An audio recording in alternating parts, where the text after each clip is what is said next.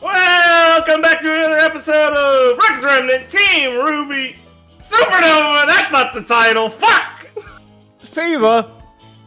Oh, we're playing RWBY this week? Great. Yeah. Quick. Pick your character quick. You don't want to get played. Yang. Wait, no. Yang. RWBY. Here, you play Liam. I got Gwen. Ben was smart. He sounded Gwen, so Blake's not in Team RWBY anymore. Good call, dude. Alright. So, Ben, as the winner of the challenge, can you remind me what happened last time? Fuck no. Liam's your understudy. You can't say that every time! No, Liam is your understudy for this, so he's gonna pipe up annoyingly if you leave something out. Go. Dude.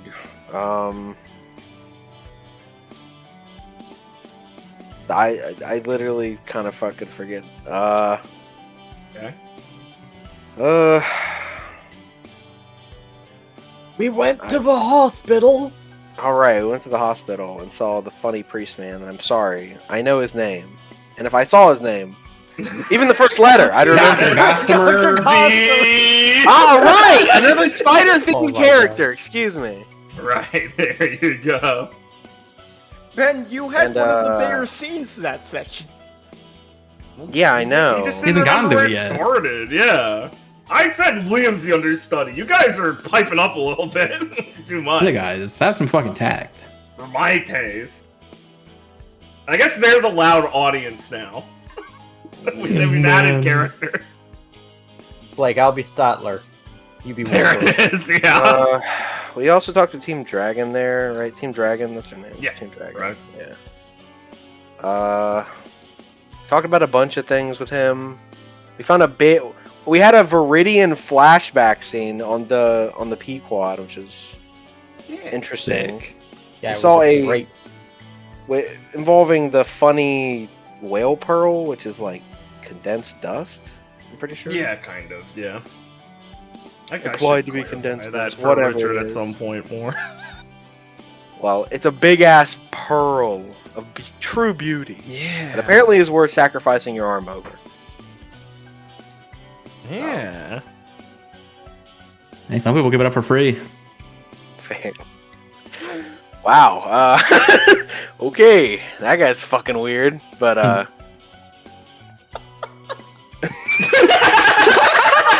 And then...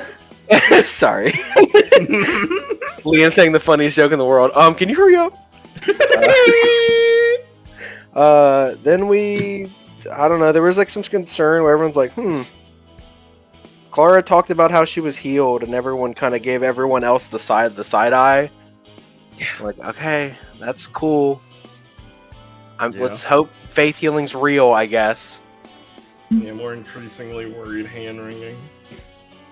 I miss anything in that scene? I kind of forget.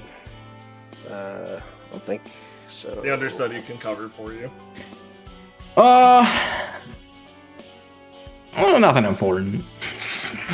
Oh, okay. You're the understudy, I guess. Jesus.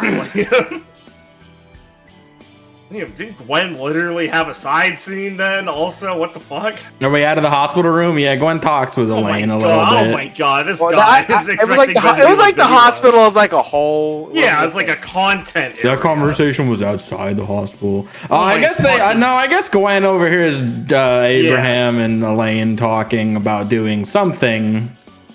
Yeah. And she just butts in. I forget what the specifics ended up being on that. It was for helping Clara with his son. Right, yeah, I just forget like whatever came of that at the end. They were very... he was kind of cagey about it. It was... He went to talk to Dr. Gossamer, and it's basically... For him to do that, she would probably have to go back to the monastery anyway.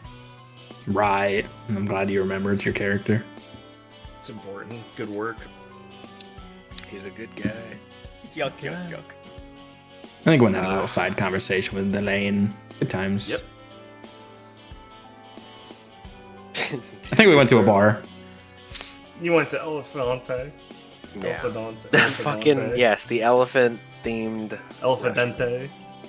Aloxidente, that's it. Aloxident. Oh my god, yeah, you're right.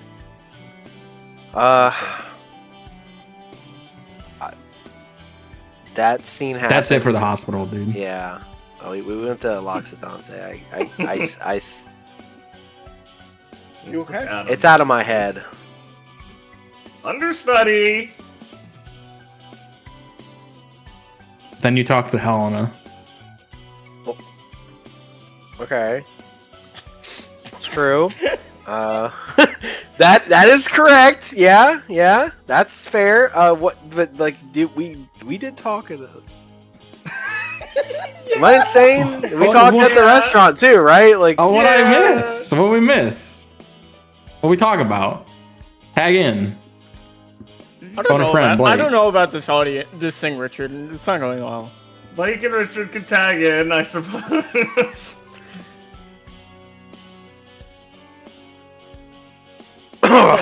Oh, okay. I guess it must not have been important. Well, you said can. I thought it was just group fucking shitting on Clara. That's kind of my thoughts. I mean, that was part of it. I'm pretty sure, definitely. Alright, I mean, we can move on then. Yeah, I guess. I guess Felix talked to Helena about art and their feelings. Yeah, Felix had a really nice bit about being stuck on trying to get the piece out. Yep. He's emotionally constipated, and it's coming out in his art on this issue. That's true. It's very interesting. He's we've all got our hang-ups, but how it manifested. That was. Go watch the session. I like that. That was. All right. After that, man, that's a tough one. Definitely a Richard scene in there. I felt it. I think at some point. I was on pod. I think I was on pod duty during this scene. So. Okay. Yeah, I guess. All right, everyone else, get on stage. Come on. Get up. Liam, unmute on Discord. He's being lackadaisical. Oh boy. Yanks Richard by my big crook.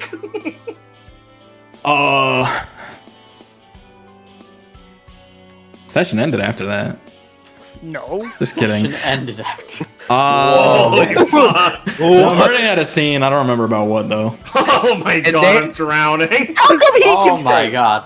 We're mad at him for saying it. He deserves to be killed.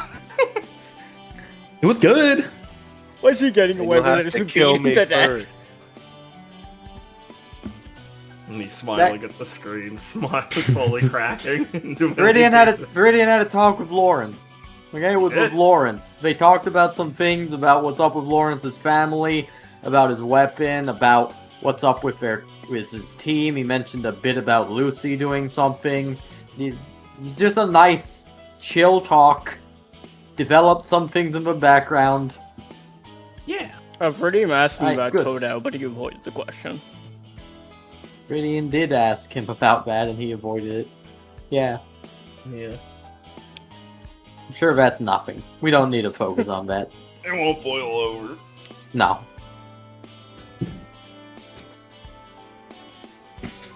It's fine. Then there was another scene after that. There was. Was that before Isn't that fucked up? Isn't that crazy? Is that before the ethics class? No, yes, it was. No, I Oh, mean, fuck, like, do where's we the have any ethics other class? scene before that one after that? No. No, then we had an ethics class. Alright.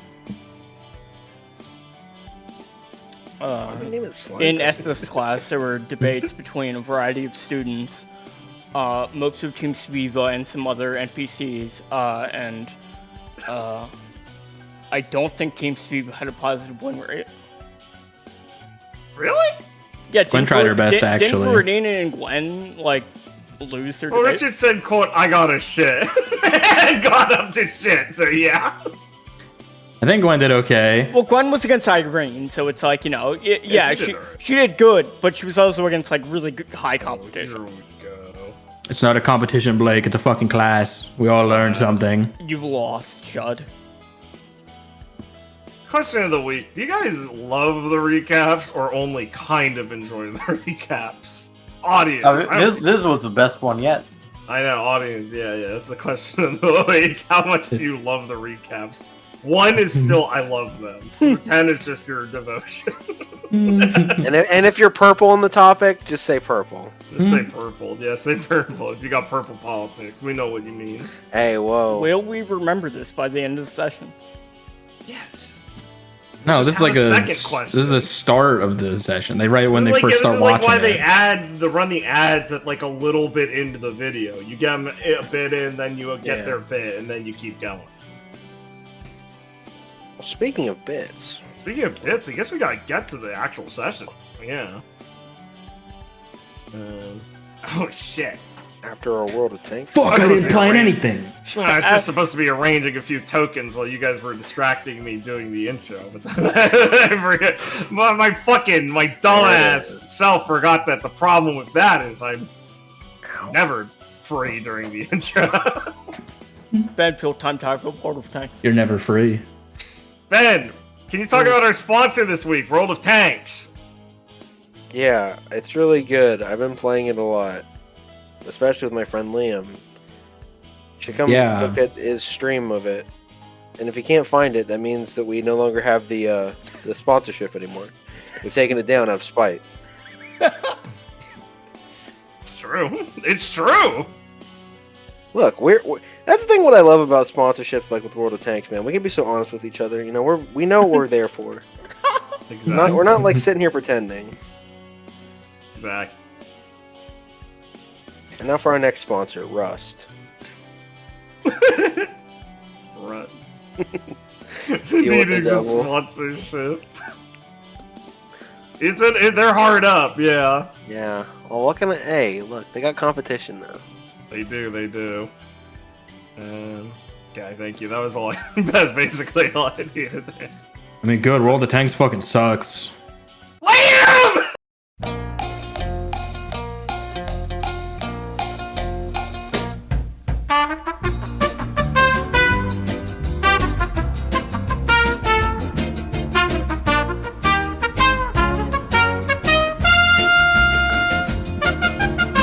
We're into a class. You need to move yourselves. Whoa, combat session.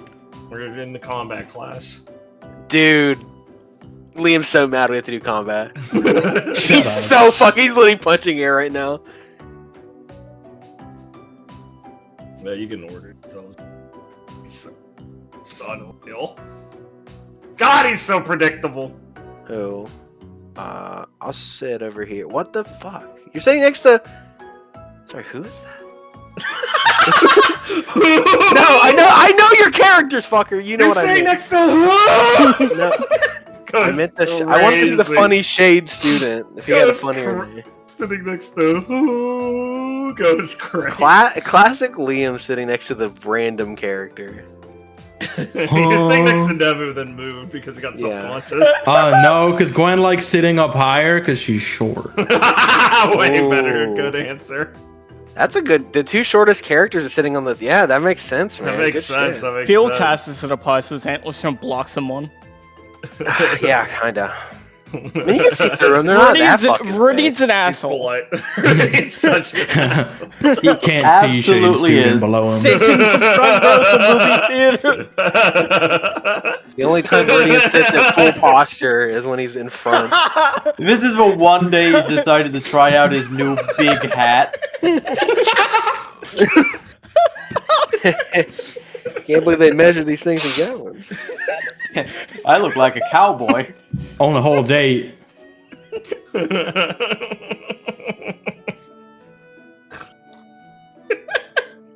Yep. Fuck. Volume 2, everybody. Hat jokes. Okay. So, it's a obviously it's a session of combat class, and as Toto is still currently unavailable at his full capabilities, she's been filling in for a while now. It's, as we said, we've hit the couple weeks have passed, sort of. We're in the school season again. We're just kind of going as time goes now. Hephaestia has been filling in temporarily as your combat instructor here, and the quality of the classes, including this one, have been getting more and more it's not unstructured, Creative. creative. Yeah, exactly. Festy was relying on a lot more sparring this morning, as she is clearly slumped over kind of a bit with some of the notes she was writing down at one of the proctor stands. It'd probably be like over. Nah, it could be. I'll put it around here, and it's kind of like slumped over and is clearly hung over again, and had shown up about 20 minutes late to class. It is now quickly running through some sparring matches right now. As everyone in the stands had kind of settled in for I guess we're going to be just going through some extra schoolwork. Basically a free period, I guess, until she showed up. Right now, Rosamund Rosalind, the funniest match ever of the two similar names, is currently going at it at a pretty even keel right now in the match. And yeah, there's some time for you guys to be discussing things amongst yourselves if you feel the inclination. But Festia has one of those she just has like a cold pack taped to her forehead right now, and just has bloodshot eyes behind her glasses. She's a mess. Can I observe how Rosalind is doing? Because she's been very overworked and tired recently. How does it look like she's doing today, especially in terms of like moving in combat? Sure, give me a rapport roll. Seeing Hephaestia like this makes me just want to shout out, that's my teacher. Yes, sir, that's my teacher! God bless Shade Academy! And God bless Vacuo! One wants to die. I stand for the free swords! Yeah, so Clara's getting some insights. So, Rosalind is, practicing with her... What is it? Never. Our new weapon, right? Yeah. Sorry, did I cut out? I said she... Yeah, you're cutting out. Anyway, sorry, I'm good now. Anyway, working with her new weapons that she's, so, it doesn't seem like it's unfamiliarity necessarily with the new tools, perhaps some level of obvious need experimentation.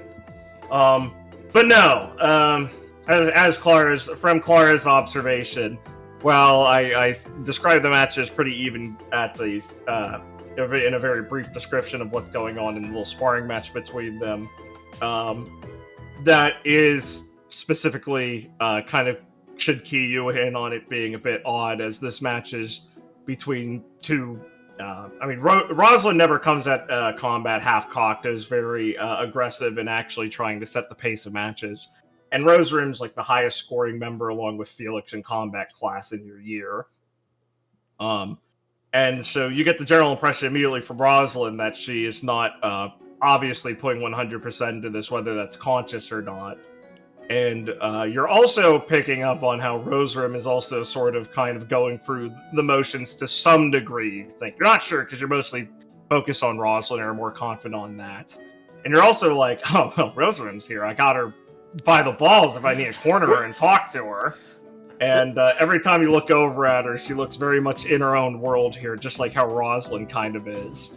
So they're both, to some degree, matching the energy that Hephaestia is with this class in general. There's a sort of lull in their fighting as they are exchanging blows and moving around the place without the same sort of vigor or competency you'd expect from either of them currently. Okay, thank you. Let's also thank you you that for it is a good call that Rosarim is in this room and there's only 2 exits. Yeah, I figured I'd give you that one for free since it's been a while.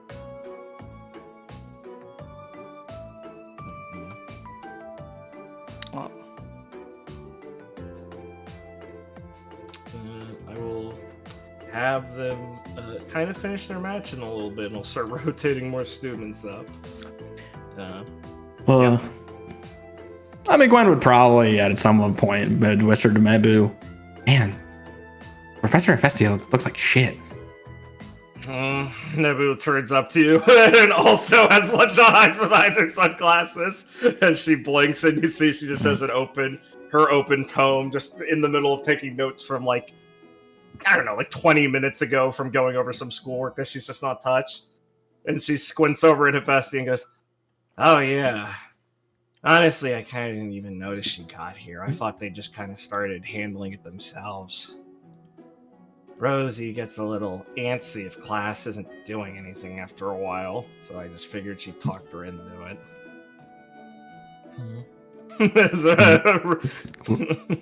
As Jose just kind of grunts a little bit as he's looking for some of his own schoolwork from your last class. Yeah, really a great waste of our time here today.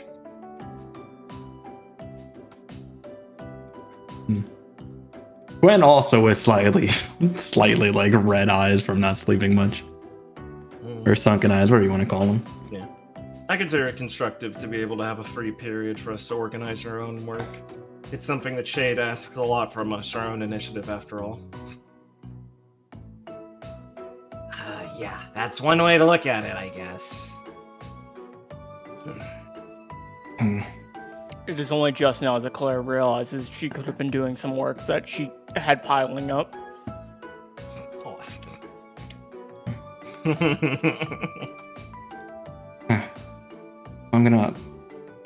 Are we still optionally coming to these classes, Noah?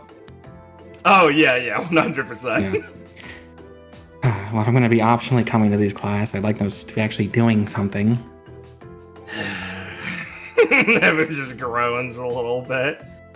I forgot I could have slept through this. It's the middle of the day. Yeah, a little midday nap wouldn't hurt anyone.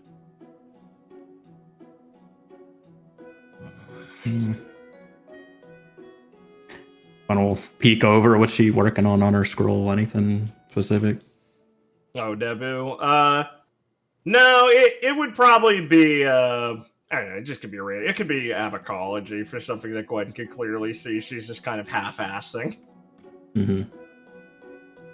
Which, Nebu's not terrible at, so that's an even more damning observation on Gwen's part. Mm-hmm.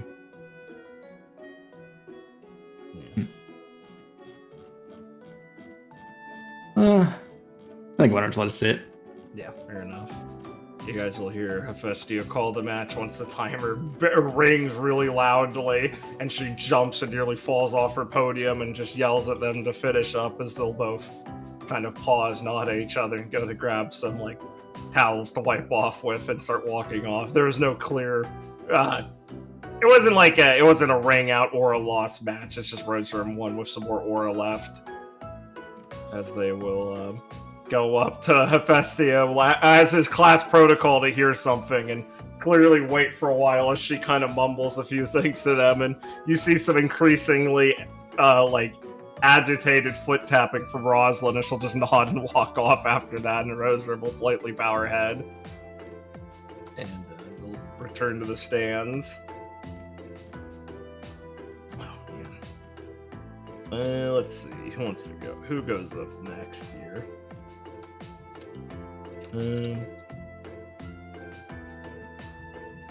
As Hephaestia will look over at the audience and just kind of lazily call up some people for duos matches.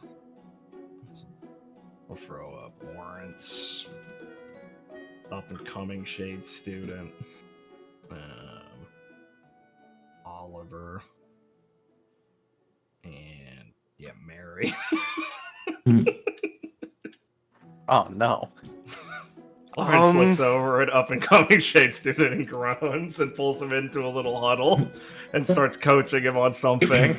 As Mary looks over at Oliver accusatorily, like it's his fault she's paired with him, and he just shrugs, and they start discussing a few things before the match starts. As you guys see Hephaestia lean down a little bit under the podium and just pull out a bottle and start sipping from it slowly. Is she still drinking? I believe they call it hair of the dog.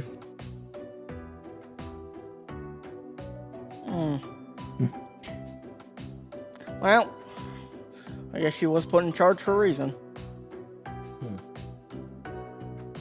That's a positive way to look at things, I suppose.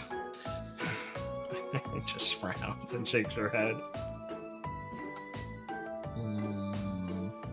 So, Felix, who you got money on?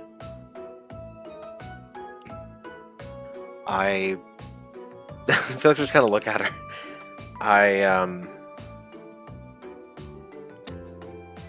going to say, put a shrug. I think Lawrence and Felix will kind of like His name's Leslie? I thought it was Lionel. No, that's not right. Whatever. Those two have it. Yeah, I was kind of feeling the same thing. I mean, What's-His-Face has been really antsy in this sort of thing, and Lawrence can basically work with anyone. I just don't really trust Oliver not to screw something up. No offense, Kit. Huh? I'm not taking offense to him at this point. Plus, I really don't think Mary and him, go on the same wavelength. Oh, I thought that was one of the best qualities they have together. They're totally on the same wavelength. Kit looks at her bizarrely.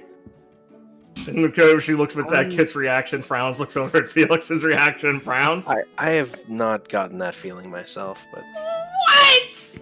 I mean, it's like, I'm not saying they're the same kind of person. I'm saying that, well, if Oliver's gonna handle things kind of lax, Mary's gonna overcompensate. But, Oliver's not gonna, completely leave her to dry, so because she overcompensates and puts herself out there, he's gonna have to kind of pick up the slack, You have a very optimistic opinion of him. He's not that bad. Come on, you're too mean to him. We're partners. I know what he's like. Well, I'm her team leader, and I know what she's like. Felix, you gotta settle the bet. Good or bad matchup for the two of them? It seems rather bad from an outsider's perspective. Lucy grabs her chest like she's taking damage, and grunts and frowns, and goes back to playing a game on her dome. Felix will say, but I understand as a team leader, it might seem fair. Kit just snickers and goes back to knitting something.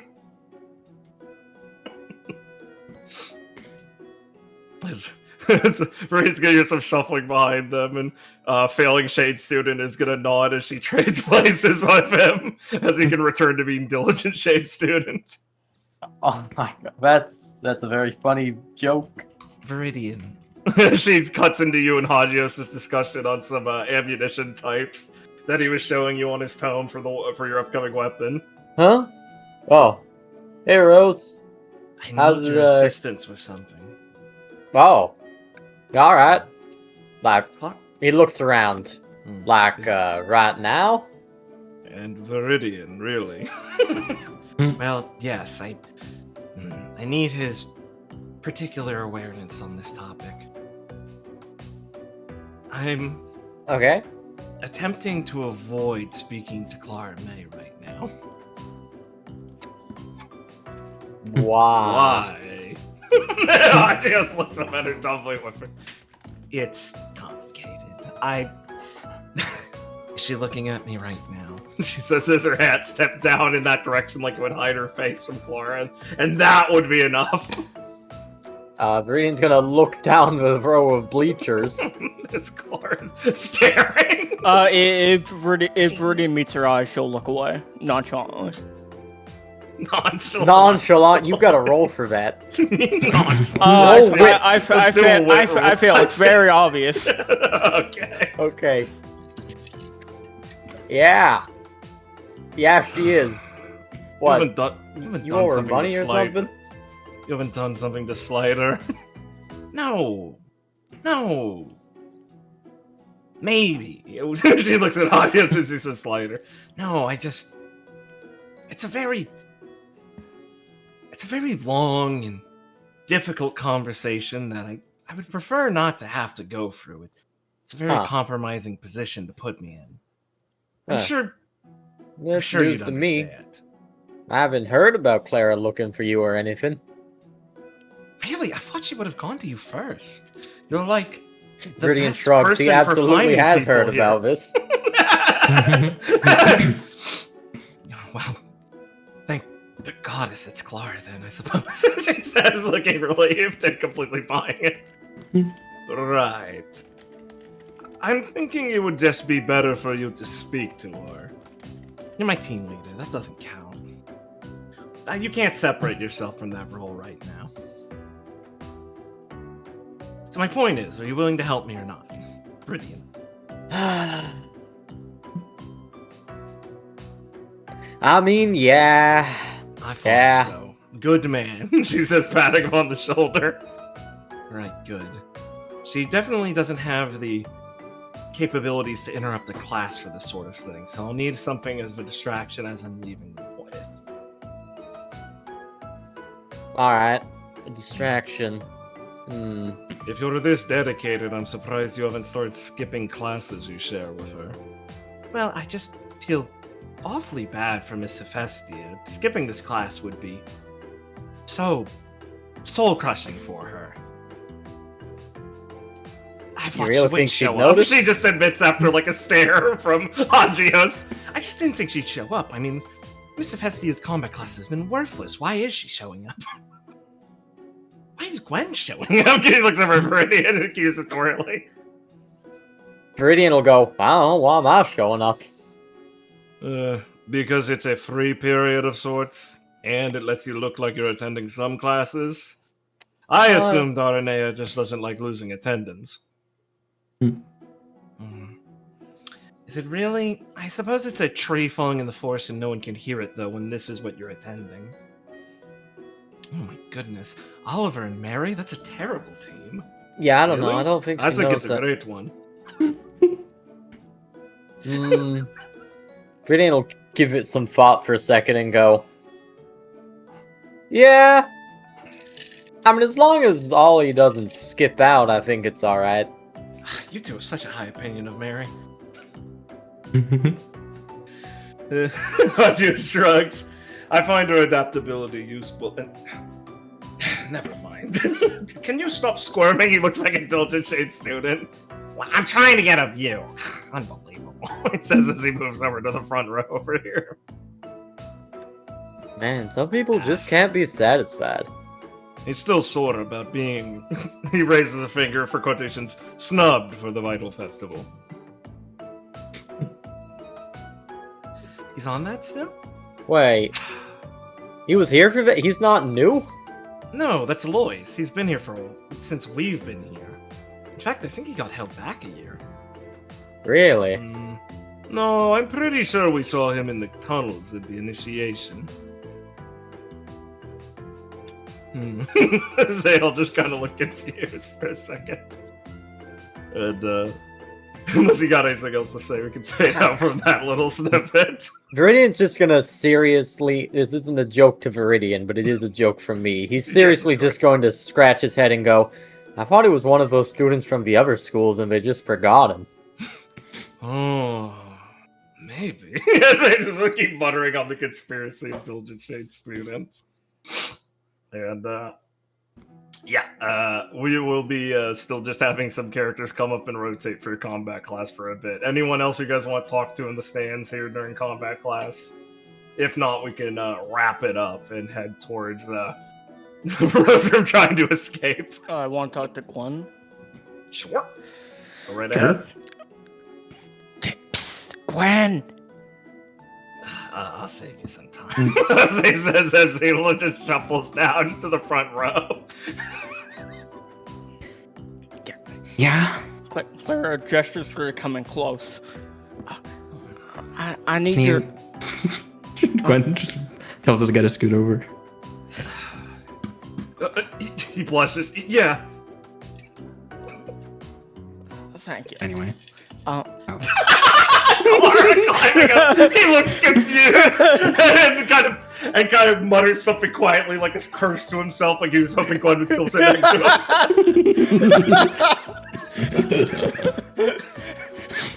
him. Good bit. Right. I need your help if Roseroom tries to like bolt or something. I need a doctor. About, you know.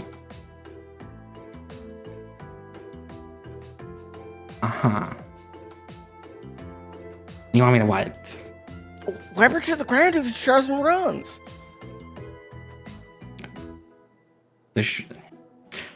Gosh, I'm trying to remember what Roseroom actually said to Gwen, because we did have a conversation you had specifically talking about this. Conversation with her sessions ago. But admittedly, this was that before Clara got healed, and she was avoiding her because she had like the devil inside of her. That's unfortunately months ago for us, so I will summarize it. Roseroom approached Gwen because she was worried about how she was like, I want to say thanks for being with Nevu because I know she's going through it. And she kind of explained to Gwen, like, look, I'm talking around it because at this point, clearly Roseroom's clearly autistically holding to the, like, word of her mentor about not speaking of Silver Eyes as much as possible. That's for some fucking reason. And she's like, listen, Gwen. Yeah, that power, me being around them, they still have some lingering stuff in them. I'm certain it agitates in them. I'm trying to be careful and avoid them. And, I mean, Gwen can also interpret that as, like, however she feels. I think she also said, like, I also think it's bad to tell Clara about this stuff. But don't quote me on that. That might have been something that was more implied from the way Roseroom was acting cagey. I don't remember. She also just said I'm pretty sure she also just said I'd get in trouble if I told her. Or something baseline. So, yeah, basically she's like, look, I don't know if it's good for me to be around them in general. I think it's genuinely bad right now while they're still recovering. Now, it's been some weeks in-game now since that, so I don't know if you would have gotten a live update with that, but yeah, she did seem like genuinely worried for some good reason, along with a silly reason at first. Whether or not Gwen would interpret Clara's healing as fixing that or not is also another thing she'd have to consider. And it's been enough time that you might not be like, I don't know if that's still a problem, but that's what the information you got from that scene was. Gotcha. I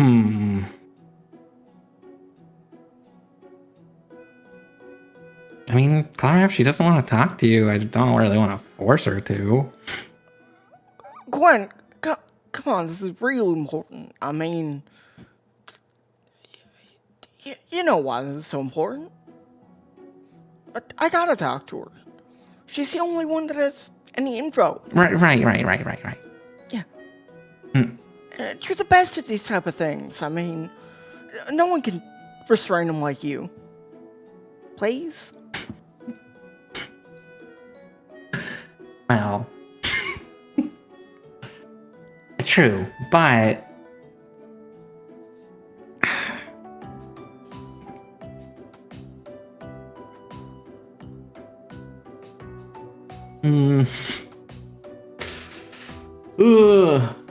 I suppose I could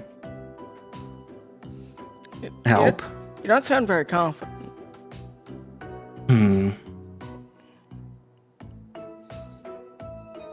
Oh, is she too fast for you from the combat class? What? No, no one can outrun me. I'm fine.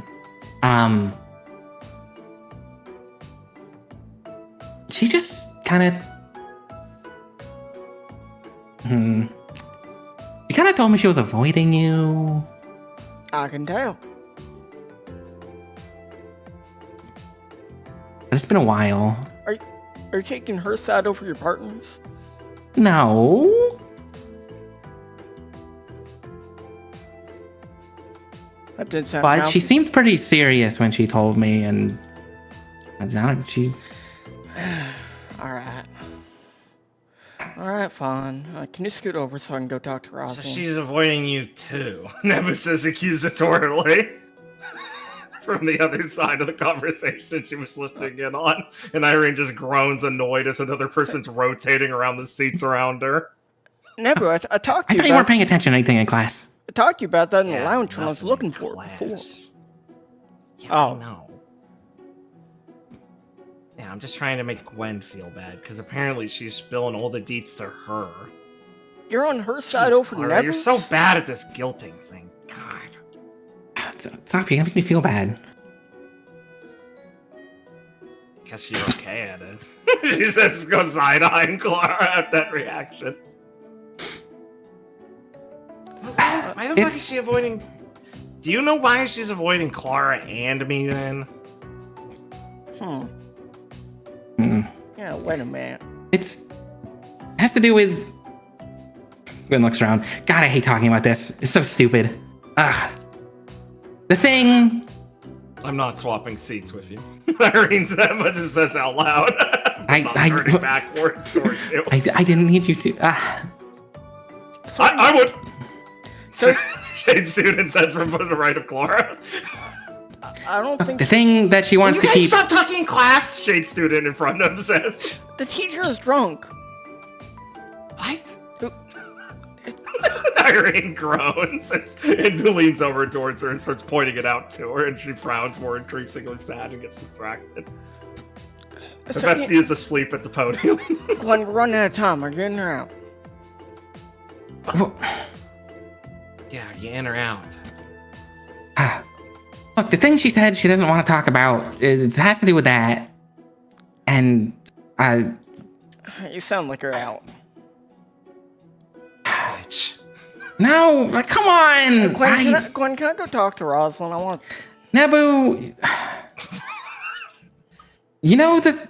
Can you ever have, like, a second away from her? God, it's so fucking gross, Clara. Just scoot over. No. They both say at the same time. Look, yeah, okay, fine. I'll help you out, I guess. Oh. But... Oh, great. But... Help Clara out, but not me, huh? You are part of this group, are you not? Fuck, do I have to actually do anything? Yeah, okay, fine. But I don't know. Look, I don't want to... I think Rosalind's fast. I mean, it's been like a month. I don't... It sort of has to do with... The Glenn stuff. I don't know if you should. Never does have a funny remark. I don't know if... Maybe you shouldn't, Abu. I don't know. Yeah, maybe You know... She just grumbles.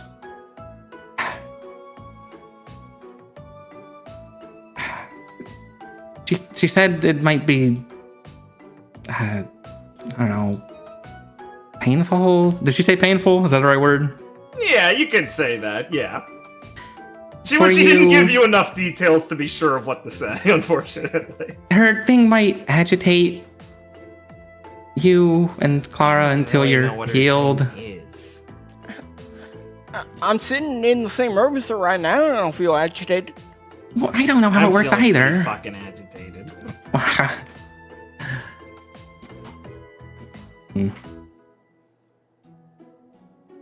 Whatever. Never just grumbles and slides back to the front row. Alright. Gwen feels bad. Alright, scoot over, Gwen. Because Gwen's like, I mean, there's just an undeniable fact that there's some like evil juice inside Nebu from the. She saw it from the dream, the journey they went on. Yeah. So there's some credence to what Rosrin's saying, but at the same time, Gwen is woefully bad at discussing a mysticism that is clearly even real. She doesn't know what to say.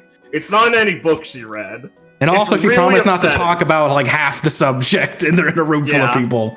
They are in a crowded classroom also, and she's genuinely the only one who seems to be sensitive to it right now.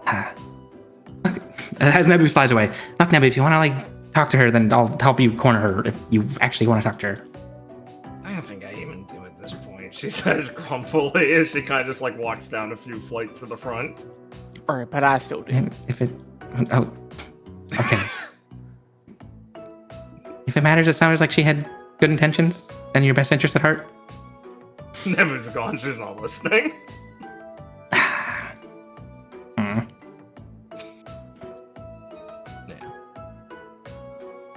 As Nebu slides down to the front row, you see Rosalind and Jose talking to themselves. And I'm sorry. Are you guys finishing anything? I just realized Clara and Bud might still be talking. My bad. Are you guys done, basically? Yeah. I think now Clara got an answer from Gwen.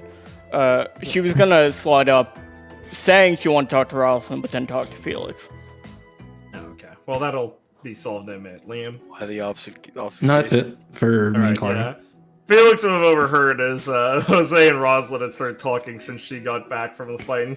Jose and Rosalind are both gonna look up at Felix and go.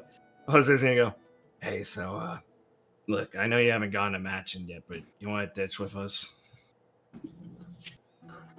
Just like, bro. Okay, first he'll look at him, then he'll look fast over at Lucy to make sure she didn't hear that. She didn't. She's, as I said, she's playing a game on her tome. She's playing like a fucking platformer cookie clicker, like Jungle Escape style bullshit app. And she's talking with Kit while she's kidding about some bullshit.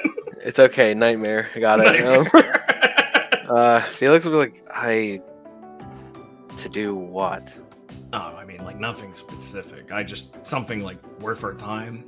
Yes, it's... I don't know how long. Last time we were in class, Vestia let it run 15 minutes late. She came in 20 minutes late this time. I don't want to waste my time here, especially since we're not actually learning anything today. Yeah, so I was gonna just go back to the workshop or something. And I just figured it would be more proper if we actually walk out together. She just raised an eyebrow. I assume you have something better to do than this. Felix will look over at Hephaestia just passed out. Yeah. I would have liked to participate, but I don't think I'm going to get to. Exactly. Yeah. I just grimaces. Well, I suppose I have other things I could be doing. Yeah. Let's just get the fuck out of here. I put it in more. Yes. She just shakes her head. It doesn't bother her. She's standing up and sees Hephaestia on the stool. Felix will look at them and be like, "You two start. I'll need to." They nod. Yeah. Extract himself. They nod, and they will shuffle out in the midst of the Gwen Nebu Clara conversation, so they don't exactly notice. Felix will be scooting away, like, slightly to get away from Lucy's proximity. And from what I understand, you will bump into Clara who's scooting over.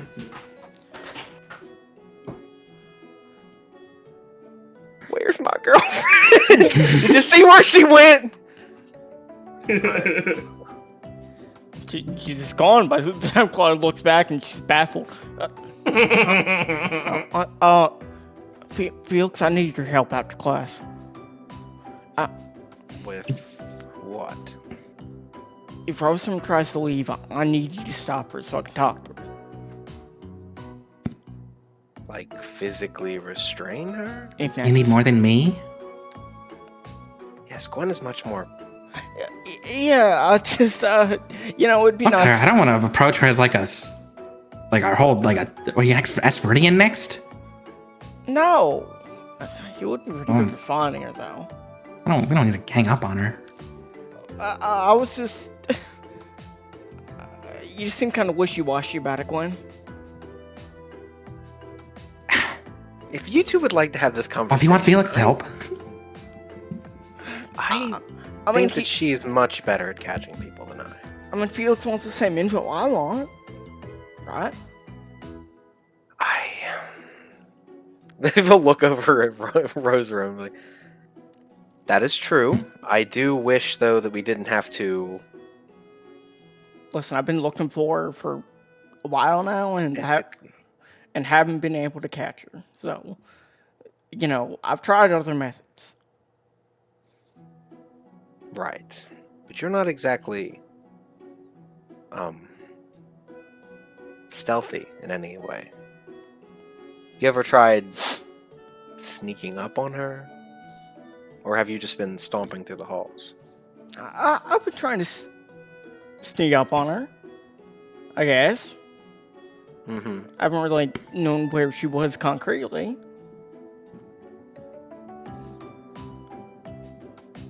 Listen, the clock is ticking. Most likely Felix. wouldn't... Why don't you just walk up to her right now? Think that would What's she gonna do, work? sprint out the room? Maybe. Can you web her if she does? Gwen looks around at the classroom of people.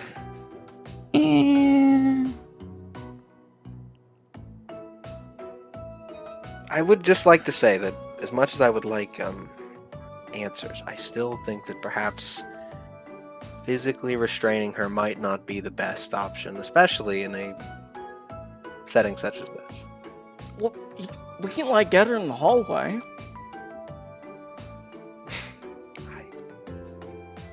I suppose. Would you like me to head her off? Yeah. Felix will just... Shade student whispers and tells you to shush. They're not... Sorry, are they fighting yet? Oh yeah, they've been fighting. Sorry. Okay. Yeah, my bad, yeah. Well, yeah. I just You thought can't maybe they hear were- them fight?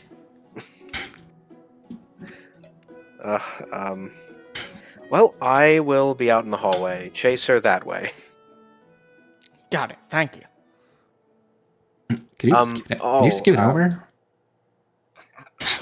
Just so you know, I'm only going to be out there for like 15 minutes. I'm not going to wait on this, so make your move. But class isn't over for 20. It's been over, Clara. I was Well, leaving anyway. Yeah, I guess Sebastian is knocked out. Yeah, very much so. Felix will stand up and are walking down. Alright, Well, good luck. Alright, Gwen, I'll try and flush her out, and you can catch her with the web when I do. And we can chase her in the fields if she dodges it. Right. No promises.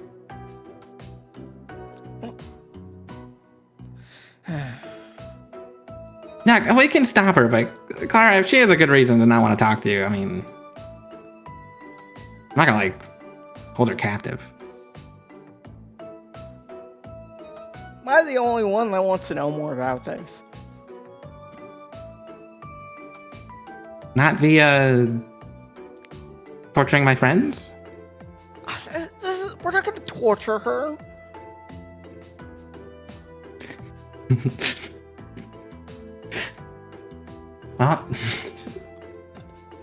Gwen thinks the mean comment of, well, talking to you is torture, but she holds it back because she's grown as a person. What the fuck? But she's grown as a person. I'm sorry. Right. I'm so fucked up for that. Didn't know Right. it was cool like that.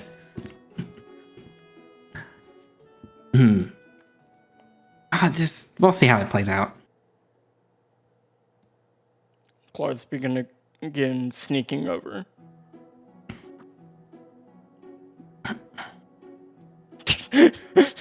Fucking fire. Fire. effect. I hate you. What'd he do? He did a little fire. Don't effect. worry about it. Oh, I zoomed in. Okay. Yeah. So, on Meridian's angle, we'll be wrapping this up, but Rosarum will cough and go, she's moving. Oh, okay. Well, you just get out of here when the time is right. I'm gonna... Brilliant stands up. Good. A bunch of eyes lock on him. It's so weird to see Meridian move the last one not called for. And he's gonna go over here Yeah. and look at Hephaestia. She is...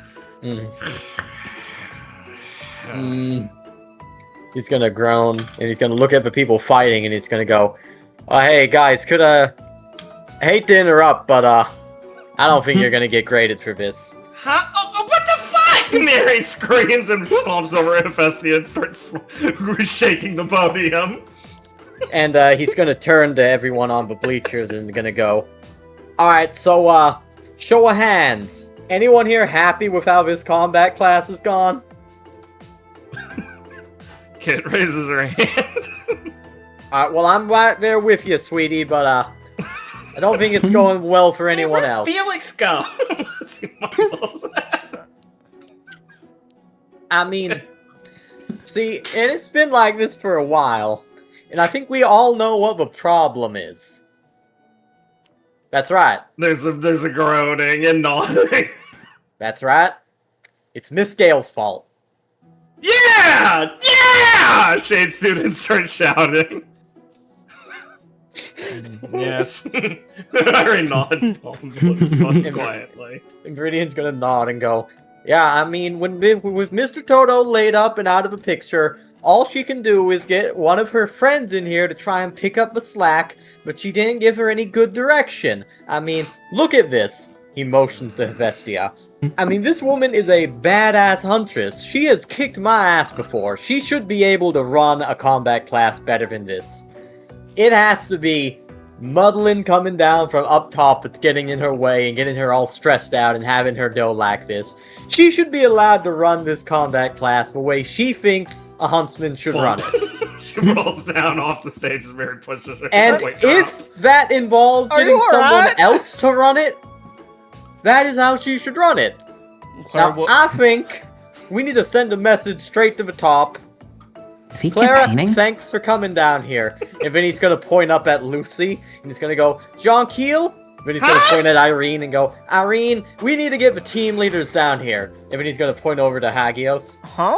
and go, don't think I forgot about you. Okay? Oh, I wouldn't ever. He says as I walk down as Lucy jumps down and Irene just stares from her seat. Ferdinand, what are We- you doing? We all need to protest this inaction. We need to go on strike until Miss Gale comes down here herself and sorts this mess out. Ferdinand, are you alright? Or you're talking Strike? crazy. Oh, man, a strike. If Clara, we what's a- don't do Clara, this, Clara, nothing what's a is strike? ever gonna get done. It's And where we ain't people never gonna petition have for no change in combat class Virginia. again. I've never seen him so fired up before. I mean, it would probably be better than what we're doing here, right? Well, yeah. Yes, agrees. It's only for the sake of knowing this is a distraction. Clara getting sucked into the conversation. I think a lot of people would do better than her considering her state. I know, right? This is just the most Yeah, blatant- what the fuck? Why Mary agrees. Why didn't she just Can make one of you guys separate- pick her up off the ground at least? Yeah, This I is am. Brittany is still talking to the people on the bleachers. This is the She's most really blatant happy. form the most blatant form of nepotism I have ever seen. She's putting her old teammates in positions of power they are not suited for. Yeah! Kit keeps saying, yeah, well, that's the right points for him. She thinks this is fucking hilarious. Yeah, is this That's fine, actually. Gwen says, "No, wait, don't stop. Athena's coming next year. Don't ruin things for me." Wait, shut up! Mary shouts. You're okay with this? She gestures towards Sebastian. Why didn't she just ask Seppo to run the class? Does Seppo even know how to fight? He's a weapon expert. I hope he knows how to fight. Oh, you thinking people who make the guns know how to use them? I mean, Roz, what's that say? Claire gestures to Mary. Don't gesture at me. This thing's an AI first. No, come on.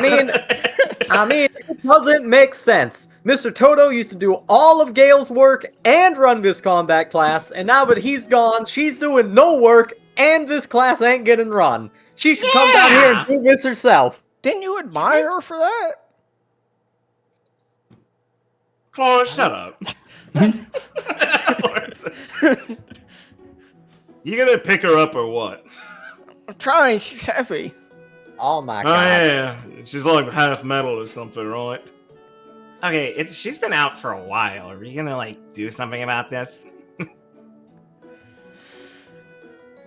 Hagios looks over and just pulls out a water bottle and starts pouring it on her head. She doesn't respond. Maybe we should bring her to Tits. That'd be kind of awkward, wouldn't it, though? Well, I mean, we can't just leave her here. What it? Yeah, we should probably bring her to his. Lizzie nods. Okay, I guess like half of us can do what Viridian's saying. Yeah? What is Viridian saying? We are organizing strike! a formal Raises a protest fist. and Striking strike what? against the administration. Striking Gale, I think. She'd win. Lucy frowns. Against all of us? Yeah. You know, Look, Lucy. even if she could beat us all up, that would just be another abuse of her power. Anyways, you're right, we need to divvy this up into an action plan. Clara, you get a group together to get this hunk of dead weight over to the infirmary. I'll make sure Gale knows what's going on. All right. Hagios, Lawrence, can you help me? Yeah, sure. Oh boy. Yeah, Gwen goes into the back closet and gets the shade wheelchair. Yeah, they load her into the wheelchair. It's like a shopping cart with one bad wheel. Which is fun because there's only two of them. The shade wheelchair. Okay. Okay. And what do we do? He jumps up excitedly. Are going to stay here and make a lot of noise until Gale hears about it, gets off her ass, and comes down here and fixes everything. Gale never fixes things unless it's like leaky pipes. Even then, Then she we hires ain't- people for it. Then we ain't gonna have a class for a while. Not like we was going to anyways, am I right? Well, there's about 15 minutes left in the free period, yeah. Irene nods as she looks at her watch. Are you striking all classes or just combat class? Well, I mean, I'd be willing to go the whole distance, but... No! Kid says putting her hands on her hips and yanking on his ear. Gwen was one step forward to do the same thing, but oh good, he has a woman for this. You guys are loading a bestie into the fucking shopping cart. Dibs on not pushing her. No, I can push her. I mean, Clara, you have to defend yourself better than this. He just says, go, knowing she gave up the go, and not fighting it, but just disappointed.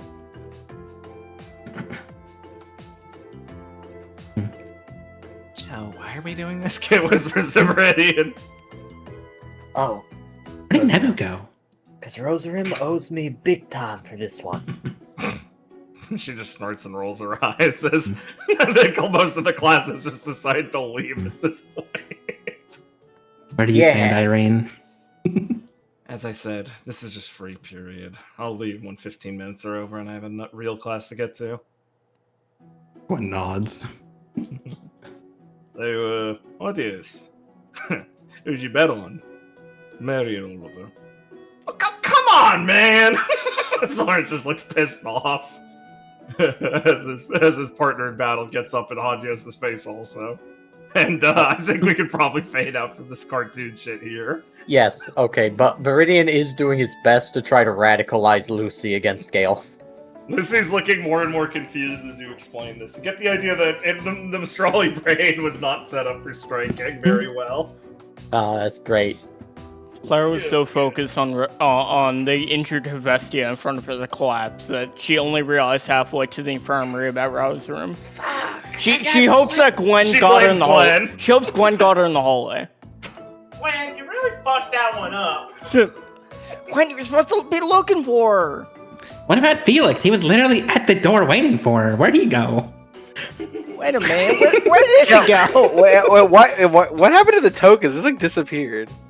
Oh, sorry. Did you actually want to stop her? My bad. I kind of assumed Felix was saying that to placate her, to be honest. I mean, Felix wouldn't like physically like stop her, but he would be like. He gives her a warning. He helps her. Okay. Hold on. We can see how this happened. My bad. It's okay. Viridian was ranting for a fucking long time. I think he can fit this in there. Viridian was ranting for a while. He would have just heard that start in at one point. Rosarum would have been just quietly walking out. She wouldn't even pretend to like stop and see, and she'd be like, oh, "Surely he's not going to stop me." And would just keep walking. Rosarum. Yes. Felix can hear the ranting already starting in there. I can see that you've somehow acquired my partner's services. Yes. He's very reliable. She nods. He is. Yes, incredibly so.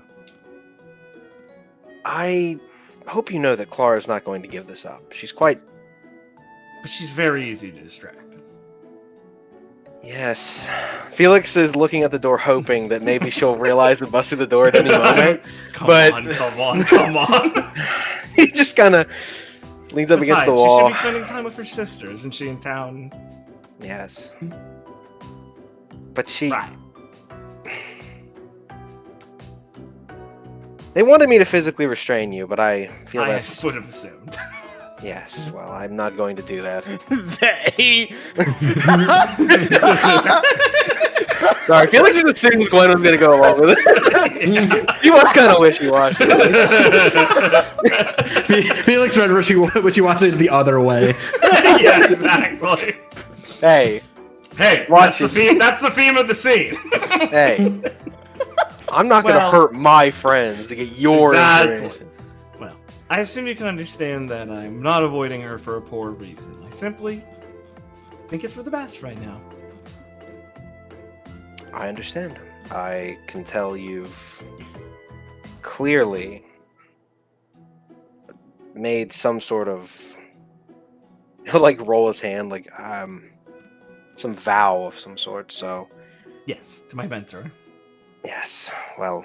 I assume you understand the weight of such a thing. Oh, I do. She nods solemnly. Would like to say one thing, and that is, if you're withholding information that someone in Clara's position might need to know to keep them out of danger, I don't think that would be wise.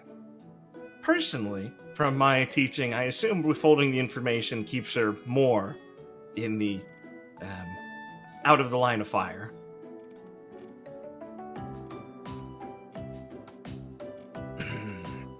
I feel perhaps telling her would only endanger her further.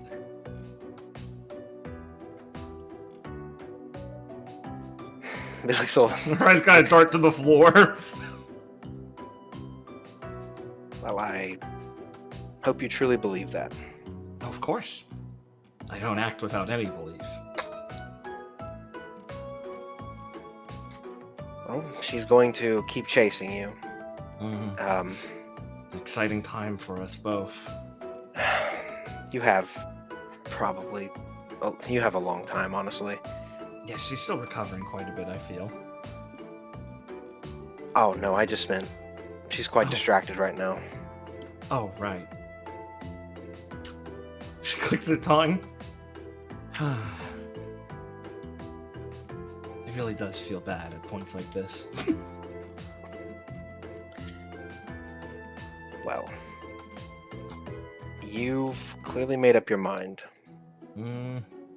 I must follow my mentor's teachings, yes.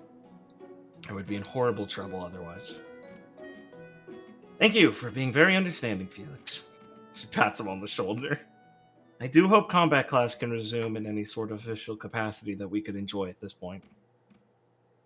I don't think that's going to happen, but make no mistake, I'm quite frustrated by your decision. She frowns a little, kind of sadly. But, as I said, I don't feel as if physically restraining you or having a fight in the hallway would be... I just shrug. It would just not be... In my defense, very nice. I feel like Miss Gale surely must know something. You could harass her instead of me. I feel as if you're passing it off a bit there, but... No, she passed it off herself already, hasn't she? I'm sure. But that's... I just kind of look at her. That is what Gale does. How frustrating it is to have such a poor reputation be so beneficial. Yes. Not to mention that... What could I really say to Gale to make her tell me anything? True enough. Oh, by the way, does Gwen know Yusuf works here now? I've got the distinct feeling she doesn't from something she said to me the other week. Really quick, out of character, I don't think Gwen is... We didn't have this. No, Gwen has no idea. I didn't think we did. No, hasn't it? Someone mentioned it to her, I think. Oh, did they? Someone mentioned it. I think it was mentioned in the hospital scene with Toto. Oh, okay. Good, I think it was mentioned, yes. Okay. Felix will just be like, I think she is aware, although I don't think they've met again. Oh, okay.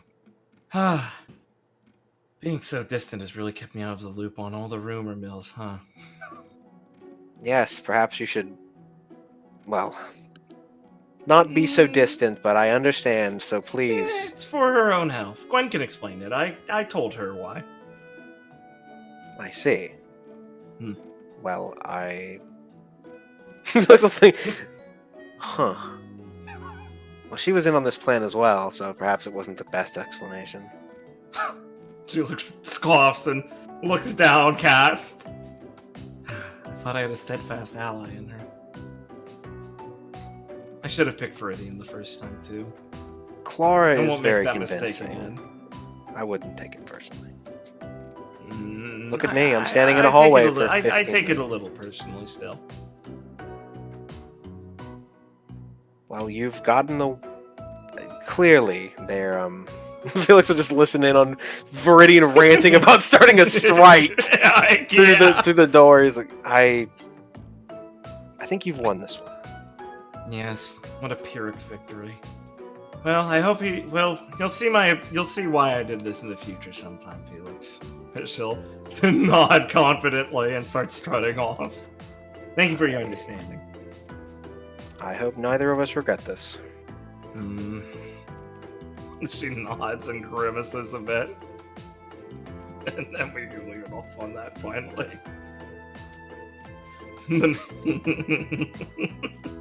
After she leaves, Felix just shrugs and leaves the hallway. He's done. I'm done. I don't need to hear this shit. And she's not going to be out of there for another 5 minutes. I don't need the emotional damage of seeing her wheeling Hephaestus out, completely forgotten her mission. Huh? Where'd she go? What the fuck, Felix? You fucked me! We're now, I will now take requests for things people want to do. I want to spend time with Elena. Good idea, dude. You guys may also say your things. I need to speak to Irene. Good one.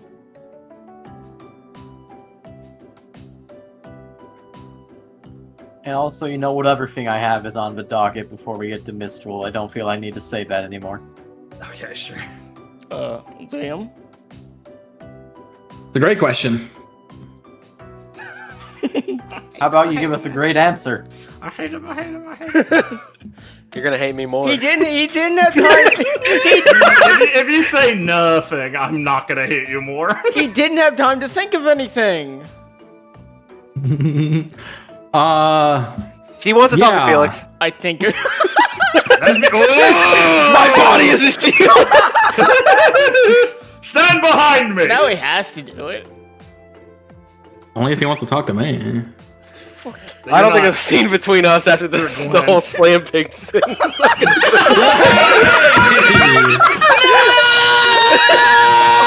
I take back everything I said. That's like the biggest betrayal I've ever seen. Ben fucking brought that shit up during recording. That's fucking I knew he was gonna say it. That's for like you deadlock more than TF2. My vengeance is complete. Well, Liam.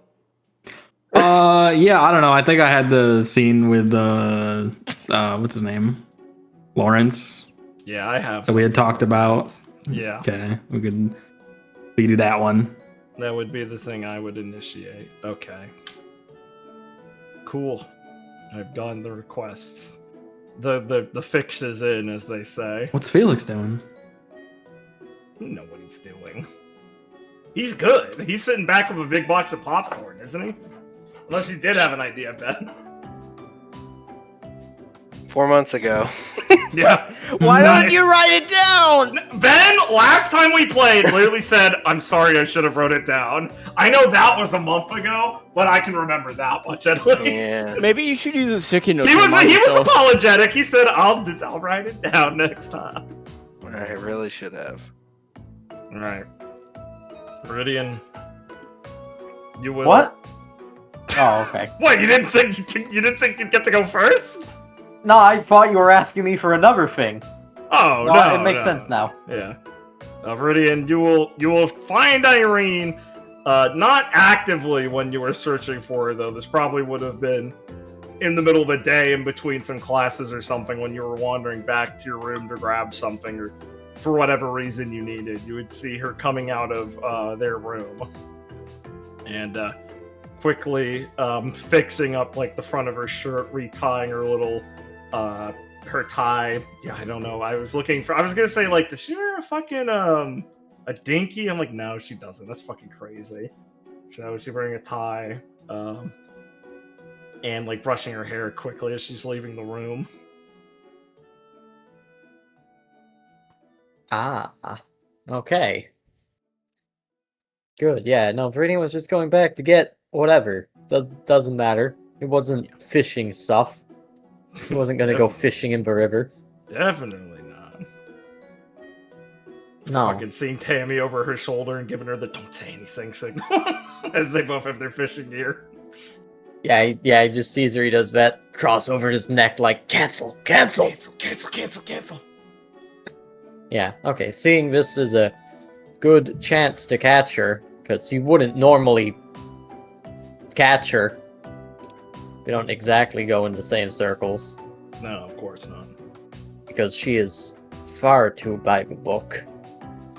Yeah. But, She you know, pissed me off. yeah, that happened. You know, water under the bridge now. Yeah, We don't have to worry about that.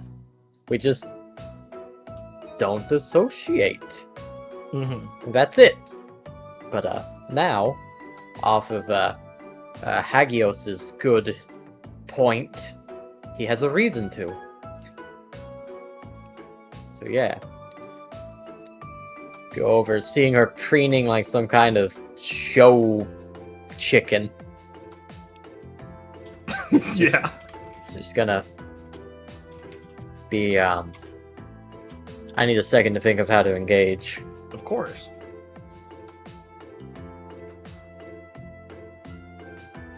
Yeah, okay, simple is best. Yeah, he's going to go. Hey, Nichovi, got a second? You will, as Reeds make it closer into actual, like, speaking distance, he sees her, like, go rigid for a second, like, straightening up her back, like, so, like, getting startled by hearing someone, clearly just in her inner thought, and quickly snaps one of her gloves back on and kind of...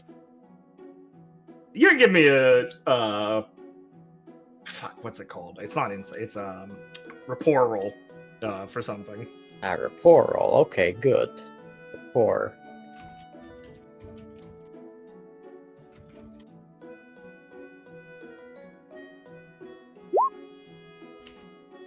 Alright, yeah. Brian gets a weird vibe off her, like, she definitely caught her off guard, and she was more particularly in her own head than, like, Irene is normally used to operating. She's obviously someone who's always thinking about something. She looks like a simmering pot to Viridian constantly. Like, I expect shit's going on behind there. But she's normally pretty good at also being aware of her surroundings, unlike someone like Gwen, who he's used to teasing for, like, in her own thought too deeply. But Irene seems particularly in her own thoughts at this moment. And when he shouted over to her like that, as she was fixing herself, she kind of turned to look at him, and behind her kind of slammed, like, the door shut tighter with, like, one of her feet really quickly as she was turning to him and going, Viridian! Or, no, she'd go, Amis! Kind of clearly and loudly, and clearing her throat, and look at him, staring blankly, and not blankly, staring sharply at him as he walks up to her. Yes! What can I do for you? Okay. Considered all that for a second. I know I said that Viridian definitely wasn't going fishing, but he does have a fishing pole in his hand. Of course, of course. Yeah. Yeah, right. He's gonna be like, I mean, he's not gonna ignore that. He's gonna at least get, as he goes, he's gonna be like, what's up with you? Got a date or something? Do I look like I'm in attire for something like that? She says, looking down at, like, her kind of normal casual clothes as she sees a few buttons are put up wrong in her button up and kind of frowns on her blouse, and she kind of fixes it quickly. It's more of like a jacket than a blouse, really. I mean, kinda. Like, I mean, you're not too stuffy, but you kind of dress up more than the normal person anyways. Compliments appreciated, yes. No, Alright. I'm not. Oh, okay. Well, if you got a second, I could kind of Yes. use some help with something. Sure. She says quickly as you're finishing. And she will lean against her door just very slightly. Right, okay, so, oh, don't mind this. Put his fishing rod against the wall, and then, come back, and, is digging out some things from his pockets. He's gonna go, so, have been thinking about ways to outfit my new weapon once it's done. I really like what I have going on with my arrows, but it ain't gonna be suited up to firing those. I need actual ammo for it, and I've been trying to come up with ways to craft them. Because, I mean, out of everyone, you seem like the kind of person who doesn't just use standard off-the-shelf shells or anything. I'm impressed that you noticed, but I suppose you are more adept at that than I give credit often. Yes, I suppose I could lend some assistance with that. Yeah, okay, that's good, yeah, because I really like all the stuff I learned about how you can mix dust in with all that stuff, get a bunch of... My trick arrows were cool. Probably can't do as much tricky stuff with shells, but, I mean, I don't know all that much about it, so I don't know much all about what you can do with them. You would be surprised, she says, kind of lowering her shoulders, like she looks a little less guarded as she's winding into the conversation and starts, like, rolling her wrist as she talks and kind of, you know, gesticulating just, like, a little bit as she starts enunciating her speech more casually, at how varied they can be. It would depend on the weapon, obviously. For larger and rapid or automatic weapons, it's a bit more difficult to have a wide variety of ammunition without carrying a ridiculous amount of magazines on you. A weapon like mine provides the ability for single loading. I don't know how deep yours will be. Do you have a design? Well, yeah, I got some designs already figured out. I mean, it's none too special right now, but what action is it? Well, the best I can figure out is that it's going to be mighty hard to get a gear that can sustain all the power I want, so it's going to be a single action load piece. She nods and smiles a little bit. Good, you know what you're already working with then. I'm glad you didn't come to me half-cocked on this. Single action loading would be very useful for these sorts of ammunition then. It will give you the most ability to actually carry a variety with you. Assuming you are good at organizing them. And considering the amount of things I've seen you pull out of pockets, I think you have enough of a dexterous hand for that. So we can be a bit more specific with ammunition then. Yeah, managed to get myself real acquainted to picking the particular arrow I want out of my quiver before. Might be a bit different, but should still be able to. Yes, it might be something people don't assume correctly, but as long as you're making the ammunition from scratch yourself and casting all the shells with it and building it and filling them yourselves, the system I've used, as she says as she digs around in one of her attaché pockets things, as she will hand you a couple of rounds for her revolver to feel, and she'll point them out to you as you see, like, along the baseline, it's kind of like braille, like grooved ridges and like dots and things. I created a system of familiarizing that I can know on touch what I'm loading. I've color coordinated them as well for ease of access in case I need to visualize it for whatever reason. It's never bad to have multiple safety measures for knowing what I'm firing, but this is my primary code for knowing what I need to fire in the moment's notice when I'm reloading quickly. Whoa. Hey, that's actually real useful. How'd you come up with that? She pauses as she thinks of how to explain it. She just stares for a second and goes, just decided upon it eventually. I know I needed some form of identification, but I don't trust myself to be able to fully utilize visual ones or weight during combat. So, outside of the idea of working on a weapon that would have very different shaped ammunition, which was more difficult than I was used to, I went with something like this system. I made sure they were distinct enough that they could be felt for the grooves could be felt for the gloves I'd normally wear, even in mantle, or no, I should say even in Solitas in the condition. But in shade, it's less of a hassle, especially because you don't need to cover up around here. I got used to working with things like this because my father was a mechanic of sorts, so engineering came naturally. Huh. Neat. It's like marking the aces before you deal and then keeping track of them by touch. She snorts and rolls her eyes. I figured it'd be apt to say than marking the arrows with the feathers on your arrows or something, but yes, I suppose card cheating would give you a good idea on how this works too. Yes. Those ones with the 3 ridges and the circle are Stormfred rounds. They're built to be a conductive lightning dust source for tagging an opponent and then producing more electrical shocks over time to them. You could think of them as a more vitriolic stun round, something that you might use to contain a crowd, but instead optimized to deal with Grim, so entirely lethal to a normal person. There's a second trigger within each round that can embed the electricity over time. Once it's dug itself into them, that will start propelling it forward and deeper, spreading out an electronic wire for the target. Huh. My shells are going to be pretty big. Wonder if I could stuff a whole net into them. Oh, absolutely. Especially once you're more comfortable using amounts of earth dust to make earth and fire dust to start making more concrete metals and things appear out of them. You can't get too creative. You will need to rely on rudimentary shapes, so something like a crosshatch net would be possible. Something with plant dust if you're worried about the wires being too lethal if you're going into a mission with humans you'd rather not hurt, or not humans, you'd say non-grim targets that you wouldn't rather kill. That one was in part inspired a bit by how Gwen's webs work, now that I think about it. She says that she fiddles with the board in her hand. Yeah, she's real useful with them, but ain't always around. Something more simple like this would just be the Cinderbite rounds.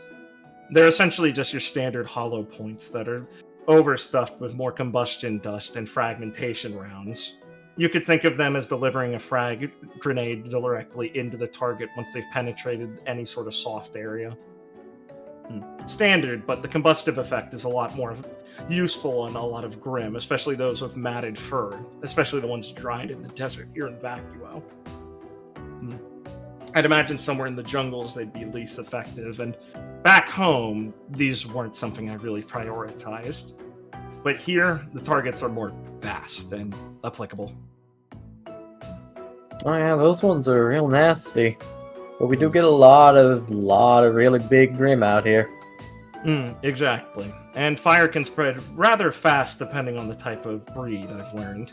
Plenty of fur doesn't work exactly well as kindling, but plenty of grim do have incredibly dry ones, despite their... Well, I suppose it would be because they don't have the ability to sweat like an animal or us would. Anyway, grim biology aside, no, this would be more something of a specialized round for dealing with people, especially. Grim, it could work, but depending on the size, it becomes more difficult. This is more of a permafrost round. It's meant to be a sort of quick casing that spreads out water dust and then activates a freezing dust within it to freeze a target. So, something for crowd control, capturing a target, freezing their leg. It doesn't have much penetration and probably wouldn't hurt someone badly even without aura. You could think of it more of a BB on the impact. The design of the powders and the metal is focused on more of delivering the effect of the dust. Ooh, yeah. Those are all things that I could buy. Those are all things I'd find mighty useful. You mind telling me how they're put together so I don't have to steal it? Oh, yes, absolutely. I have formulas and and I've made blueprints for all of these. I've seen the way you fight by now well enough. I know you'll be capable enough at handling this sort of thing if you're willing to put in the preparations ahead of time. Though, creating ammunition like this will limit your more inspired use of dust. She says, trying to slowly raise an eyebrow. It depends on how heavy of a weapon you'll be making. You'll have to start considering how much more you're able to carry now. Ammunition like this is rather more burdensome than a quiver of arrows. Right, yeah, I guess it will be. Well, that's stuff I'm gonna have to figure out once I start practicing with it. If you're comfortable learning more abacology in a more regimented sense, it's not impossible to build rounds with a dual purpose of being able to be disassembled to access the dust within. Right, yeah. I see what you're getting at there, yeah. We could sacrifice some effectiveness in their ability to directly do what they might be otherwise able to also work as a sort of cargo container for you, to still access it in a pinch. It's not like I only carry these rounds on me. I still carry some normal ammunition and some dust, but when transporting ourselves on hunts especially, and just general combat situations, I find the more inspired I get, the more difficulty I have making count of what I actually have on me, not impede me completely. I assume thanks to your height you'll be able to at least carry more, but it will also allow you to devote more of yourself to a heavier weapon. Yeah, I was finally thinking of making use of that particular asset of mine in another way. I should be able to carry more, but I mean, everything's going to be heavier, so just shrug and go. Having a bit more versatility, I mean, like, if I have to go out there and cannibalize some of these shells in the field, rip them open to get the dust inside, that would be mighty useful. Right. We can discuss something like that. I can devote at least some time to showing how I'd theorize doing something like that and give you copies of my blueprints and examples and things. I can go get them if you'll give me a moment. Oh yeah, sure. I wasn't gonna do anything. If you're not, I could take the time. Well, stay right there for a moment. As she will say, she'll quickly open the door a little bit, slide in, and close it with a lock. She will be a moment inside. And after about a minute, she'll come out with with her tome and then some papers she's actually printed out, some blueprints and things like that. And quickly, once again, shut the door behind her with a quick kick and barely open it. Right. All right. It might be prudent to head to the workshop then. Oh yeah, that's where they got all the tools, ain't it? Feel free to take the lead, and if you have any other questions, I can answer on the way. Yeah, I guess I got like maybe one or two. So, if it ain't a date, what's got you all fussed up? She closes her eyes for a moment and looks like she wants to pinch her nose, but both her hands are full. It's nothing. I don't know what you're talking about, really. She says all too quickly from your previous rapport roll. Ah, yes, all too quickly. You got something to hide, Miss Detective? He's gonna be like, well, it's gotta be something mighty important if you're getting all rattled and getting your buttons all mussed up. She says, cutting you off quickly. And looking flummoxed for a second. Nothing important. Okay. But just because it's not important don't mean it's not something big. Do you want my help or not? Is asking about this going to be a deal breaker on getting that? I'm seeming less inclined to follow you to the workshop by the moment. Well, I mean, if it's not important, then I don't see why you would mind so much. You're an ass. Do you really want to ruin your chance of getting these blueprints? I mean, I don't want to, but it seems like I might. Will you just drop it if I say it truly wasn't of anything of your concern? And that we exude some possible levity in the fact that I don't pry into your business as much with my faunish teammate? Alright, if you stop talking with all those big words, then yeah, I'll drop it. Yes, good. Go along. Get started, please. Yeah. To the workshop. Yeah. Brian just sees as he starts to move over, as he kind of has his good casual horizontal vision. She quickly hands off some of the blueprints in her hands to her other hand and quickly plays with her collar and does it up tighter a bit and grimaces and starts following him.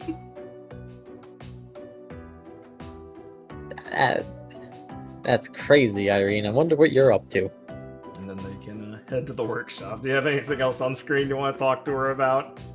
Or just on paper have Irene give him the ammunition pill? And I mean, I had a pretty good rapport roll. I figure Viridian can figure out that if he keeps pressing to try to figure out, what's going up with her, out of his idle curiosity, he might blow his chance to get the ammunition details. Yeah, she genuinely seems he will probably actually stop. Detail. She does seem genuinely flustered by getting caught in whatever she was engaged with and does not want to talk about it. And is being desperately squirrely about it. Alright, then I guess he will make the deal to shut up about it. Good man! You're right. He will get his info. It is very well detailed, as you'd expect Irene's own personal blueprints and things to be. Nice. Okay, good. That'll be very good inspiration for him. Alright. Very good. Alright, good. I've talked to all of them. I can build my weapon now. I can do it! I'm free! That's so fucking funny.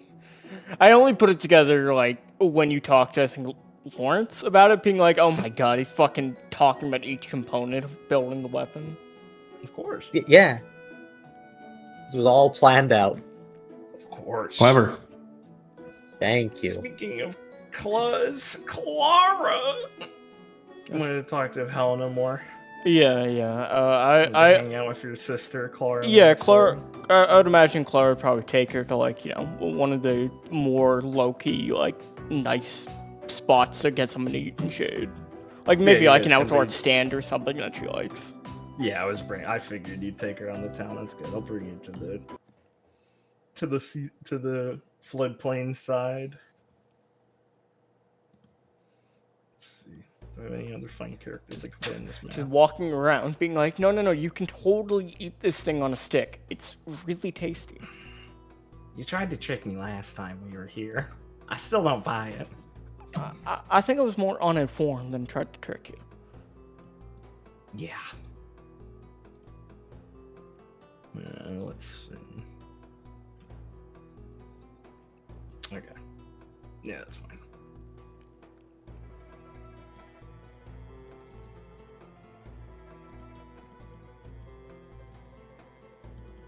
Yeah. You are munching away at some mole crab shawarma. As Helena has been slowly picking at it. Hold on one moment, Noah. Sure. What's I up? have like weird like boxes all over the map. Okay. Let me reload and see if that fixes it. Yeah, it should. They happen sometimes. I just normally zoom in on Roll20 once or twice, and it's one of them's just directly over Helena, which is why I'm trying to fix it. Oh no, they'll never see her again. That's the white box. She caught the disease. Oh god, they multiplied. No. Cube escape. Well, reloading didn't fix it. Can we just move to like this one? Yeah, sure. You got it, brother. Then I can just zoom in.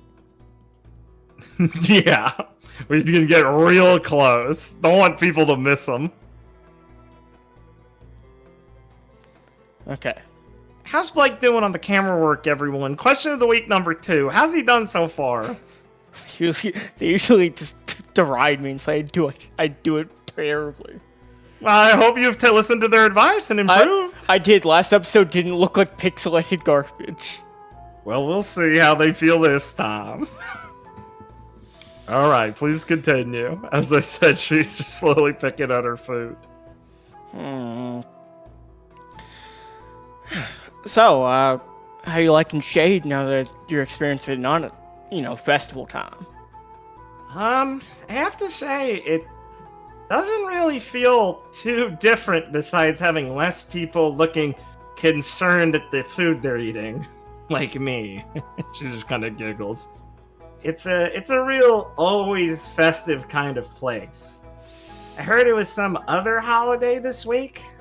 They got a bunch of holidays going on around here. I mean, there's a lot of different, tribes and such people that, celebrate different things, I think. Yeah, Lucy said they like to always have one going, and I kind of thought she was exaggerating, but maybe not, she says as they pass by a group of guys playing with under, fucking paper, kites of, displayed symbols that are hung up around the place. I'm sure where Tammy's from, they party, every night after some big successful, ranger, what? It wasn't ranger, was it? No, they're called rangers. Oh, yeah. It's some, cool ranger mission. I don't know. I try to ask, and I get conflicting responses about that sort of thing. She does say the ideal ranger's kind of stoic in a way, so I don't know. Maybe you're not getting through to her enough. See, I've gone fishing with her, and I've seen the real Tammy. Maybe you have to, approach her with a bit more tact, my little sister. Right. She just rolls her eyes a little bit. I'm sure. Well, I'm happy to see you're actually, getting along here just right without Grandpa around. I thought you might be kind of nervous given how, funny Shade can be. She kind of sucks one cheek in a pout and kind of looks up at you. Well, this place is like nothing compared to Mantle. I mean, it's dustier, but like the people are nice here, so that's a change. What if they're only being nice to you because you're my little sister? I'd say they're incredibly well informed, so I'll be kind of impressed. I'll have you know that I'm very well known all throughout Shade and well liked. Right, the mermaid. I know. I have heard about it plenty. Come on, trust me. I don't get into anything. You also won the Vital Festival. Still get free drinks for that. As Claire rubs the back of her head. I guess I'm just glad you're not constantly inebriated, since you're still getting free drinks from that, apparently. Oh no, it turns out my tolerance is pretty good. And I don't go drinking that often. At least not compared to like Floridian. Is that not too much from Shade standards or normal ones? Probably like halfway there. Grandpa's rubbed off on you too much. She just is kind of sounding disappointed and rolling her eyes again. As Claire will just laugh, finishing the last bite on her, sorry, what was it? Rat? No, it was mole crab. Mole crab, okay. Mole crab shawarma. So, Claire will laugh, finishing the bite of that, then look over. So, how long do you think you're going to be staying? Well, it's not too much longer now, really. Probably leave within the week. I can't really afford to leave Grandpa running the shop too long and be away from school that much longer. I just kind of put enough time thinking you'd be, really better? Needing more help. So I guess I can go back sooner than I expected. Well, it'll be sad to see you go, but Grandpa really does need help. But don't worry, I can keep calling you, and we can be in correspondence, so you know I'm doing fine. And I don't think I'll be going on any missions for a while after what happened. Yeah. I would hope not. Are you gonna go see a doctor anytime soon? Oh, I saw one just the other day. We went to go visit Dr. Gossamer, and I've had an exam with Dr. Tiz. So, you're a school medical professional and you visited a doctor? Yeah, he was in the hospital for a rough accident last mission he was on. She closes her eyes. You know, that's not seeing a doctor, right? Like... I think Dr. Chase is very reputable. She just groans more and looks forward, clearly annoyed. But if it will make you feel better, I can find a local doctor at the hospital and get an appointment. I don't really think this is about making me feel better, Clara May. I mean, to me it is. It's about you seeing a doctor. Yeah, I mean, I guess I just feel pretty confident after Dr. T's looked at me, considering how skilled I know she is. So she said you're fine? Not exactly. There's some So worry. why are you confident in it, then? Well, because as long as I get recurrent treatment from Your witch doctor? Miss Respudia, the priest, she's highly She stares accomplished. at you blankly. I mean, if you talk to her, I swear you'll feel a lot more confident in it. I'm never gonna feel confident in some woman that's a priest dealing with your medical procedure. I mean, you wouldn't even give her a chance? No, she's not a doctor. But how is this so hard for you to understand? But I'm telling you, I can go see a doctor. You really don't get it? The problem is you didn't see one. You took the one you got and you said it wasn't as good as some yuppie priest. Just because she's pretty or something. You're such an easy mark. It wasn't because she was pretty. Was it because your pretty girlfriend asked you to? No, it wasn't because of that either. I met with her because Rosalind asked me to, but... Oh, well, there it is! But I sincerely believe that Miss Rasputia is helping me. I just don't get you. Well, I'm sorry about that. This Claire looks defeated. Not a lot of sorry, then. You ain't doing anything about it. I just told you I'd go to a doctor. I'm gonna do it now, even if you say it doesn't matter. You got caught. I'm doing it, ain't I? Should have done it first. You shouldn't have done something else either. I know, you keep saying that. I already heard you. I just don't get it. What do you get out of this freighter stuff anyway? I guess it, I guess I feel more comfortable knowing the brothers have my back, and there's something planned for me, you know? She just rolls her eyes, like, bluntly in your face. Y'all sound like such a sap. It's just, I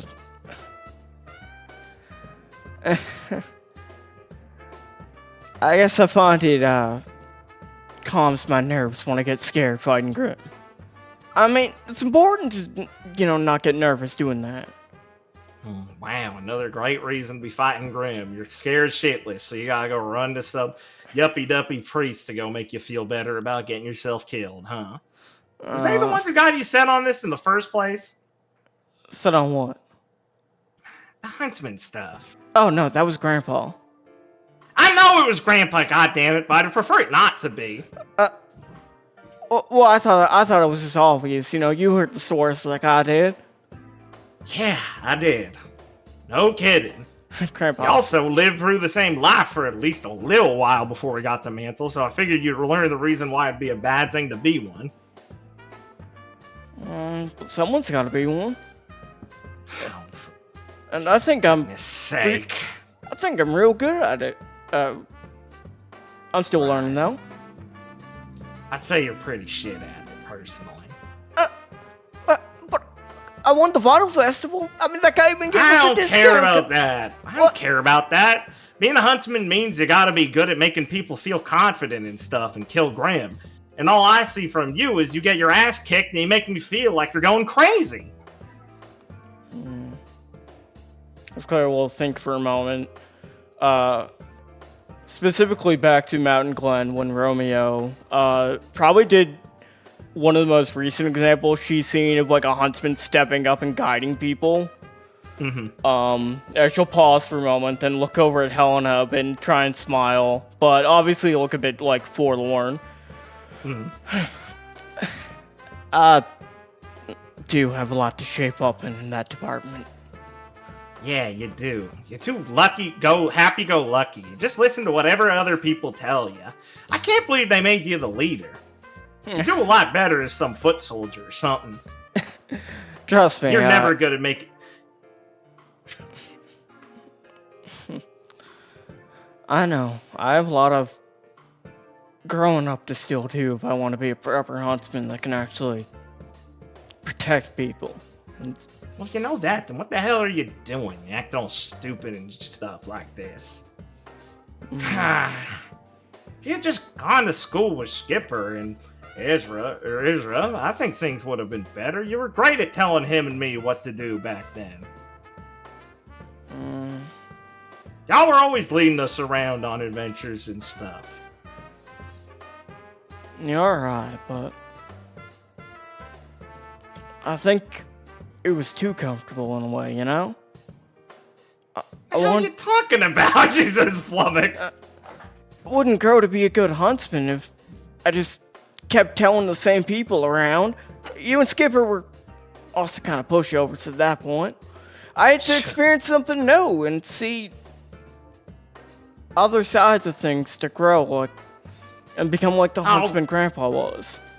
Now, don't give me that crap about having to go through bad stuff to get better. I didn't say it would be bad stuff. I mean, not everyone was like Gwen when I got here. That's what you meant. That's what the freighters say, too. I know you're just saying stuff they tell you now.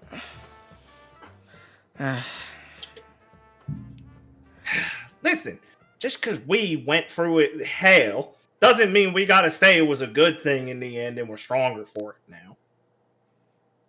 What's wrong with being too comfortable? I wish we were too comfortable again.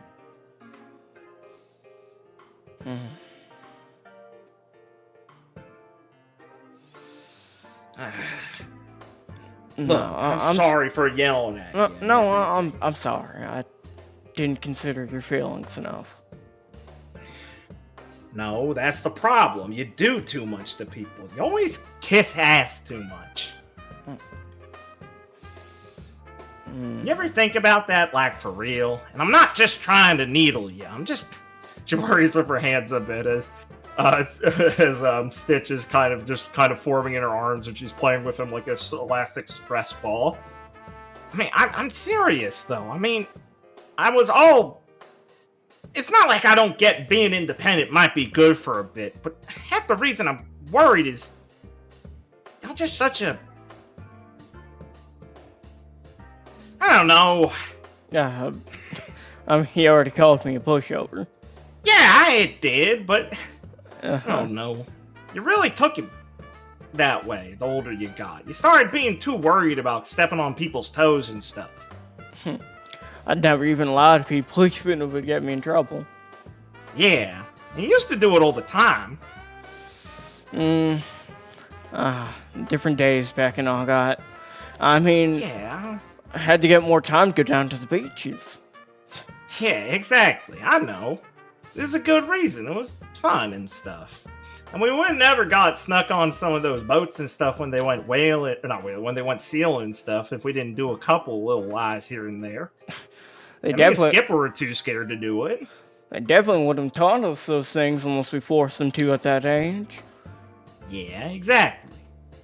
I don't get it. It's not like it was bad back then when you was doing that, so why is every time I see you talk to someone, y'all's gotta be practically going down on them? That's who taught you that one? Oh, shut up. I go to school, you know. I thought it was like a prep school. Yeah, she says as she chuckles. What, you think they're all prissy? No, it means there's lots of kids who got a comfy life who only got stuff to do like that. It's annoying. Claire's image of Atlas is changing by the moment. Claire's image of Atlas is changing by the moment. She thought they were all like, fucking military trained and very rigid. Besides, look, it's just it's humiliating, alright? And I just feel like you do it too much to yourself. I know you don't like being a jerk for no reason, but I just don't get it. Who are you afraid of offending or something? She starts playing with her little streak of blonde hair and her own bangs. As Claire's like twirling the stick of her kebab in her mouth while she's like sincerely listening and thinking as like they're walking a bit. Now you're not gonna believe me, but I actually have been thinking about this recently. I could be convinced at least if you start sounding smarter. Well, I was thinking. Why I've been such a bad team leader. Because I know you've met Head Mrs. Kale, but I do think she had some good reason for what she chose. At least that's what I started to think. But, Okay. Well, frankly, my track record hasn't been very good, considering how many injuries I've sustained. How, Hapdash, everything comes together in the end for our team when we're coordinating. Right. And I started to think a lot of it might be because what you said, I was being a total pushover. I was, Right. acting a fool. Mm-hmm. And some other things. But, I guess I've been thinking about how I want to, change that. Oh, Okay. You should probably get to the point at some time, sis. You're like slipping like grapes. I guess I want to stand up for myself more. Okay. I mean, that'd be good. Be more like the Clara from, oh God, lie sometimes for my own advantage to get what I want. Yeah. Yeah, that would be probably an improvement. Because I think I mean, as I said, I think I can be pretty good with this huntsman thing if I believe in myself a little bit more. So I should be more comfortable telling people what to do when I truly believe I'm in the right. Yeah, I'd hope so. I mean, look, if you do that and it doesn't work, that's just a sign it's not gonna work ever, right? So if you're just afraid of getting to that point and finding out you're not made for it, you gotta stop pussyfooting around it, I think. Mm-hmm. You are right there. I do have to take this step forward and start acting myself again. Yeah. So stop letting weirdos put stuff in your head, okay? Alright, I'll be careful. Don't worry.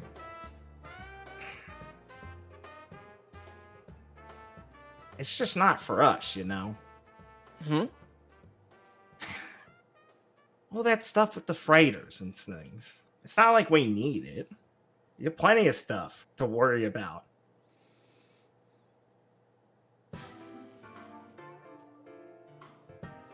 Hmm. You don't gotta impress everyone because someone said there's someone else you gotta worry about. We know what we have to worry about, and we weren't bad people before that. That's all I'm saying about that. And I feel like that's the way you've been acting this whole time. I'd be happy if you meant it and everything, and you really do. As she squeezes, scratches, becoming more pug-like by the moment, and she just kind of huffs and tilts her chin up. But I'll need to see some results, and they're not good right now. All right, so I'm glad you're saying that, but I can't just pretend I'm thinking you're gonna be good now, because you could just be kissing my ass now. Your word's getting less valuable by the time. Just start remembering that, because people are noticing, I think, okay? Whether it's because they're worried or because they're growing tired of it, You only got so much credit with people.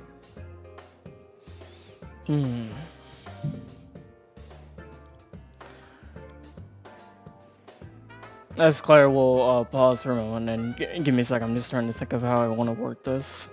Sure. She starts bouncing Scratch up and down on her feet as she's walking, like she's playing kick the can. It's very dexterous. It is. Probably looks very weird to onlookers. It does. It helps clear the path, though, which might be why she's doing it. And she's throwing bits of mole crab at him that he eats.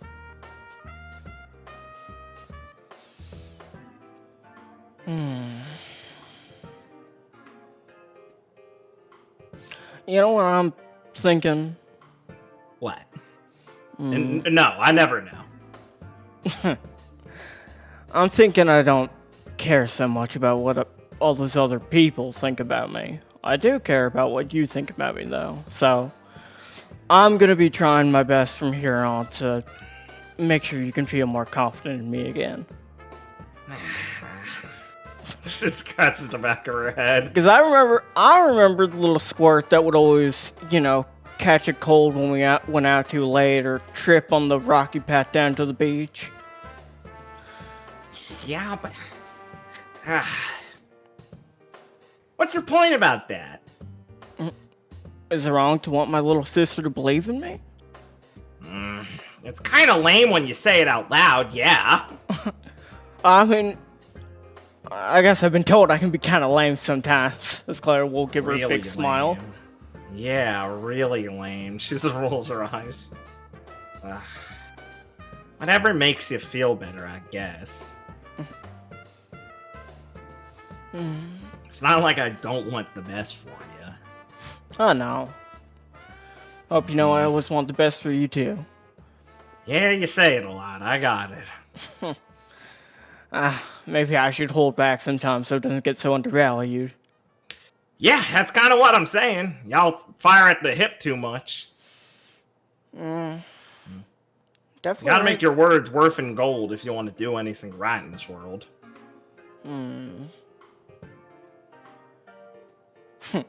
So you do remember some of the things Grandpa said? I remember as much as I can, yeah. She looked kind of seriously for a second. Yeah. He might be stupid, but he at least picked up a lot. Dumb, dirty old sponge. He definitely does have a ton of tricks to him. Ugh, it's the worst.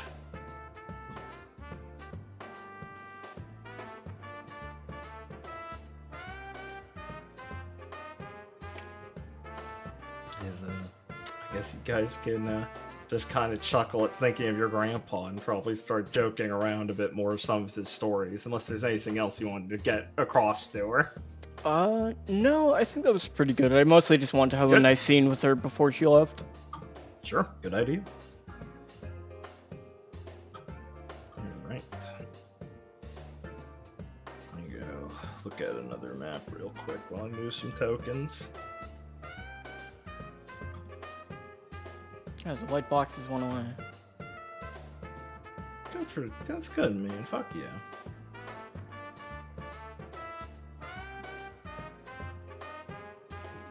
Oh, excuse me, sorry. Hope they didn't come in the month. Where's this fucking guy? There she is. Where's he? There he is.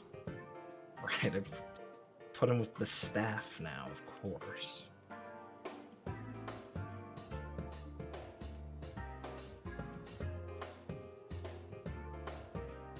Alright. Well, I summoned thee. I'm here.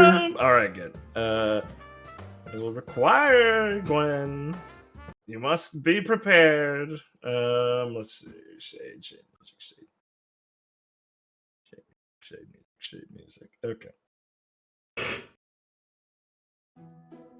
I think it's safe to say Gwen studies, right? Every now and then, yeah. Yeah, okay, good. Alright.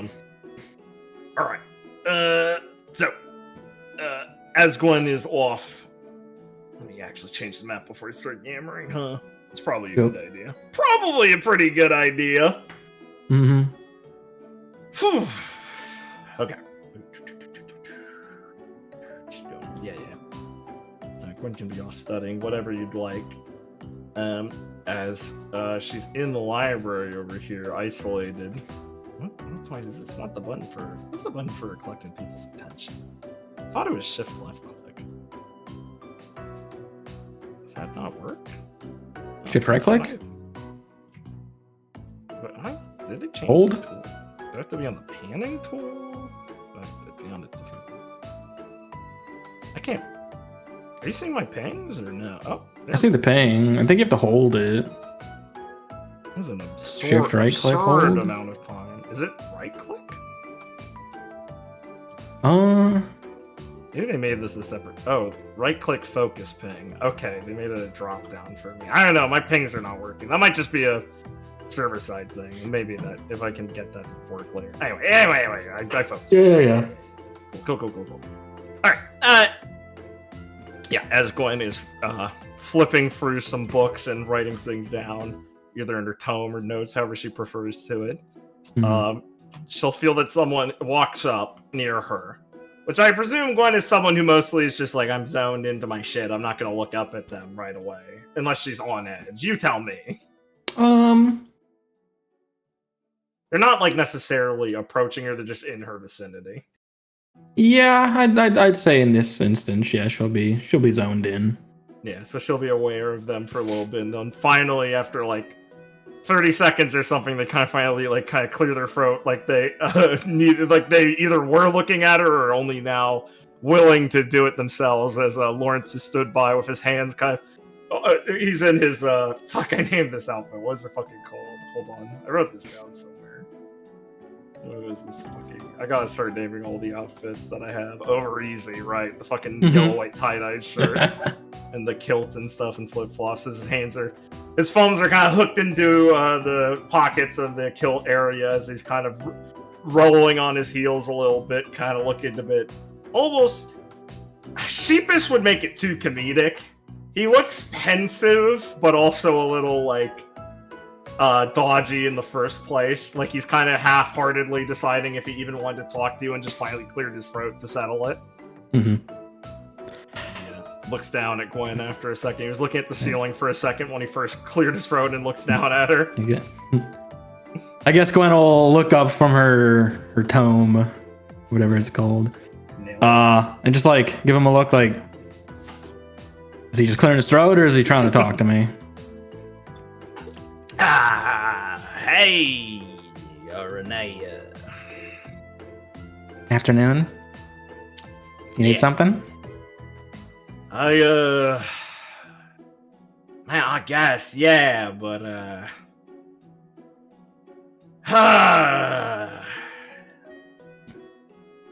you like busy? She pauses for a second to consider. And then she'll close her tome.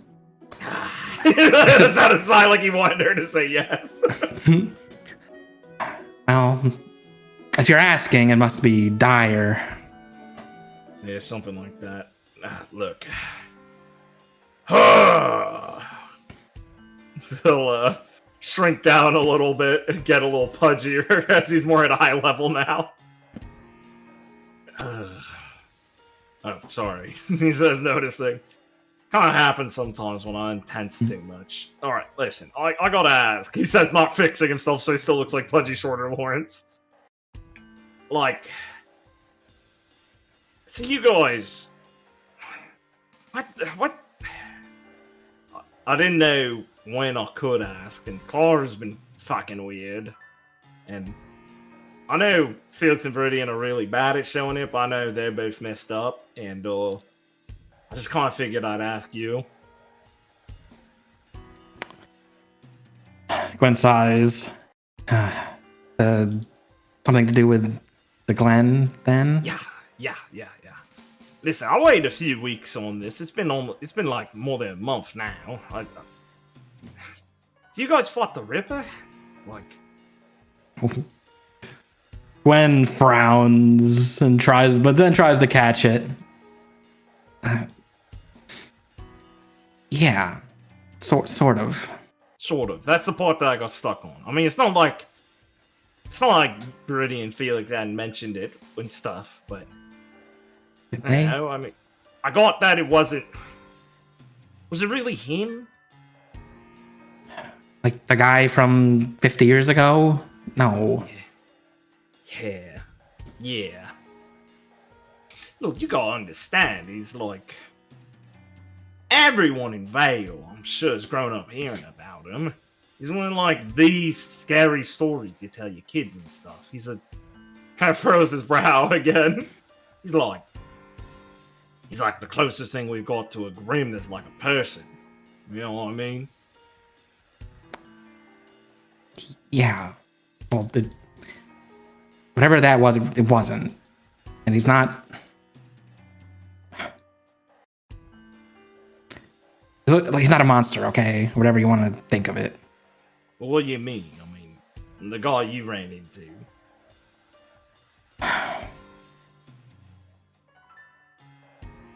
He was a huntsman, an ex-huntsman. a retired huntsman. Oh. Oh, you mean the Romeo guy? Yeah. Yeah.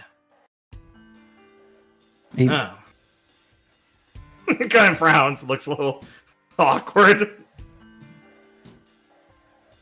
Gwen just like has like a kind of like a scrunched up face. Like she obviously like seems just like he can obviously pick up, but she doesn't seem to like to want to really talk about it. But Well, that sucks. he's Yeah. I picked up he seemed kind of out of it from what Debbie mentioned about him a few times. it's hard to.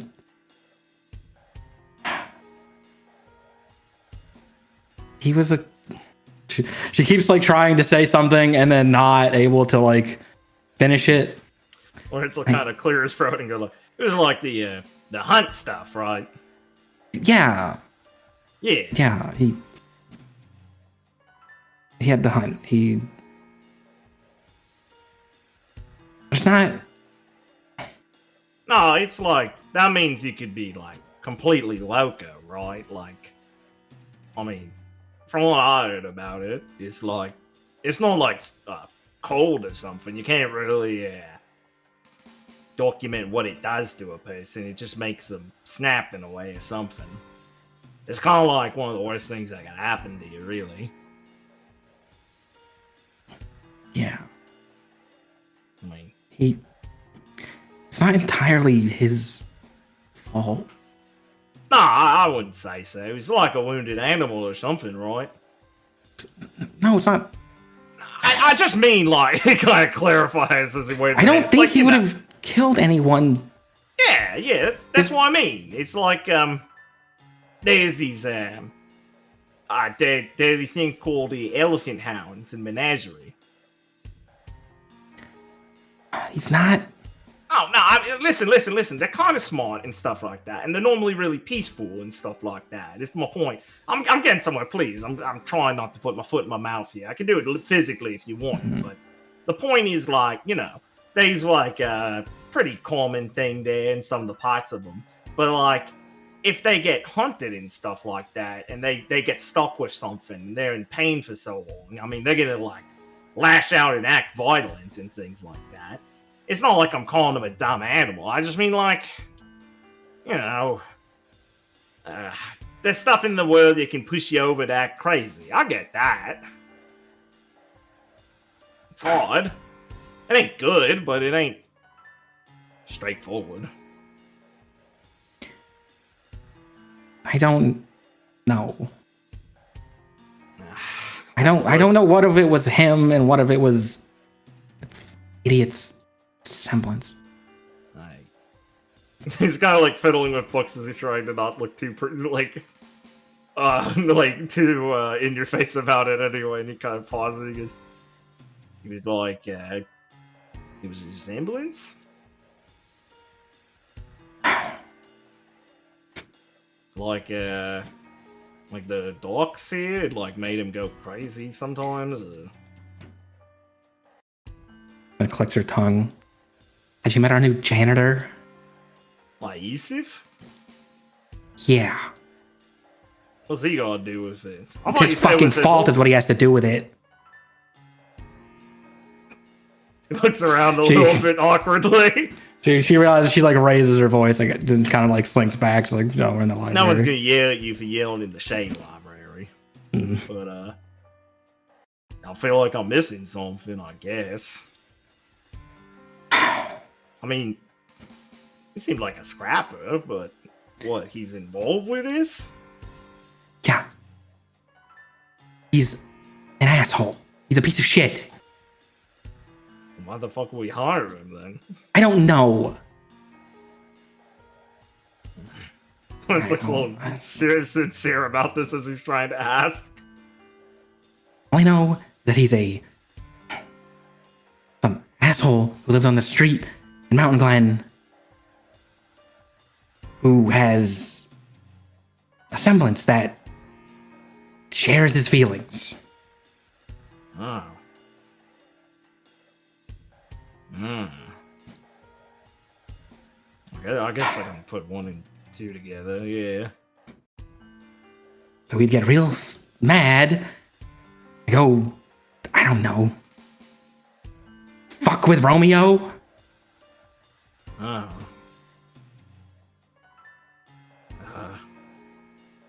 Yeah, he sounds like a piece of shit, man. You want to go, like,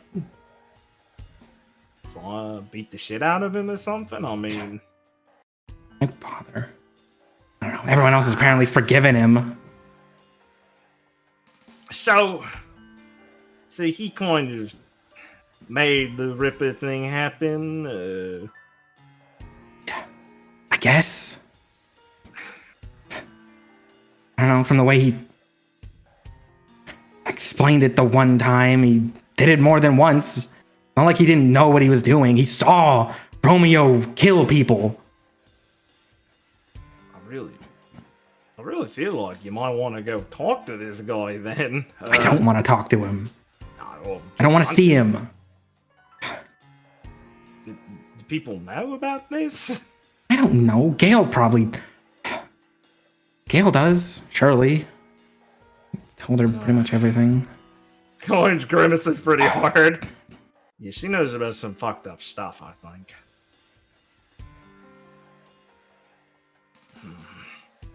Ah, man, I really didn't want that to be anything to worry about.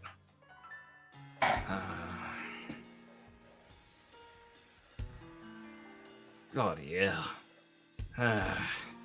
So, he wasn't the Ripper, but he was kind of filling the role of him. And it was because of the Yusuf fellow's kind of fault. His fault completely. Yeah. Did you ever get a good reason? He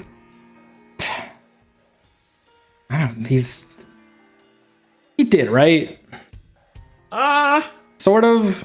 It depends on what you categorize as a reason.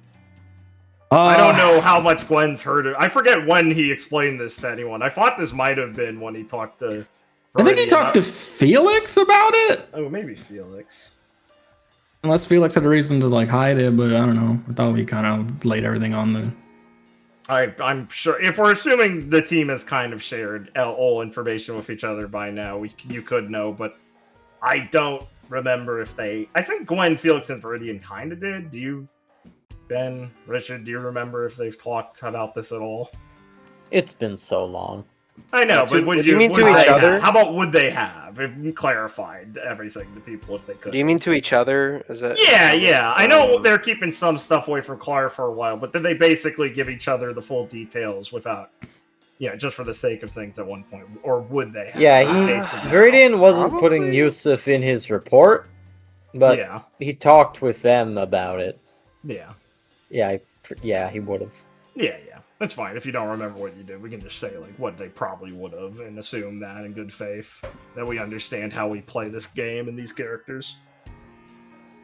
So yeah, I mean, Gwen would know that like Yusuf's explanation he gave was basically like during one of his like open up, like I'm losing my fucking mind, I don't know what's going on. It was just like, yeah, dude, I really hated these guys I knew as huntsmen. I thought they were just like, they'd lay around at the bar, collect their disabilities and bitch at people for not liking them enough for what they do, because he just had like a bad experience with them, and Romeo reminded of them, and he's like, yeah, I was pissed off, he reminded me of this guy I hated, and like I was gonna go beat the shit out of him because he was annoying me in an alley one day, and like my semblance, I guess, affected him, and he snapped and killed someone, and I was like in shock, and I would follow him because I'm like, what the fuck, this guy's like a murderer? And like from Yusuf's perspective, he's like, I just feel like that's crazy. Like I didn't mean to, but like I also don't. If he can snap and kill someone, that scared the shit out of me. Like I didn't want to kill him. I didn't want him to kill anyone. I don't know. Like he seemed like entirely frazzled by it, and was kind of just like would follow Romeo around after that sometimes when he'd see him leave because he's like suspicious of him and also like scared of him. Like, that's the best he gave, and no one else has, like, asked for more details since, or how he's felt. That was in the height of the emotional whiplash he was going through, too. Okay, Gwen's probably headcanon some of that. Yeah, exactly. She can interpret that as she wishes, obviously. Yeah. I don't know, he hates Huntsman, saw him drunk at a bar one time and followed him home, then used his semblance accidentally, I guess. And then Romeo killed someone.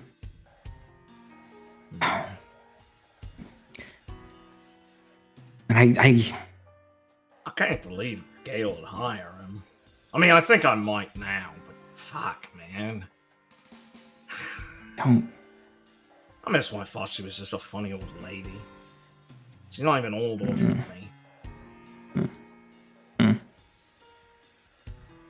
I don't know what she's thinking. I really don't know what she's thinking. He says, I haven't really been able to talk to anyone about this much, but man, it's really bothering me. Like what? You, I mean, you got the lowdown on our last mission a bit, right? Yeah.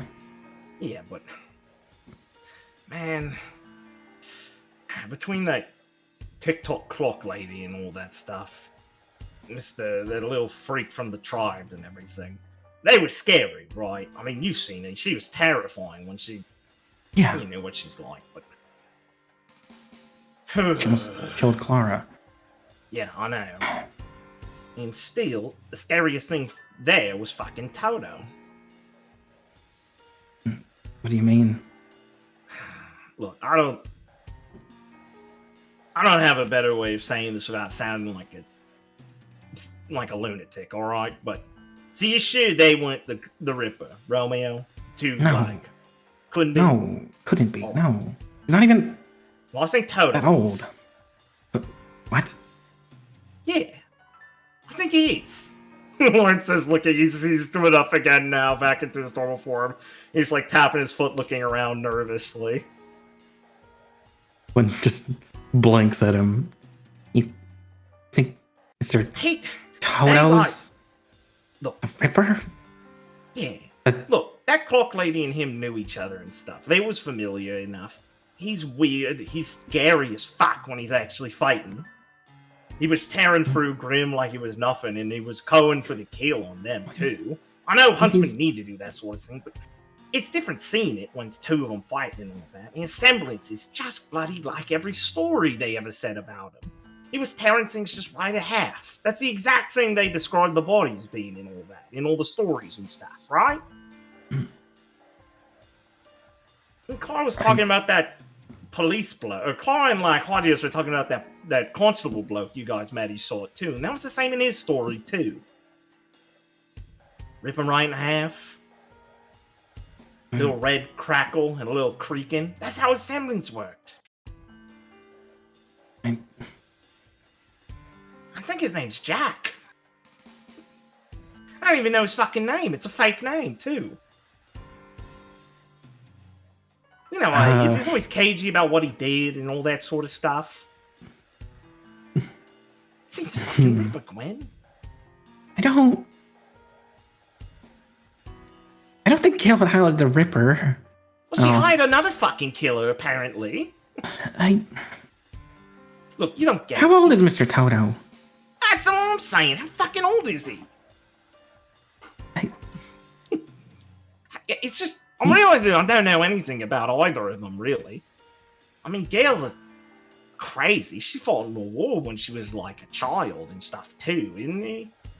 Yeah, but... Yeah, that's wild. I'm just realizing, like... Look, she's willing to hire this guy. And then this ain't out of the ballpark that Toto's some crazy guy inside. I don't know, you just... He just sighs and rests his head against the bookshelf as he's like bent over. It's just, I feel crazy. I mean, no one else really is willing to admit how scary that shit was when we was fighting, even on his side. he felt like a monster. He felt like we had a Grim on our side. It's just got me really fucked up, man. I know it's probably nothing compared, it's scratch compared to what you guys were going through in that hellhole. But I mean, you know what it's like to see some really bad shit now, and he felt the same fucking way. I don't know, sorry. I just don't have a better way of putting it. I feel like I'm crazy now.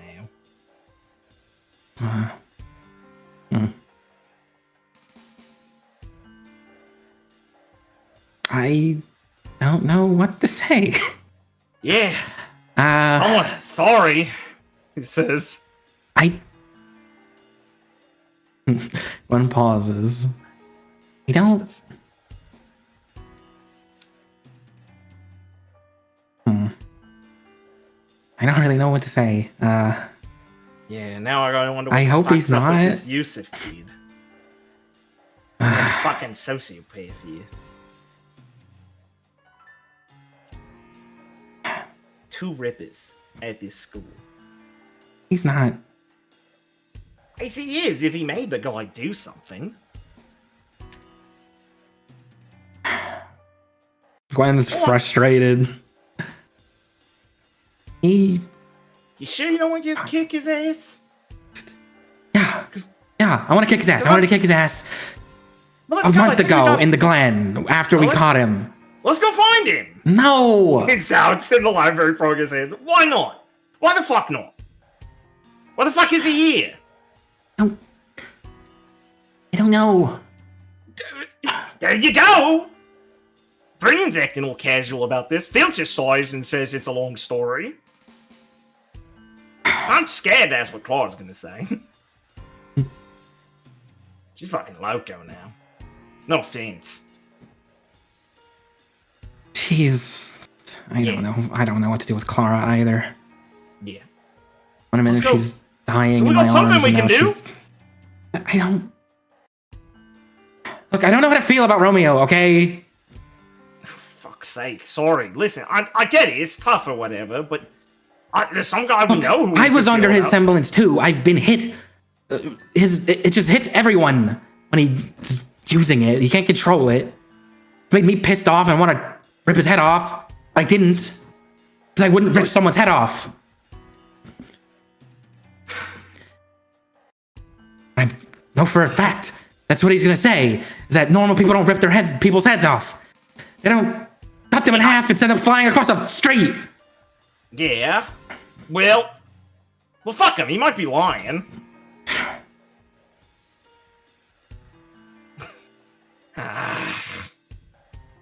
This sucks. Look,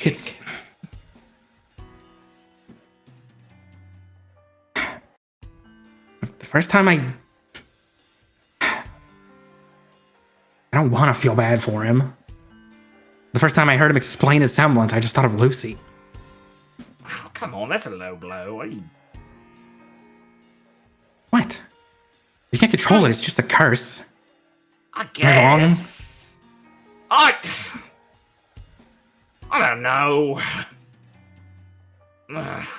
If Lucy was going around doing bad stuff to people with his semblance, though, I think I'd feel pretty pissed off. Just because you get a bad hand from the goddess or something doesn't mean you get to justify yourself being a shithead.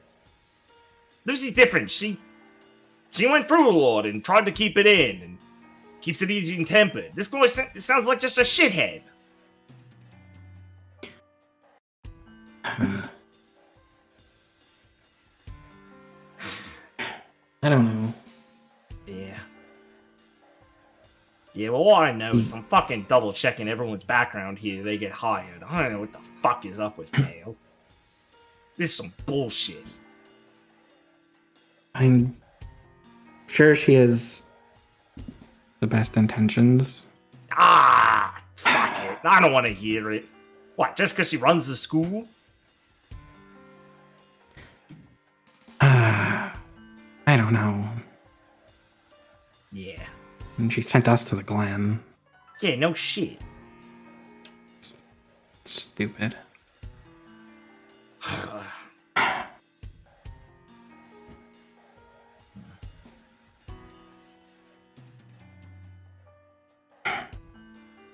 Sorry, I guess. I just don't have anyone who can talk to about this. Lucy's been telling me I'm going crazy on this, and I need to center myself, and isn't even hearing a word of it.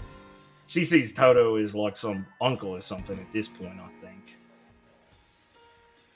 Mary's not hearing it, and I mean, Yuri's listening, but I know he's just doing it because he thinks I'm crazy. Okay, well, let's say he's the Ripper. Then what? We're fucked. Why do you...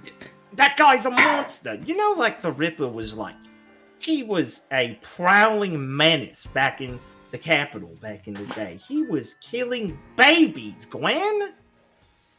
Oh. They find little babies ripped in half in garbage disposal things. Ladies out in the night and all that sort of stuff. He targeted women and babies. It's worse than a Grimm. It's more evil than that. Well, I mean, that's not happening. That's not happening here. Why, he retired, I guess. Got a comfortable job. What, would that make it better? No, but... Yeah, exactly. I feel like a guy who's killing babies in the street... There's something wrong with them. They're insane in the head. They don't just, retire. Yeah, but does another guy just get his exact semblance?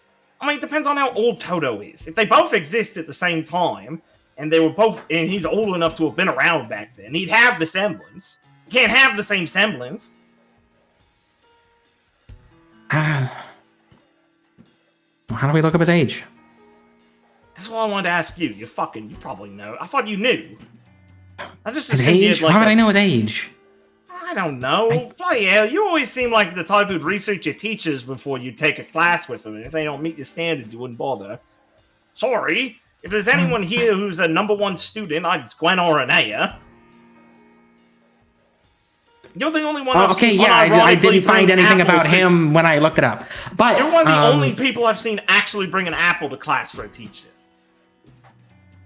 Pretty impressive, considering how hard they are to get around here. Yeah. I saw it off Clara's desk one of those days. Smart. I knew you were getting better. Anyway, I mean, the Huntsman Association probably has that information. Yeah, I tried to look him up for it, and like they're not all like open to the public or whatever, but I made like a request for it, and I got like blown off. I don't know if I need clearance or something, but it's just his fucking age. I didn't even get anything about him. Think he's got like an ID in his office or something we could steal? Maybe.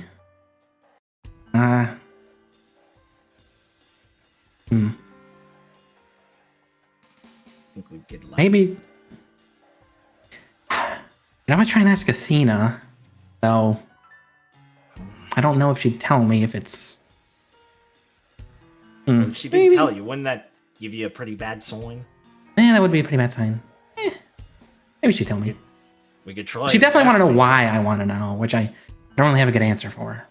Alright, we could try a Festia. Oh. Yeah. Yeah. We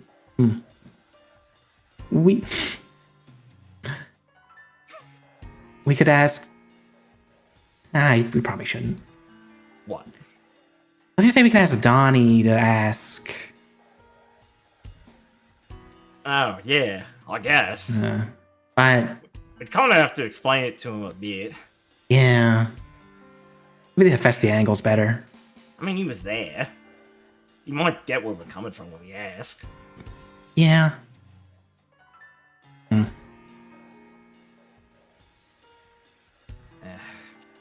That kid's been through a lot, though. I don't know. Yeah, he's. Well, Festia has been out of it. Maybe she'd just tell us. Yeah, we asked. exactly. Yeah, exactly. So, should we like both do it, or should one of us do it?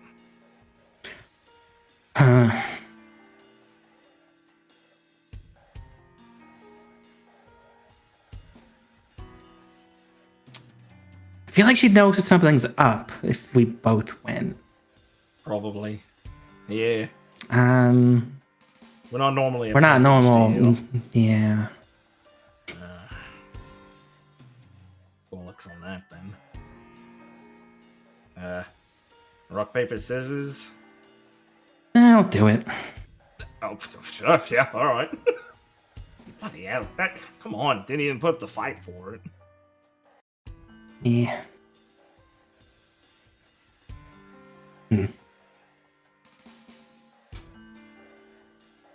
All right. What? Don't get me wrong. I'd love to be wrong about all of this. All right. Oh, I hope you're wrong. Better fucking be. Mm. Thanks, though. I appreciate it. No Sorry problem. about everything that happened with that Mr. Romeo. Yeah. Yeah. Look, a lot of huntsmen go through some pretty shitty stuff, you know, like... It's not a easy profession. For what it's worth, it's not happy, it's not good, but I could see what it would do to a person. If this is the kind of shit we do for a living, right? Yeah. At worst, all it meant is he worked too hard until he cracked. It's a sign of good intentions, if anything. He had it rough. Yeah. Sorry if you didn't make it, by the way. The worst part is I just don't know. Oh, Last yeah, that's way worse. message I got from him, he was escorting some civilians out of the tunnel. Oh, that's way worse. And then after we woke up, I couldn't get in contact with him. They're keeping really hush-hush about all those things that actually happened there. It's fucking impossible to get stories from people, really. The Valish News is really swamped with a lot of things, and details about the Glen itself are sparse. It's rough. It sucks. Yeah. Look, at least even at the worst of the worst, he went out on good terms, right? Yeah. The last time I saw him, he was being a huntsman. Yeah. That's Yeah. that's how I want to remember him. Yeah. Is that all you gotta do, right? Ah, fuck, sorry. It's kind of looking a little haggard from this. Well. I Well. kind of asked you because I figured I'd have the least chance of stepping on something, and I guess I guessed wrong. He kind of frowns pretty heavily. So, yeah, I boofed it there. Yeah, you couldn't have known. He grimaces a bit. Yeah, it's kind of the problem, isn't it? Huh? Right. Thanks. I appreciate it. No problem. Sorry you don't have anyone to talk about that. I have you now, I guess. Yeah. Sure. Well, hopefully we can crack this case and squash it and it not be true. Yeah. Then we'll work on some of the less intense mysteries of the school. Thanks. I'll let you get back to your fun. Just do her schoolwork. Yeah. Yeah.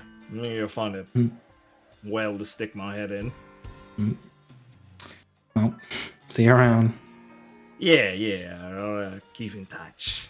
He says, kind of awkwardly waving with a smile, like, I feel like an asshole.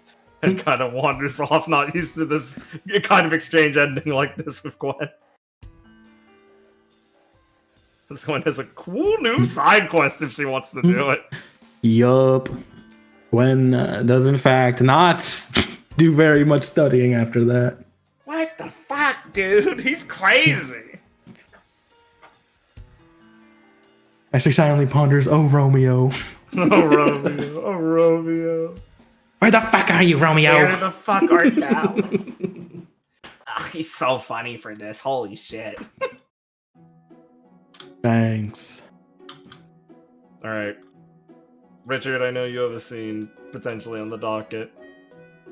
Yes. Yes, you do. Yes, I do. Yes.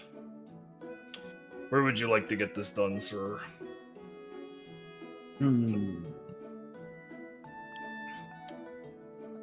Somewhere outside of the academy. Cool. But somewhere that they obviously like can be like private-ish. But more private the better. Like, Of course. like if there was like just some like in a back alley is like the lowest tier, in like You go a hang out in booth some in a comfy hookah bar roofs. is like mid tier, and How like about some roofs? yeah, you can hang out on? roofs would be top tier. Yeah. There'll be someplace off, quieter in the city, in between some of the buildings and stuff. I'll use the map that's closer to the homeless camp, but we can imagine it's probably not right next to there and more like... Actually, wait, let me see how the roofs look on this map really quick. How about some roofs? On the roof map, true. Okay, yeah, this is mainly the best map for it. It'll be like around, it could be here. But assume it's not actually next to the homeless alleys and the street right next to it. Okay, yeah, of course. I'm actually so mad right now because Roll20 gave me a loading screen and the text was taking an arrow to the knee. Can they just stop being memes and be professional for once? Can we do fucking anything right, guys? Can we please try and be anything but fucking captured in the 2012 humor? Discord is the worst with that. Adam Coble signed off on leaving the company with that as one of the requirements to not be removed, and that is what they are owed. Yeah, Discord is pretty bad with that, but you know, at least it's not always in my face. Yeah, exactly. But yeah. Some roofs are real nice. Yeah. Okay, Kid? Kid, oh, that's who you meant? What the fuck? Oh, dude, I'm switching to Jose route. As long as they don't fall the straights, man. For sure, I'm off. Show me those feet, Jose. Yeah! Fuck the frog legs! Man, your legs would be delicious if I fried them. Later, bud. We have to talk about Viridia. Okay, guys, I really did not want to have this talk ever, but it has to happen. Jose filming his vlog on Viridian. I really didn't want to have this talk. That goes crazy hard. Yeah. Fucked up how Jose's just saying, like, wholesale ripped him from half now. Fucking crazy. Cut that out. Oh, you do what you have to do. What, my joke or you typing Jose Gripper is the worst thing I've ever read? Both. I'm gonna need a fryer to wash that down. Thanks, fryer. There he is, Fire. There he is. Far would be insufferable on Twitter, yeah. Holy fuck. At what point of his below his torso becomes frog legs? At what point below the torso? It's the knees, because he has the double knees thing. Okay. Yeah, no, he So has he's got like the some full- fucked up human frog gradient on like his. Yeah, Middle bit. they're not full like scale gel tier, but it's more like they have the bone structure of them. Like I don't think Jose has webbed feet. I don't think I've ever said like he's got the webbed feet or like fucked up looking feet. Like they're human, but it's the leg joint structure. So you can do the sort of double jointed squat and they kick off really hard and they can Oh, kinda like they're not walk green. No, they're not green. I've No. always pictured them as being green frog legs. Oh my god. He's always been way more fucked up in my head, dude. That's so funny. I've always imagined it being like starting just below his knees, but the section below there is longer, and it has that like the ankle is like halfway up there, so it's like a bird's foot. Yes, Like that is that. closer. Yes, exactly. That's more accurate to what he's like, yeah. That's why he's got the special combat boots, and he always, in the first year, wore super baggy pants. And, which I can understand why you might think that they look super fucked up, Liam, but no, he's just very he was very self-conscious about it. Now he's a supremacist. Now he's like, I'm better because of this. I've changed. Now he's going around in the shorts with the glasses, with the fucking Kakyoin glasses on. Oh, now like, fuck you. No, they're Eggman goggles. They're now Eggman goggles. We've established this. Now he learned being tall doesn't make him a freak, it just makes him good at basketball. Exactly. He's going around with the VRA being like, yo, fuck these guys. We're the best. And they're like, yeah, dude, fuck yeah. Woo! I thought they were green too, Liam. It's okay. That's kind of completely reasonable, to be fair. Does he got the fucking Tamago legs? Tamago leg. Yeah, literally. I was thinking more like long leg style of like how they're fucked up. Like Richard said, the high ankle thing, yeah. Jose is basically just a long leg tribe. Fucked up, huh? A little bit. That. That's why his kicks are crazy. They attack like fucking whips. You have as many name characters with that trait as Oda. Damn, I've always cut him out of my mind for Gwen relationship potential because I feel like that frog legs just look so gross. Dude, that's so funny. No, he's way more normal. Dude, I also thought they were so much more like fucking noticeable. Dude, I don't say this often, but Gwen literally could have saved this man from becoming a supremacist. He is literally Yeah, the other. AU where Gwen dates him and then he takes off his pants and she goes, It's so fucked up because he's the other and then guy. he kills himself. It's so fucked up because he is the other character who's like, I really love like Huntsman like memorabilia and like got the monthly and I'm like super into being a Huntsman. Oh no, yeah, better player Liam season 1. His ass Vibes with him way better. So how fucked up are his legs? And then finds out and goes, oh, okay, I can handle that. Gwen likes tall guys. Yeah, Gwen's got time in Mistral to be discussed. She tries her encounter with unnamed character here, parentheses Yowler, and goes, ew, this is gross, actually. Kuchinashi's a shithole. Gwen has her I tried my shit in college phase arc. And then Canon swaps back, and she's like, look, I'm bi, okay? Told you, Iron's industry. But only dates men. As we know, sold with for Gwen marriage. office politics, As she uses all women are. And as we know, with Gwen office politics, she used every bit of herself ruthlessly to the company. And so, if being bi in my bio gets me benefits, I will. There it is. Just follow orders and shut up. Gwen Araneo, Team Lob Corp. The fucking arc of Liam's Gwen in that fucking series being the biggest bootlicker and all her idle dialogue is of all of our characterization of Gwen so accurately. It's Kino. She's just a corporate stooge. Anyway, sorry, Richard. Let's get back to your shit. No, yeah, it's fine. Yeah.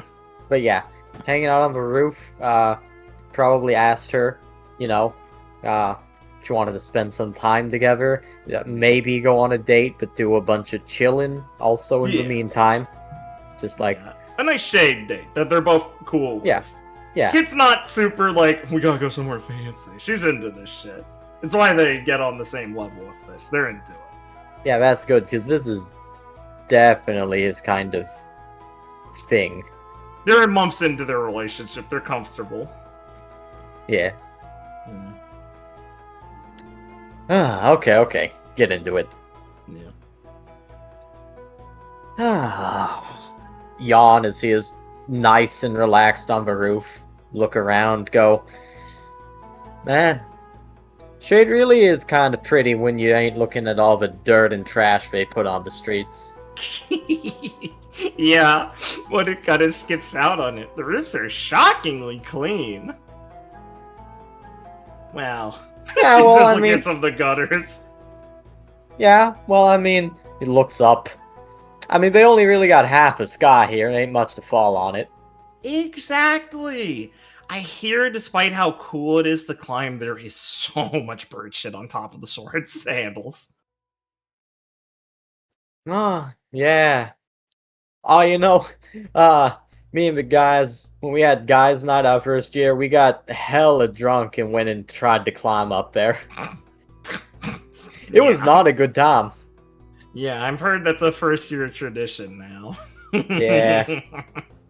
Yeah, Jose made it the farthest.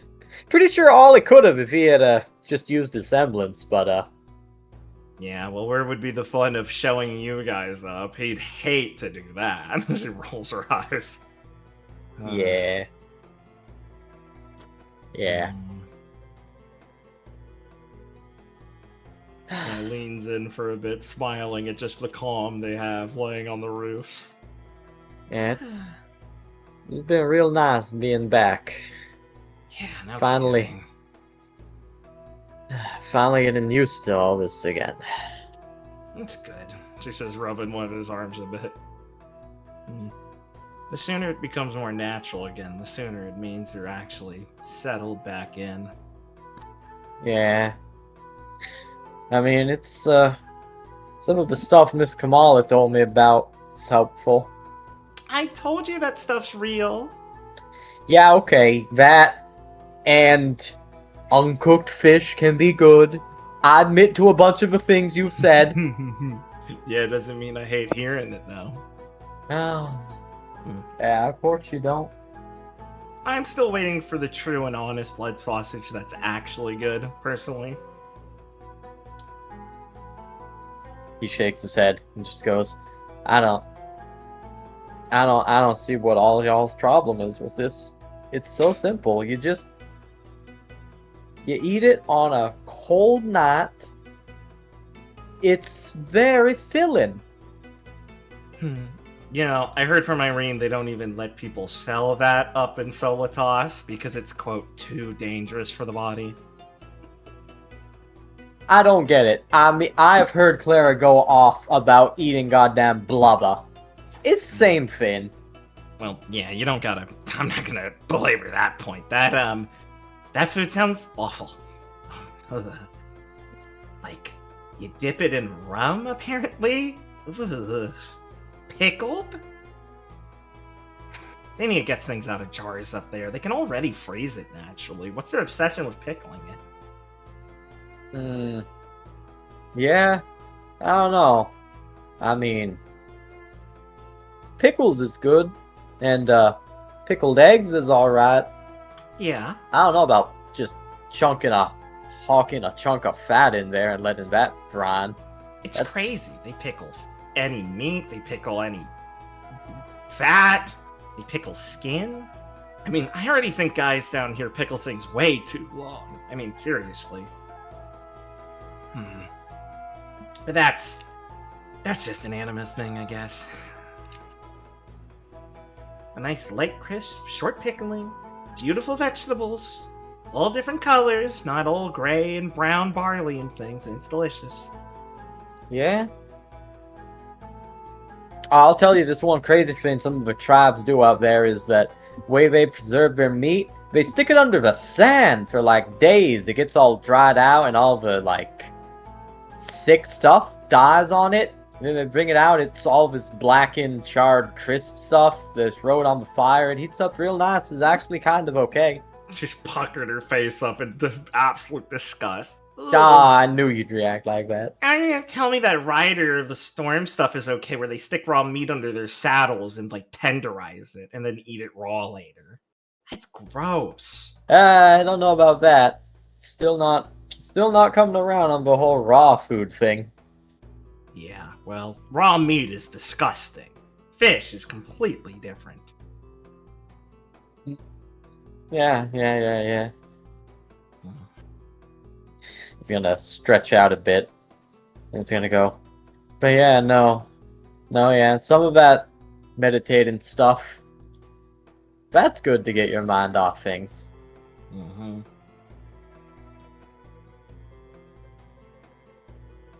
How's about, She kind of makes a little, like, flappy thing with her hand.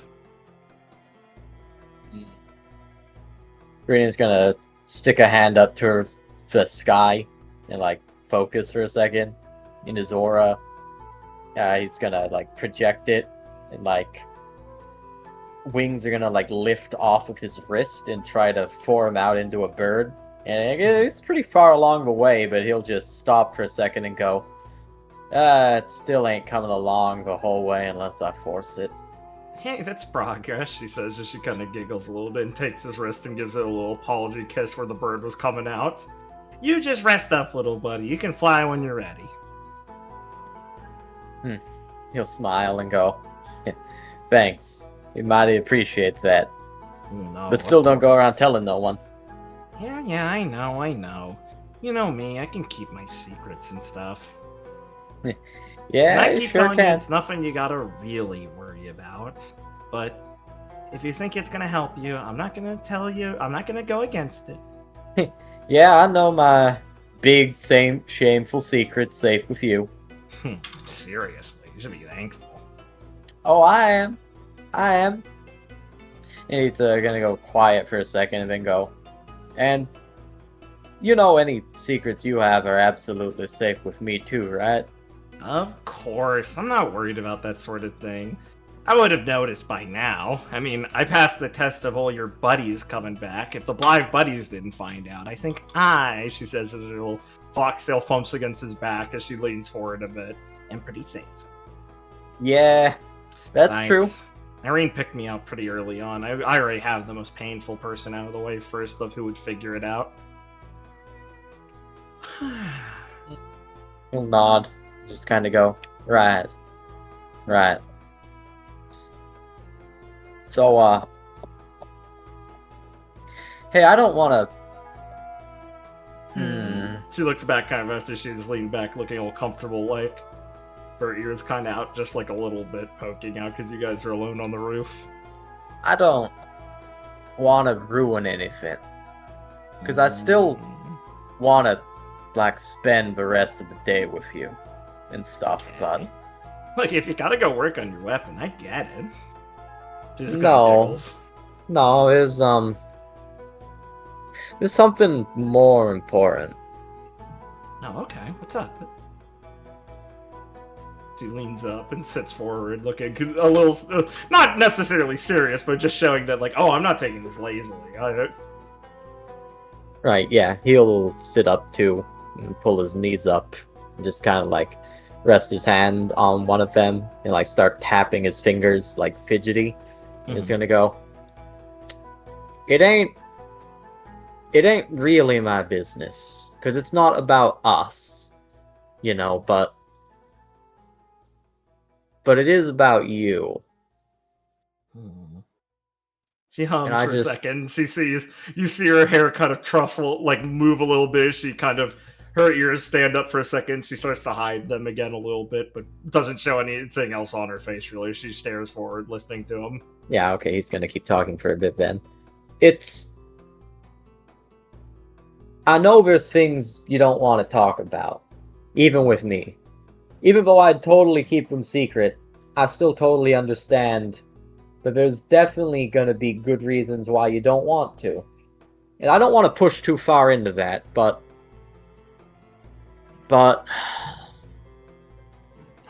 Alright. There's something I have to ask.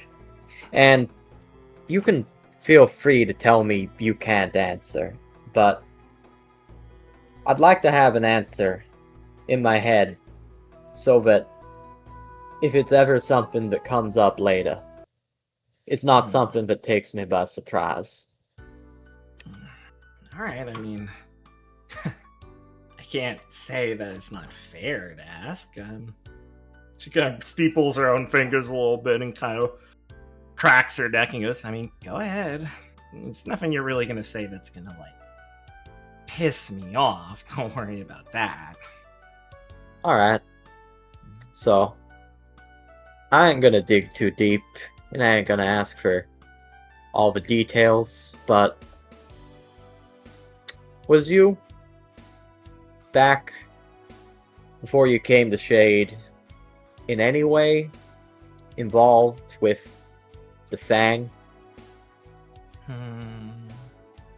She keeps her fingers steepled as she's closed her eyes as she's humming after you ask for a second.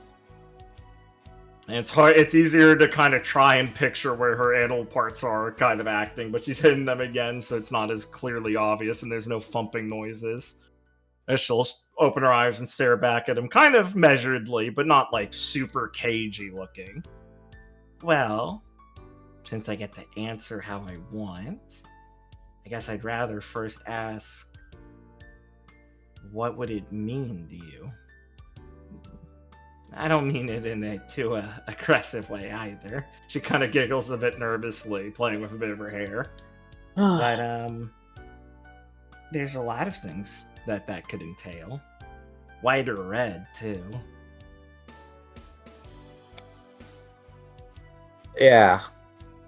So, what that means right now, at the moment, I mean, I guess I just had a lot of it on my mind because it was real involved, the Fang, the Red Fang specifically, with what went on at the Glen. And I mean, you've given some good advice and opinions on them before, and when I gave that call to you about all the weird stuff, just knowing stuff about them and their structure don't suggest you. It just tells me you know about them. But why this is concerning, why I want to know is that, I mean, if you was wrapped up with them in any reason, like, I mean, your team got attacked by them, and you got real hurt. Yeah. She kind of chuckles.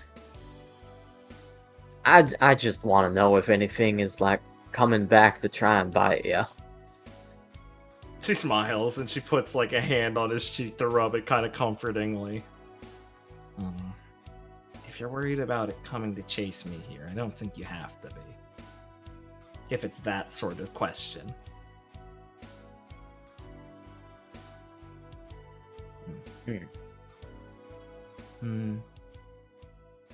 But she'll kind of keep the hand there, but smile a little bit as she looks off in the distance.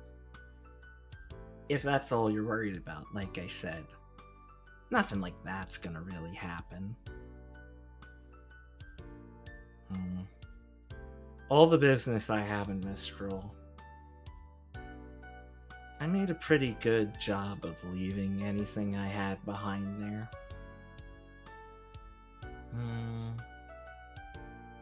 I was gonna talk to you about this at some point, though, before the end of the year, but I do think I need to take one trip back there for something.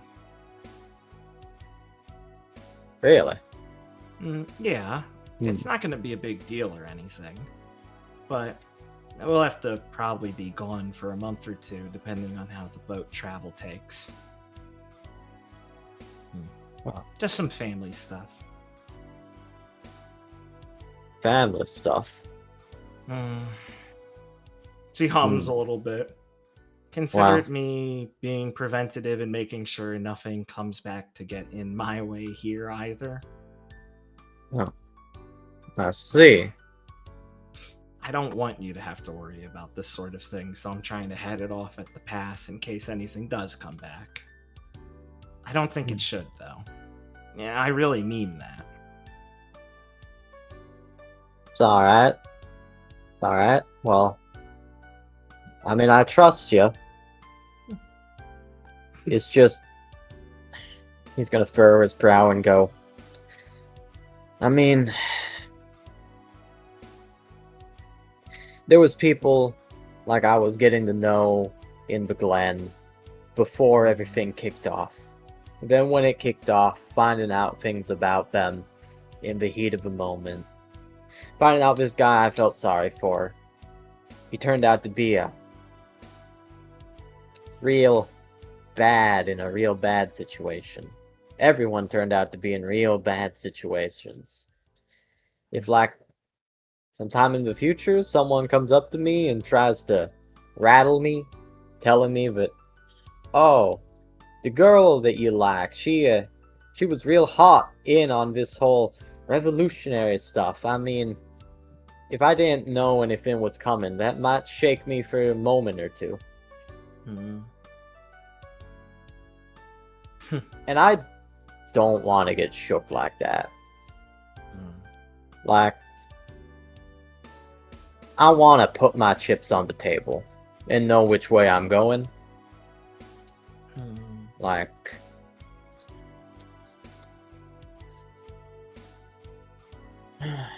he'll sigh and go,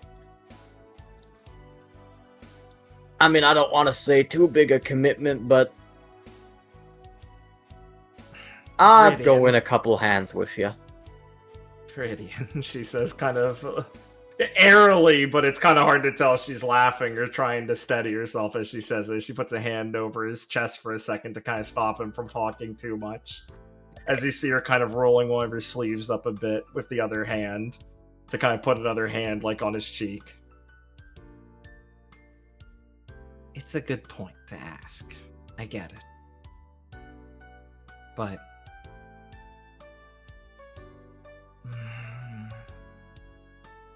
you're a really good guy. You know that? You worry about people even when you try to pretend you don't. And I know things bother you. I know despite the delinquent you are, you're still a good Fen boy who's scared of his mother back home too. And I like that. I love that. But I also told you I came here to get a new start from some things. And I meant that. I don't plan on returning to anything. I don't plan on getting involved with anything. And I'm happy where I am here. So, I think I've left a life behind there. But I know you wouldn't see it that way too, okay?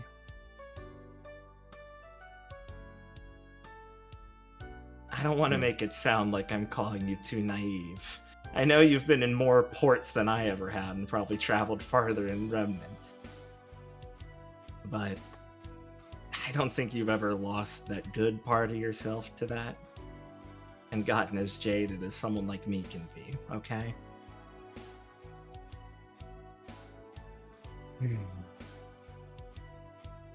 Yeah, okay. Okay.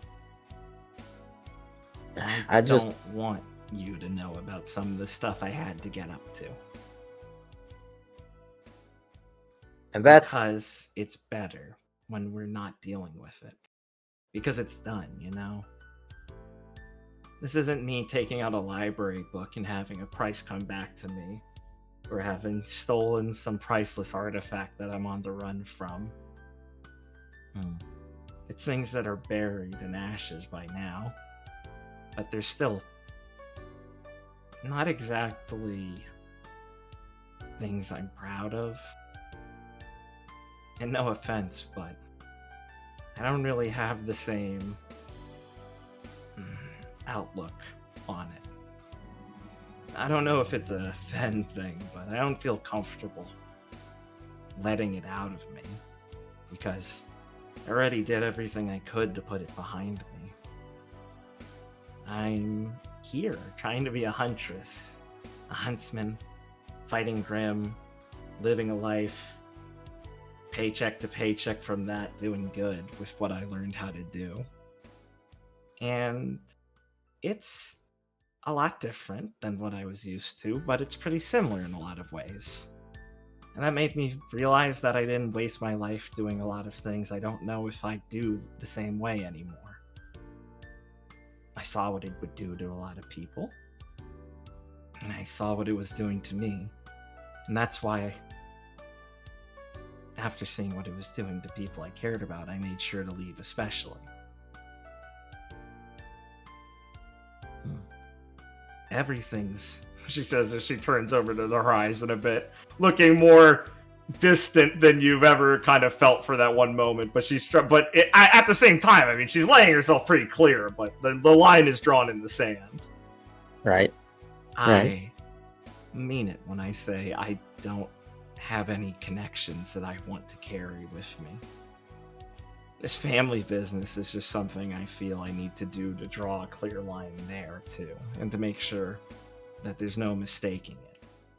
And it's not anything I'm going to get pulled back into or anything. And it's so you don't have to worry about things, because I'm as serious about putting my chips in with you, okay? My life here means a lot to me.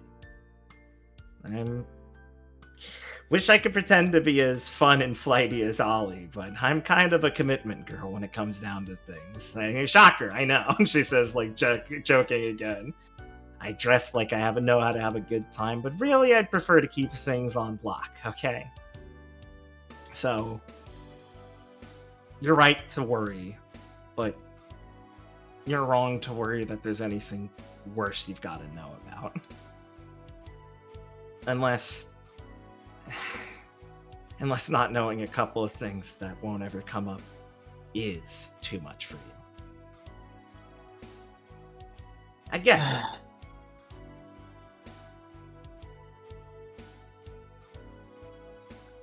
Rapport roll. Sure. What do you want to feel? What's he digging for? He's just...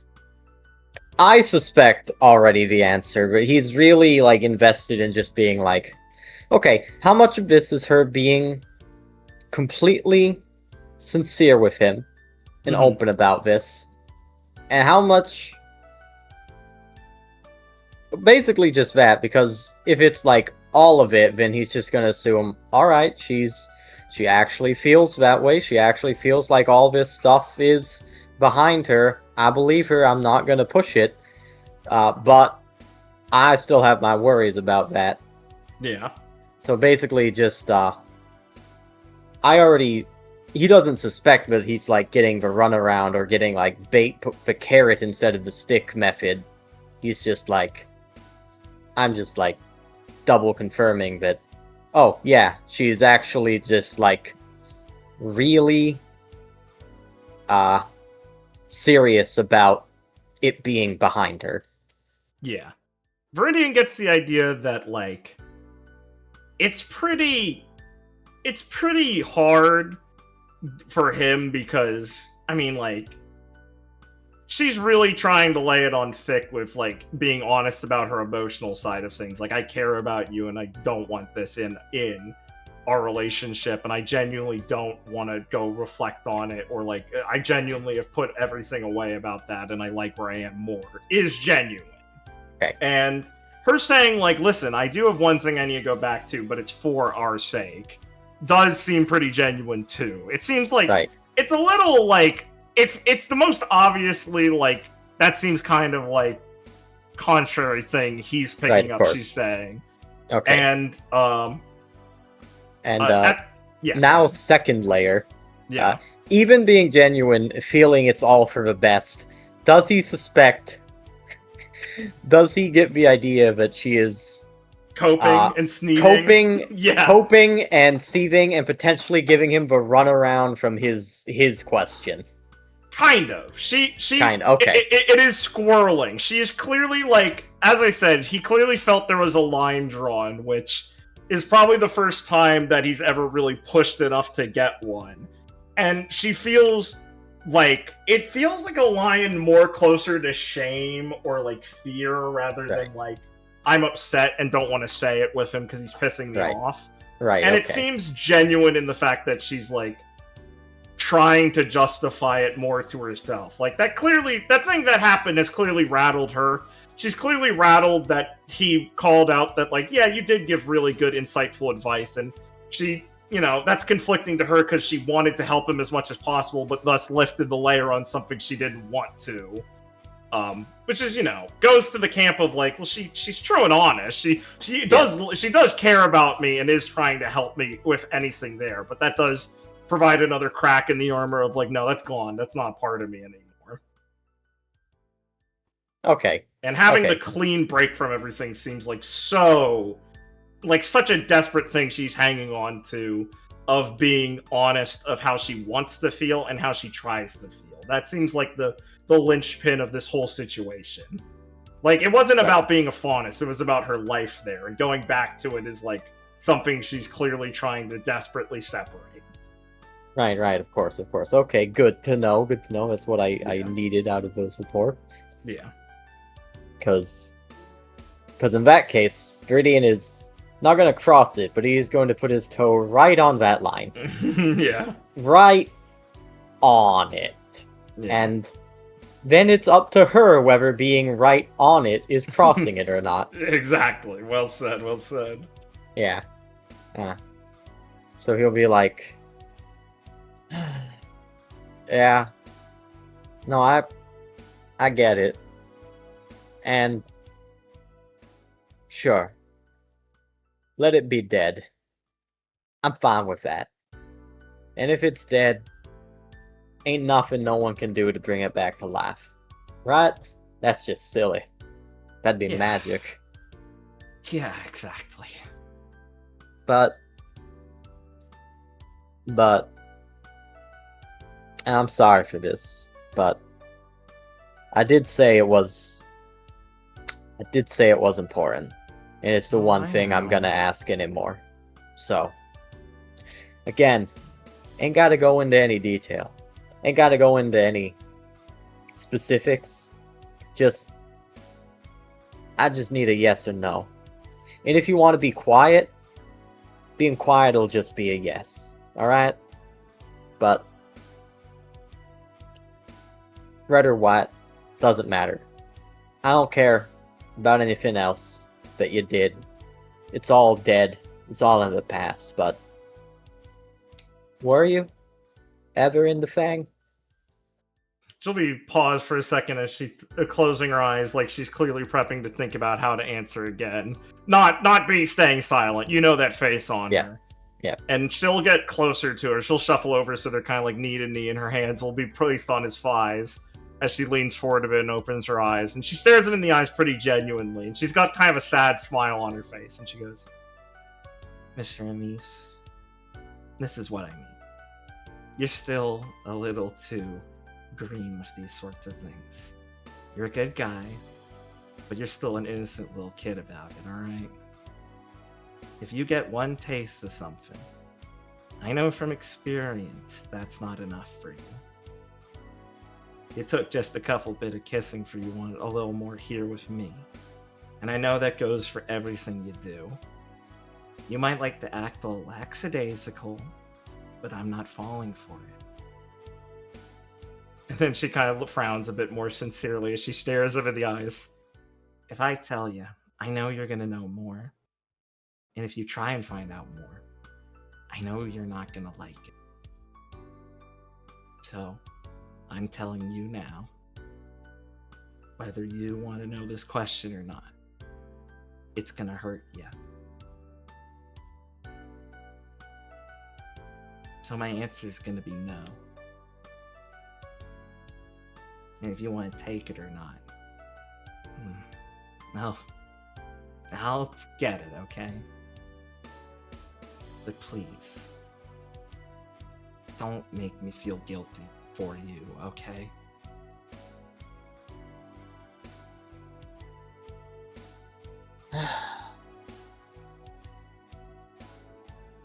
Viridian's gonna not fall back, but like, lay back, Yeah. stretch out, like his arms spread, Yeah, she's kind of legs looking down at him spread, like he's in the middle of making a snow angel, that kind of Yeah, pose. yeah, I gotcha. And he's gonna be like, I told you. All I wanted was an answer. Yeah, I know. I know that's what you said. Sorry.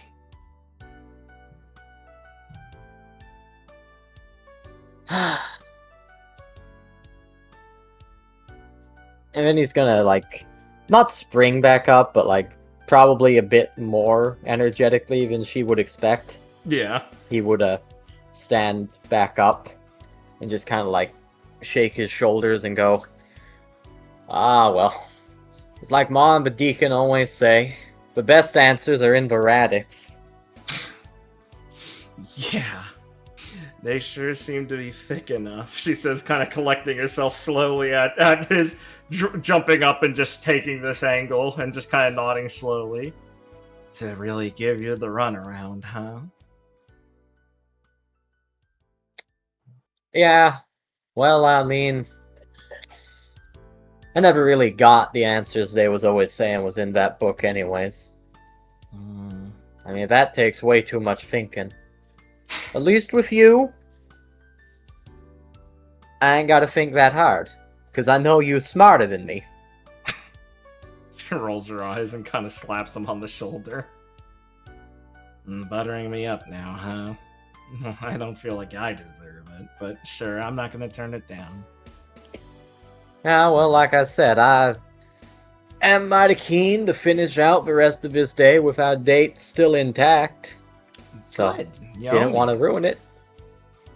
Well, consider me still waiting eagerly to be led by the arms by my lovely Amis.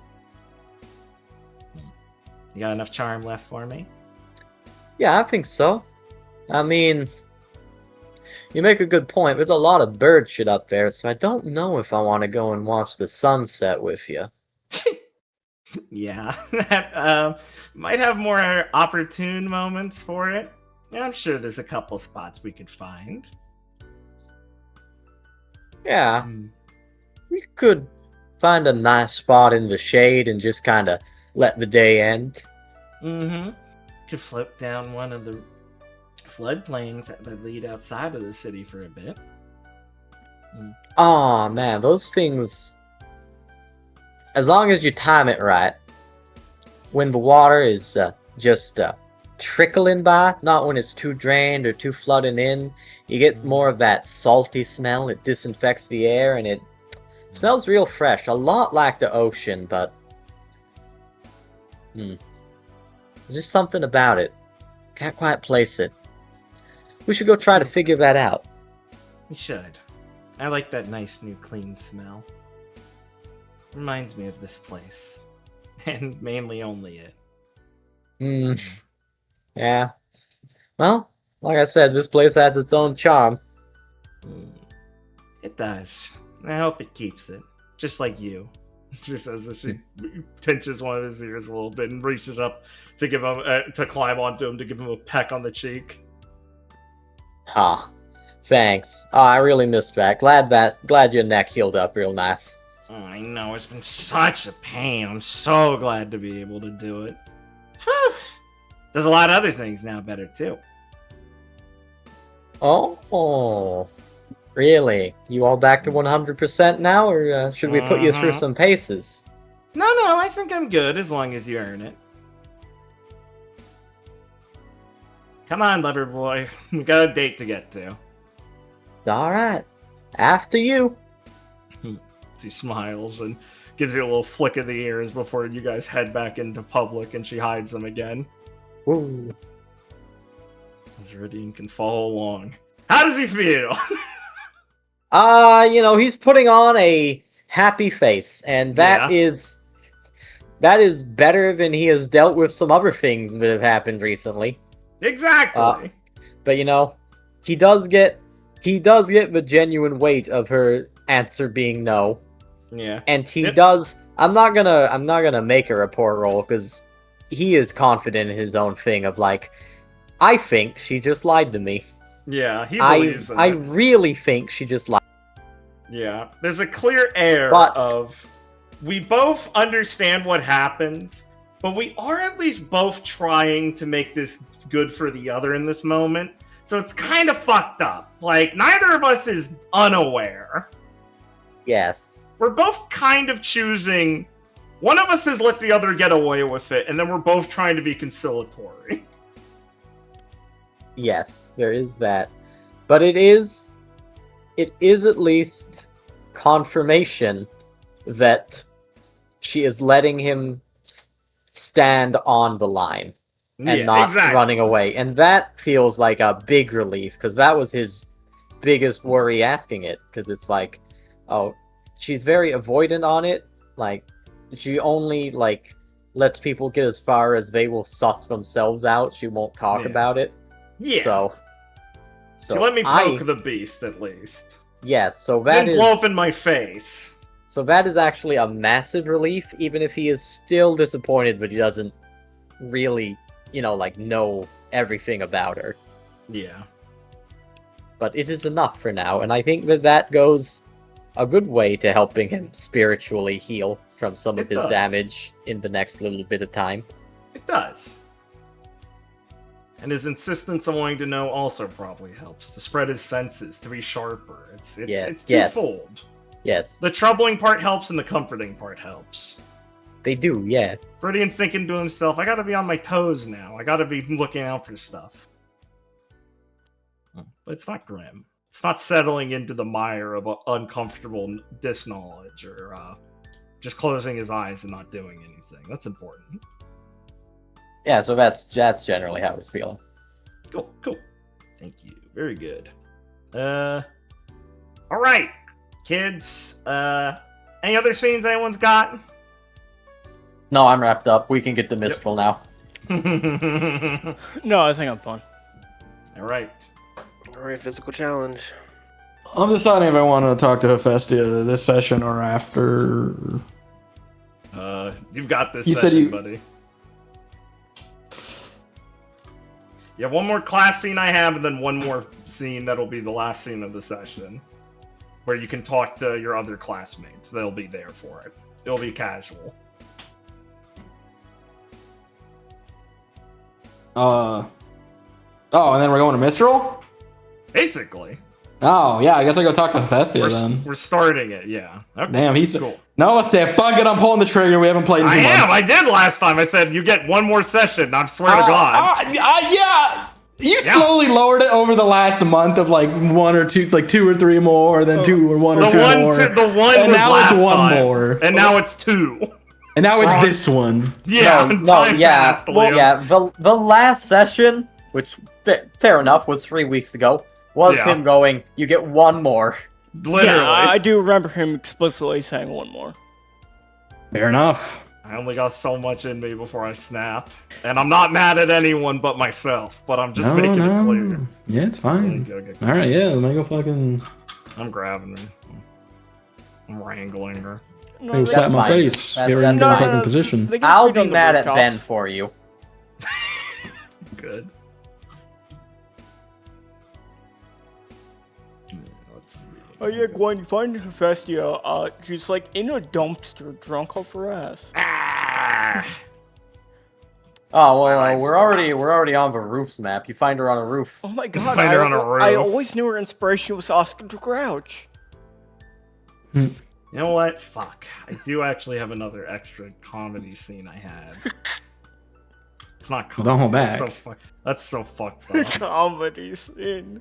Serious scene for someone being like, I thought that was a serious scene for my character. What did you mean comedy scene? That's so fucked up. Damn, I should have probably done this earlier. You know what? I don't have to do this scene. It's fine. No, it's kind of important to something, isn't it? Just 1 more session. What would Liam do? It could be really short, though, so that's not what's important. Good. No, fire it off, squeeze it in. Yeah, I'm just getting another character to sit over here at some point. Hold on, I gotta figure out who would be here. It's at breakfast. Or, well, no, it'd be at lunch, probably. Yeah, it'd be at lunch. Okay. God, I'm glad I didn't forget this, actually. Holy fuck. I'd be so mad at myself. You went from comedy scene to it literally the most comedy scene is is talking to how I note things to myself, you know what I mean?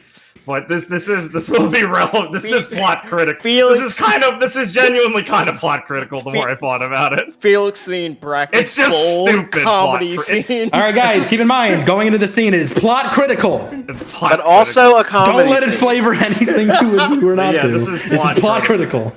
Alright, you arrive at the big top. Wow, the You big are talk. at lunch in the middle of a meal. Oh, great.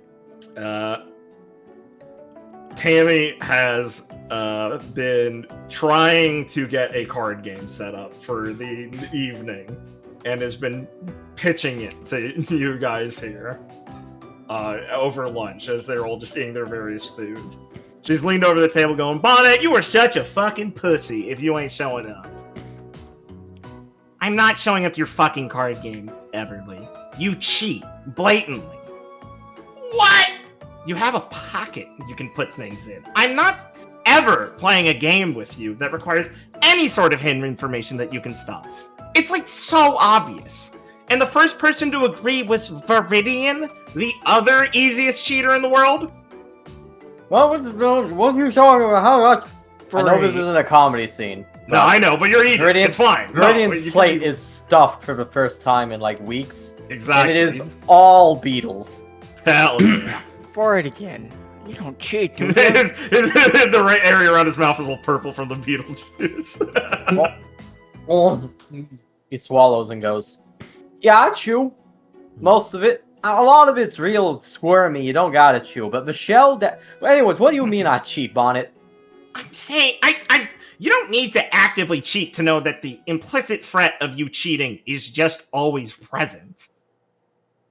She's just bad at cards. Yuri says, whispering over to him quietly.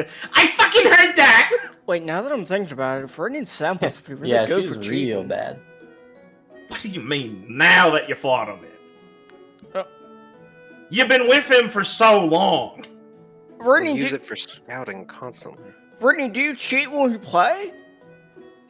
Viridian's just gonna kind of sigh and... a bird, all of the bird except the feet are still inside his shoulder, There you go. will form on his shoulder and he'll go, I'm just gonna say I see what you mean, Clara, and there is not a damn lick of truth to that. Yeah, exactly. Y'all ain't got nothing on us, alright? That's some bullshit. I didn't ask for this. Yeah, if you is going to accuse someone of cheating, you better have damn good proof. If you's gonna ask, of course I ain't cheating, Clara. What do you take me for? You can see Gwen like flexing her fingers. In her head, she's like, "How could I cheat with my semblance?"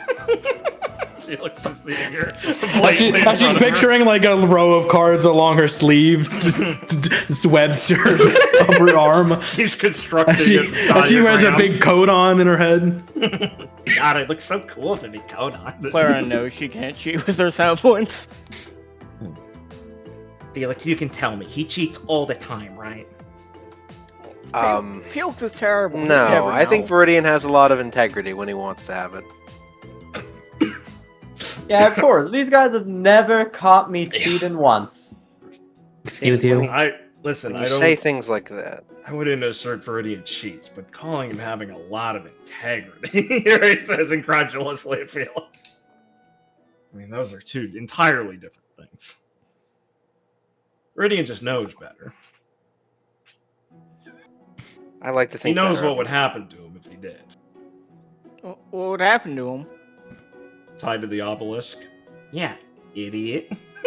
Tammy says and nods like that was obvious. I thought that he shoot people from where he's from, Tammy. How for... Are you just dumb and, like, refuse to ever not be, or are you trying to make me pissed off? First of all, not where I am. Second of all, what, did you miss fucking Lois or whatever that kid's name is getting tied to the obelisk last week? Yeah, 2 people have been tied to that thing this month, Clara. Yeah, it's kind of tradition. Surprised we ain't ever got Naughty Shko up there, but... yeah. I guess people would be worried she'd be yelling too long, it would actually be a pain in the ass. Oh, she definitely yelled. I tied her to a Yeah, I phone yelled once. when I was tied to it. You've been He tied. looks over at Mary and goes, first year? I know you were really in your own shit back then, but you don't remember getting tied to the obelisk? No. I would have kicked their ass. Oh, back then? She giggles and places over her hair. Wait, you were cheating at cards? No, it's not just for cheating. Oh, my God. Oh. Well, sorry, I've never been tied to the obelisk. Yes, I've also not been tied to an obelisk. Same They're here. scared of you, Felix, and Gwen's too lame to tie the obelisk. She'd probably just cry. No. Well, in the She could first year, tough you it out. totally would have. You were a mess. No one would. God, I wish I was a year older. Fuck, I could have seen RNA in such a mess. Father saying, why'd you do this to me? Fuck! She Hey. bangs the table. She was I don't know what pretty you're talking funny about. back I then. was a flawless student. She's already fucking like this, and it could have been worse. God damn it! Like what? You two would have There- fought so much. Ah, you're the best, RNA. She reaches over and pinches Gwen's cheek. She smacks her hand away. Ow! That's so mean of you. So, you guys are just yucking it up. You're not gonna really have noticed because they kind of entered and got their food so blithely. Is Kit and Rosalind as they're just like have finally made their way over the table. They'll sit down. Kit will sit here, and Rosalind will just end up sitting next to Gwen as they just look kind of blankly as they're sitting down, quietly, not even like saying hi. Yes, sir. As Tammy's just going, I swear, y'all are like an infinite joke cycle, RNA. You would have been great on the obelisk. I changed my mind. Did you want to be one of the ones they take the clothes off of? No. What? What, they What didn't happens? ain't like your undies. They did it to like one of those guys who was real embarrassing and like wrote funny stuff on him. I think they put a mole crab on him too. That might have been a little fucked up. They could barrel through people, I think. But I think you gotta like heat the other end of a pot for that to happen. I think that's pretty cool. Why do you know that? I mean, you've never heard of it? What? Yuri? Remember back in Vista, the pirates talking about doing that? It's surely a common thing. Felix. Right? You've heard of it? No, I don't think I have, actually. Okay, What about that you, actually Verdian? surprising. You're the boat guy. Crabs don't come on boats, you dumbass. They're land-based creatures. What would you heat up in a boat to burrow through you? A rat? That's boring. Yeah, you get rats on ships all the time. Yeah, usually, when you want to scare someone, you say you're gonna keel haul them. Yeah, that's about Captain. normal. Captain's threatened me with that a good couple times. What's that? It's when Really? they You tie don't know what keel hauling is? It's when they tie you to the keel. Yeah. Isn't that the bottom? Yes. Yeah. What the hell, Wouldn't Arne? What, you say, oh, I'm Wouldn't gonna that kill tie you to your bed. It's gonna be horrible. Like, what the fuck? No, the keel goes all the way up to the bow, straight up to the forepoint of the boat. So they tie you near the front, so you know you're like a lower figurehead on the boat. You got the waves lapping up at you. It's gonna be real awful. You'll be wet, salty, Yeah. but you won't die. Probably. I mean, not unless there's a bad storm. I mean, it'd be a death sentence in a storm. Yeah, that'd be insane. Uh-huh. Sounds awful. Yeah! So it's Yeah, getting tied to the obelisk. Did he ever do it to you, Rudy? Nah. They just threaten you with that stuff. They don't actually do it. You don't He want wouldn't- to waste a good manpower. He would have been so much better if someone actually did that to him. They're just snorts. Might have fixed him. Hmm. They're both just staring at their food. My rapport is too high to not notice that. Yeah. Hey, Huh? your beetles ain't molted or something? She blinks. Sorry. What were you saying? I just missed it. No, we were just talking about Keel hauling? how'd we get on the subject of punishments again? Cheating on cards. Right, Obelisks. right. Yeah, Gwen had never seen a naked obelisk before. That's crazy. What? Yeah. I remember Rosalind four of agrees them last year. absent-mindedly, not really looking like she's listening.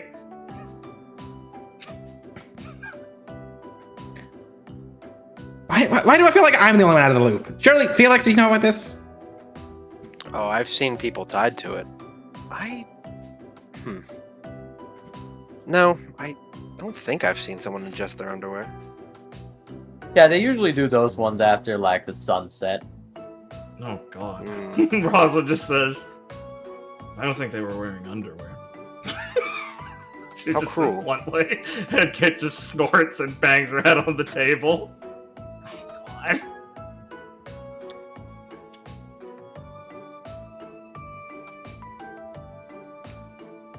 Is it like a specific obelisk?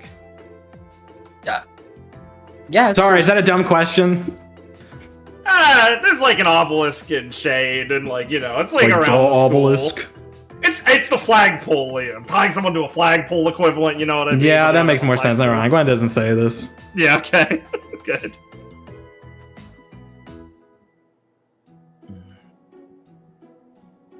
Razzie, you can like eat that or just stare at it? Huh? No. No, I don't feel like eating. Then why'd you get it? We needed to leave. Ow. Kit raises her head from the table. What?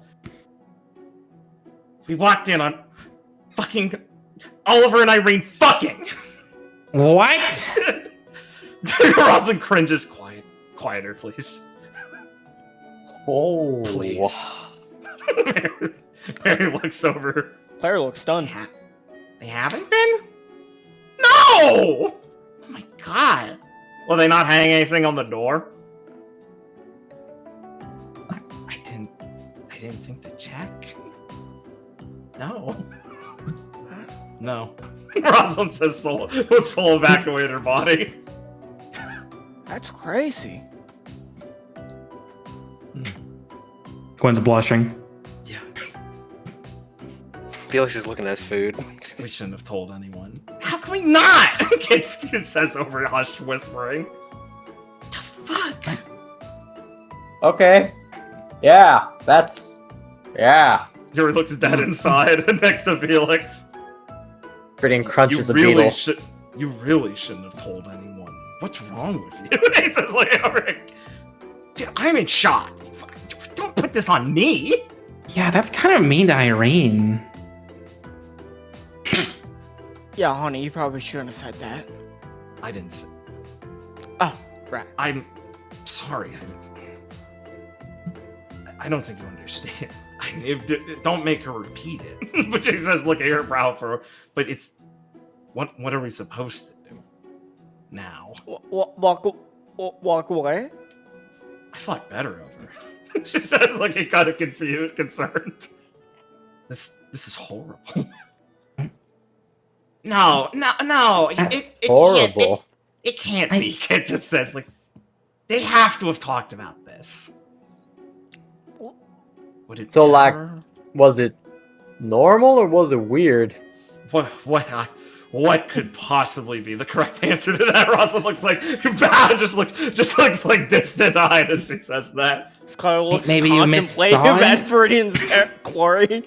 We did not missee it, Kit says, like, red face, more from, like, trying to hold back laughter and just baffle him as she leans back in her chair again, just nearly just falling out of it. This is the worst. Yeah, this is gonna be fucking... No, it's gonna be fine, surely. They had to have talked about this. It's Irene! It's Irene. I really thought this had been a thing for a while, Mary says, kind of looking at her food as she's finishing her drink. No! Okay. Blind. You think it's like a one-time thing? I don't think Irene would do that to herself. So, like, That would be Who was on infinite top? ammunition. Oh my god. Brilliant! That's our team leader you're talking about. Rosa looks aghast, and she just Kit whispers. She was? No, God, no. That's the worst part. Kit says. She wasn't? oh, Y'all are Oh. fucked up for this. Tammy just is quieting down, eating her food like normal. That's so fucked up. Y'all are getting the obelisk. I know you are. One of you. Oh, damn, that's It can crazy. be Glenn. Probably a Prada. Hey. I'd rather put myself on the obelisk at this point.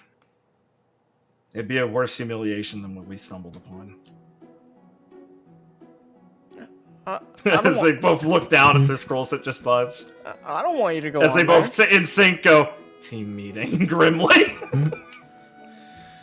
Oh, that is so unfortunate.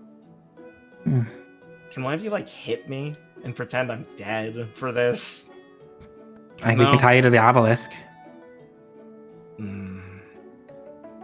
Yes, Arne, can I ask you that favor? She says bluntly.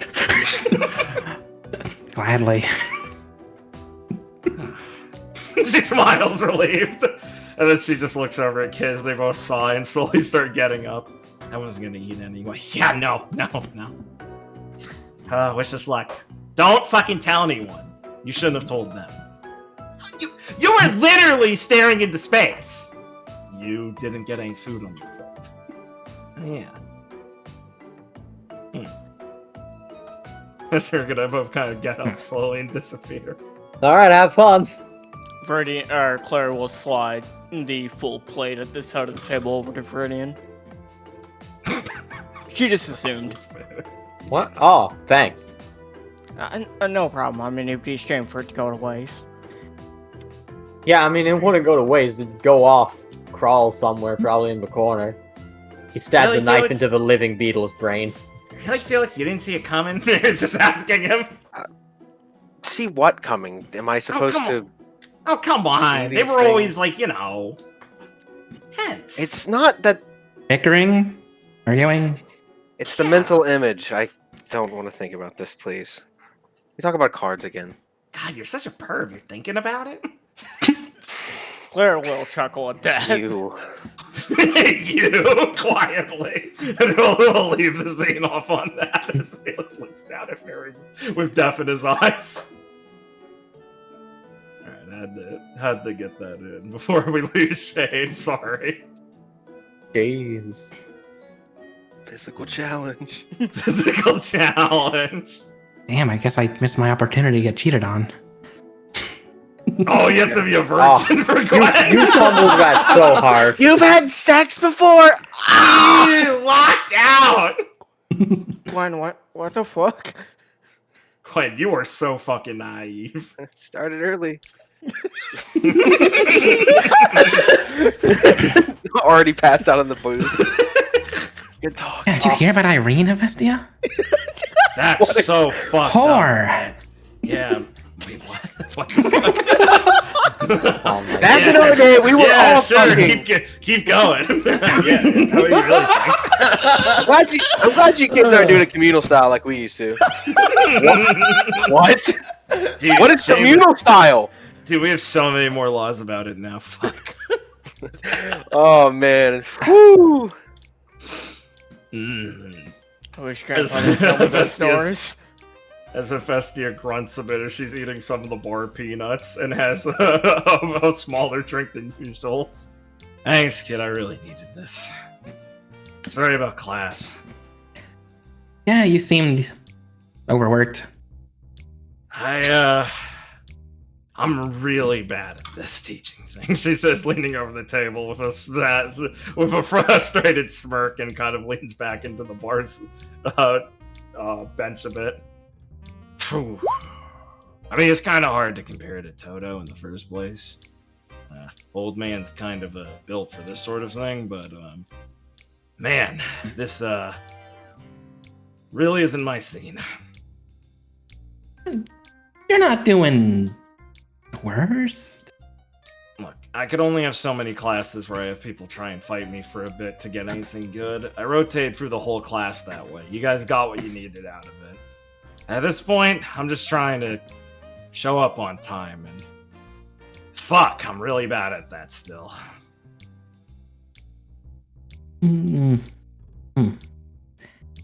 Well, I mean, Toto did do a lot. It's a big role to fill. Yeah. With him gone. Yeah. Or out. Yeah. They fucking groused didn't already teach enough classes to be too packed in the he would have been fine for it. Ugh. God.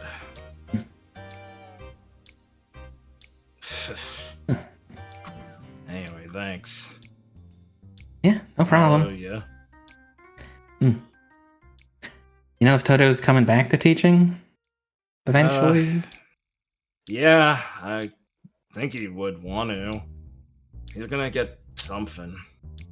I haven't really figured out if he's gonna get something complex or not for it. It's not like he's too active these days anymore. So.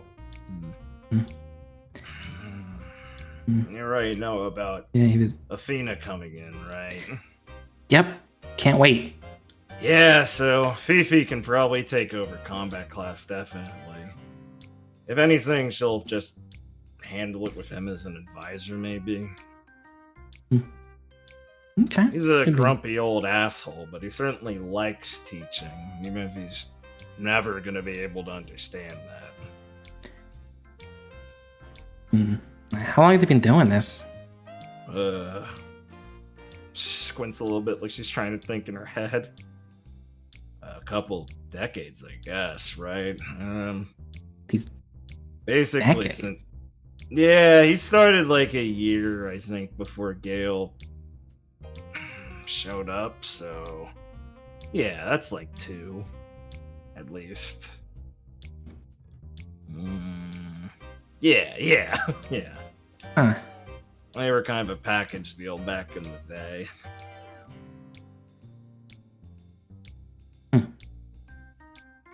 Like they showed up at Shade together? Well, I mean, yeah. She kind of scratches her head. He's like her dad. like an adoptive dad, right? Or yeah, actually. yeah. Parental guardian is the term she'd get closest to using. She's always been like this. She was way more like she was way more fucking funny about it when we were going to school. To be fair, we were kind of giving her a lot of shit for being this teacher's kid in the first place, so probably why she was extra defensive about it. But yeah. He's looked after her for the whole time she's been around. He must be in like his 50s then? It's pretty old for being a huntsman. Yeah, he's really old. Ugh. Don't let him fool you. Dude's been around for too long. Ugh. And he's still as sharp as ever. It's fucking annoying. I slouch around too much and drag my feet around this place whenever I'd stop by, and I'd feel like I'm back in the student days with him ready to rip my head off. Stupid old dog. God, we used to get on his shit list so much back in the day. Like what? Well, you know, I mean, I know you're probably used to Shade already being a bit more, less expectant than the other academies you were looking at, but, I mean, there's still some level of expectation to you to show up at class and do what you're told on missions, and, we, got involved in a lot of shit. Nothing quite as outwardly dire as the Glen, but plenty of stupid shit we stuck our heads into. I mean, you know, Gale and a Fifi on the team. Yeah, we caused a lot of problems. Or she should have said Dorothy and Fifi. Yeah, we would cause a lot of problems. Yeah. Fifi would get up to something, figure out what's going on, have a right idea of what to handle the situation. Dory and I would get into some mess or something. Tiz would help clean it up. That sort of thing. We were kind of problem kids. Really the best, though. I mean, no one can touch our shit. It's probably why we got away with half of it.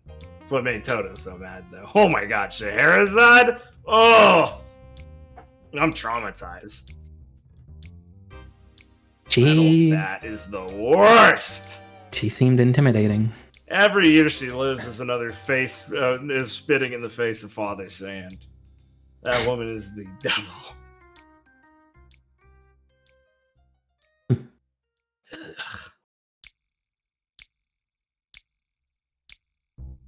So, what did you want to know? Just About Toto, I mean. She's kind of like leaned back in the booth with her head rocked up, looking at the ceiling right now, arms spread. Gwen thinks for a minute.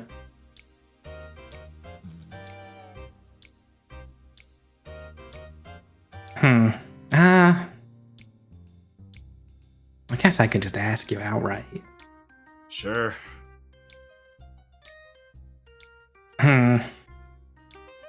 Okay, this is gonna be like totally super weird. Yeah, look, Lullaby's already asked me super weird questions recently. I'm used to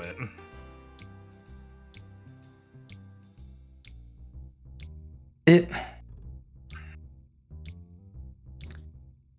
There's like not a chance that he's like that he was like the Ripper. I thought you were gonna ask me about Prosper or something. This is way easier. What? She says as she kind of leans forward a bit. Where'd you hear that shit from? Someone worried about that. Nah, he's a scared guy, but he's not gonna kill anyone. So he isn't? No. No? No. How Didn't confident you guys just deal with him? How confident is she saying that, Noah?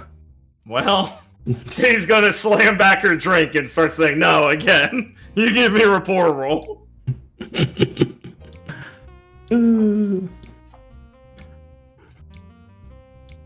I wish my character sheet would open.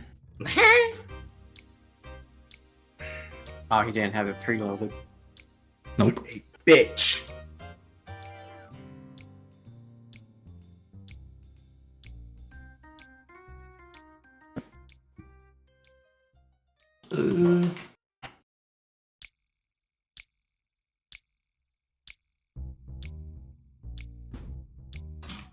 Trying to think if I could cheat in one of these highlights. Trying to see if I could get this by Noah.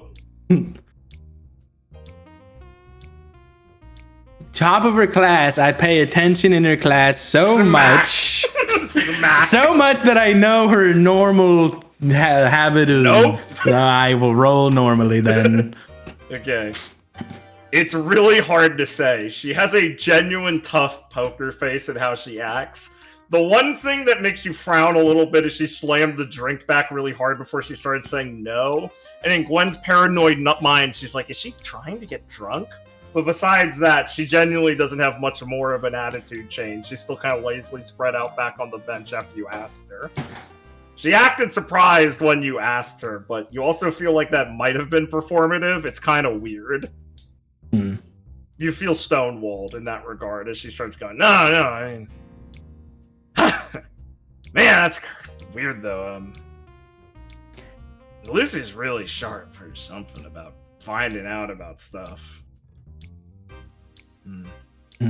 Or is it Lawrence? I didn't say anybody's name.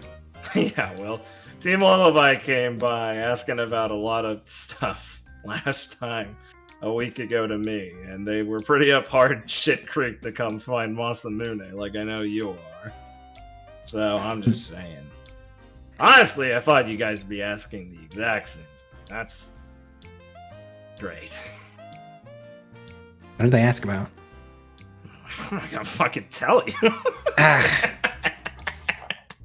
You're not that much of an ass kisser. You can get your good grades, but I don't gotta like you. I'm just fucking with you. You look mad. I like you. You're funny. You're definitely Fifi's kid. Thank you. But, yeah. That's a pretty wild question. let me give you some advice. Definitely don't ask him or Gail that. I think you'd make her mad and probably... I don't know if he'd get mad at you for asking. So you believe all that Ripper stuff, huh? Not really. I mean... Fair enough. I don't know. I mean, I didn't grow up with any stories on it, so it's kind of like a new thing. I mean, if it happened, then... I mean, I assume he's real. Probably, yeah. One of the constables in Mount Glen said he saw him, so... No. Well, yeah. I guess if I had his story, I might be able to tell you a better answer if it sounded like old totes, but, I got a policy with these sorts of things a little bit, and it ain't me just trying to blow smoke up your ass. I mean, you gotta be really careful when you say things, when people ask about them. Not because you're trying to bullshit them, and not because you're trying to keep their nose out of business, but because it can be really hard sometimes to figure out what people are actually asking, and what they want to know, and what they can understand. Because you might have not grown up with it, but you heard something about him. The Ripper. You seen the idea what people are afraid of him in the Glen now, right? Mm-hmm. But then we's gotta wonder exactly what he'd be. You know, like, actually. Yeah. It's the same thing I say to people when they ask about Grimm. How they work, what they should be worried about, if stories about them are true.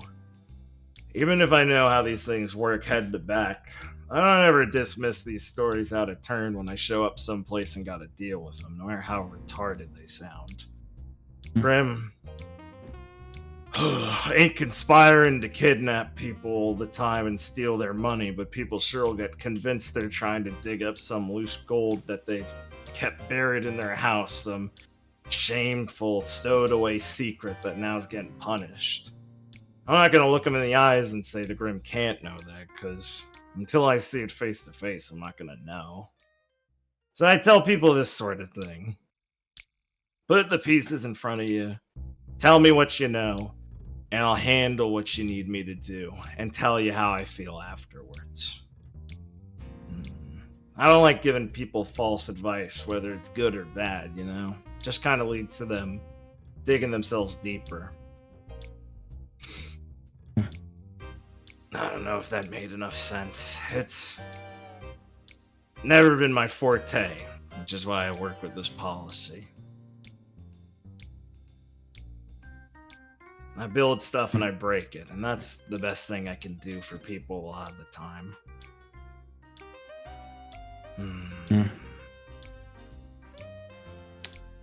What do you think it would mean to you if he was? I don't know. Yeah. I mean, Not really. Actually, not really something you're asking for yourself, right? So let me be a little more on point about it then. What would it mean to you depending on where the coin fell on Romeo? That's the one that actually would bother you, right? Yeah.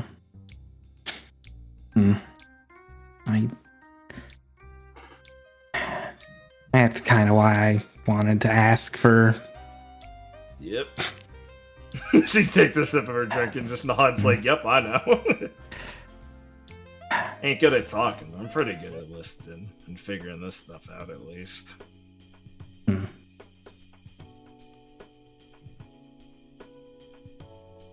I mean, what do you... I don't know what I'm supposed to feel. He was my friend, and he hurt a lot of people. You're not supposed to feel anything, you idiot. She just looks at you kind of bluntly. Okay, well, I do feel like shit about it. Well, there you go. That's how you feel right now. Now think about it a bit more. The worst thing you're going to do for yourself is put too many barriers in between what you're feeling and what you think you need to do.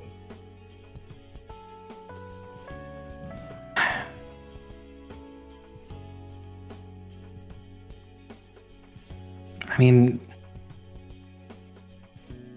if that's who he is, if the person who he is someone who hurts people, I'd want to stop him. But he's also the type of person to save people. Mm-hmm. And if he's not doing that now, hurting people, then I'd want to, I don't know, save him from, I don't know, having to be stopped. Make sense? She nods a bit. She nods confidently at you. She's kind of still slumped over a little bit forward on it. Her leather jacket kind of crinkled up and stuff with all its latches and things. And she's taken her glasses off by now and has wiped some of her hair out of her eyes. So she's just staring back at you as she's just kind of playing with some of the bar peanuts as she's eating them. Yeah, of course it does. Look, I got it really easy. When I got crippled by Tiz, I didn't have to think about it too much. I think it's because I'm a little stupid. Definitely. I don't think normally like people. I was dead set on building stupid stuff since I've been little and bad at thinking about other things I was supposed to, you know? But it gave me the mindset I needed to get what I needed done. Which I've always felt pretty lucky for. Even when I'm at the bottom of a barrel in some dive like this. I'm pretty confident on what I can lean back on. And even when my legs were ripped apart and my spine was bent, I was really happy I could tell her I didn't think it was because of her. But it was. I wasn't lying, though. You know what I mean? Like, I'm not stupid. 1 + 1 = 2, the same way you can see it. But who gives a shit about that? If you know something in your heart is the way you feel about it, you just gotta throw everything else out. Doesn't make it easy for you. Certainly didn't make it easy for her, but this sort of thing is the right way to go about it. Because it comes back to who we are.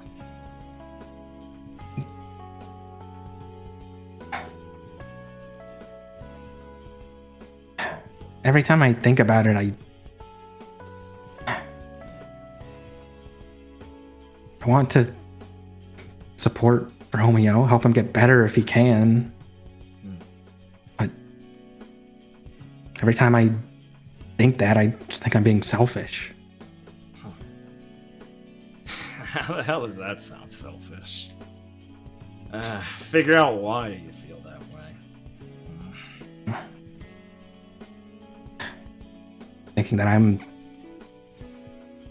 right, that other people are wrong. It's. But you used to be so good at that.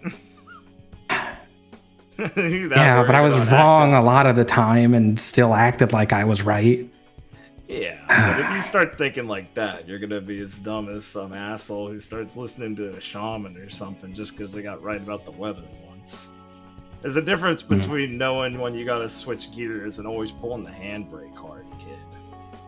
If you just start treating yourself like a wet dog every time you start getting an opinion just because you were a real ass once, you're never gonna change. You just flip the coin you're on. Yeah, it's scary. I get it. Honestly, it's pretty tough when you're actually smart like you, I think.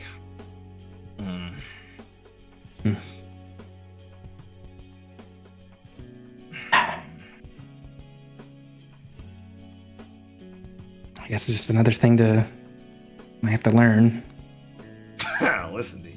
More shit to learn. Yeah, it is.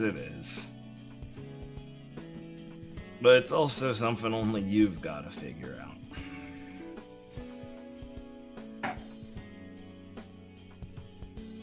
I think that's something you're missing a little too much. Every time you start getting too far away from the project of what you're actually working on in your head, it's always because you're thinking about the context of it to other people. Selfishness ain't the same thing as self-reflectiveness, you know? Being aware of yourself, you can spare yourself a little time to do that, I think.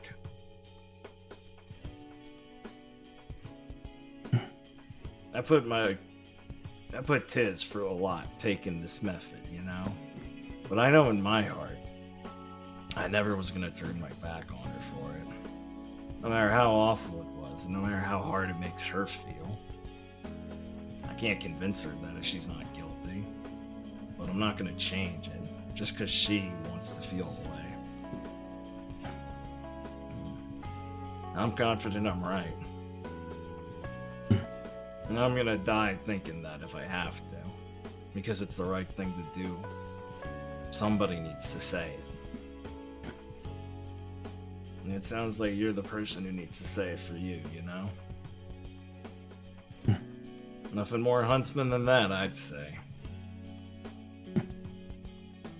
And I'm not blowing smoke up your ass.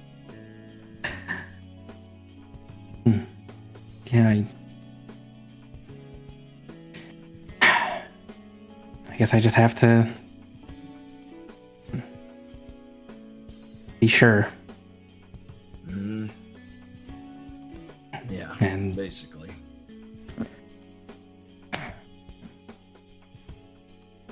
Oh, I think he's a good person. I think so. The hunt's a bitch. It's not who they are, that's for sure. Never fall for that sort of shit. People don't act this way in any other profession. People will go crazy, but it's easier to qualify them. But the hunt, that's the grim getting into people. Fighting them too long and being too deep in, it starts to seep into them and drive them crazy. All that is a huntsman who's never been able to get off their mission. You gotta do something for them. No one else is gonna. Yeah. Yeah, physician heal thyself and huntsman save thyself. That sort of stuff.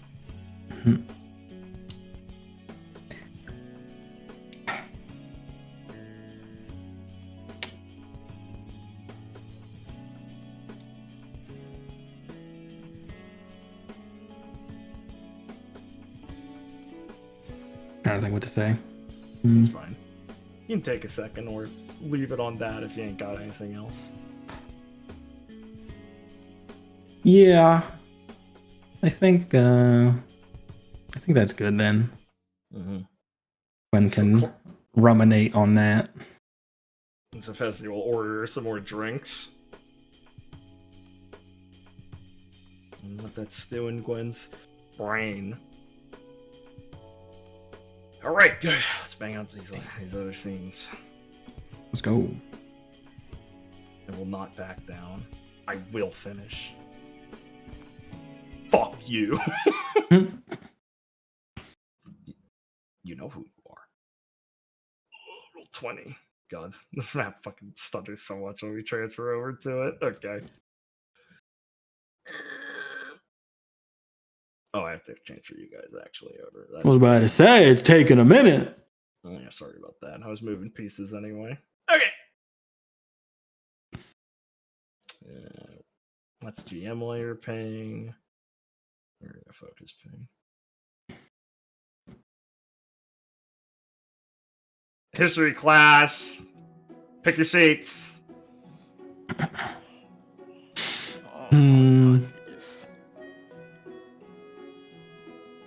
Oh, dude, hold on. Yo.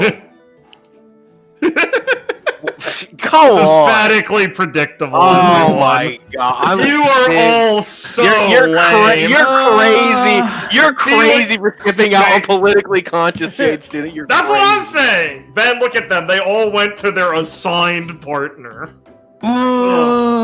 Oliver bits are too funny. Fuck you. They I'll are sit down really proud. funny. So maybe I want to sit with Naboo. Nah, fuck it. Trying one shoe for the other, huh? I don't care. Yeah, I'll sit next to Lawrence. Lawrence didn't do it. Fuck off. I would sit next to Yuri, but he's next to Toothless Shade Student. What happened to him? I don't want to sit next to the Toothless guy. Ew. You describe politically conscious Shade Student as getting tense around Felix. Yes, sir. I can't wait what he says to Felix during history class. You're sitting a little close to me. Let me guess. It's still running off the funds from Vale. Whoa. What the fuck is your problem? What the fuck is your problem, dude? Why would you say that to Felix? He's so scary. Don't talk to me or I'm tying you to the obelisk. I'm a superior race. I'm not scared of faunas. Now I have to tie you to the obelisk. I'm from the southern realms. Pay attention in history and you get it. Am I the Weevil of this school? No. Alright, Veronica Mars. You have a biker gang? No. No, but I could. No. No, but I could if I go to Carol's buddies really fast. Yeah. Okay. Yeah, Mr. Heathcliff has been covering and building up as they're covering the founding of the Mistrali Empire. I don't remember what his voice is. I think it was like this. Yeah. It was like this. Yes. Yeah. So, as we've established, yeah. No, just continue.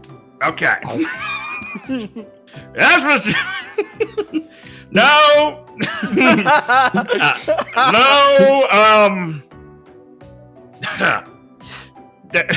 Fuck me, I can't do this. You're trying to do a bit. I was trying to do this bit. No, Clementine, we will not be continuing the coverage of the Southern Realms today. We will be moving on to the foundation of the Mistrali Empire. This politically conscious state and lowers his hand. As established, we're covering the early 500s now, and in the late era of the 483 is the earliest and most accurate date we can find ourselves coming to the conclusion of the actual foundation of what we can now refer to as the Mistrali Empire. At the time, the name is debatable and has gone under many different monikers that we will eschew for simplicity in class currently, as we are going on the greater overview of this. Now, the current system, to our understanding of the imperial system, is the order of spreading land out throughout the daimyos, political elected officials initially put into positions across the provinces of Mistral. As covered last time, though, the provinces are, as he's drawn like the map, much different than what you know them to be today, and have changed. Hundreds may be ambitious, but I'd be willing to say hundreds of times within the exact borders since the foundation of the empire, and has slowly drifted, especially over in the mid, just as he's like going off, listing off some time periods when they've changed. As Sassy Shade Student will raise her hand. So they were elected? Well, yes, initially elected, yes. The process in which the foundation of the empire was formed was during the old tribal system still used across most of Mistral. And many of their orders and civilizations and cultures were due to elected officials through not primogenicy, but through tribal elections of a simple drawing lots sort of thing. When it came down to it, the emperor elected to handle things in the creation of the daimyos through the overrising of the current cultures in the area, and thus started a line of primogenicy from the initial elected officials. Well, so they stopped doing elections? Yes, essentially. They referred to this system as a much more stable one in the time period. And the emperor, as he draws his name, Osamu Midori, founded this system on a basis of trying to avoid the continued conflict that the region had suffered over the election of various officials.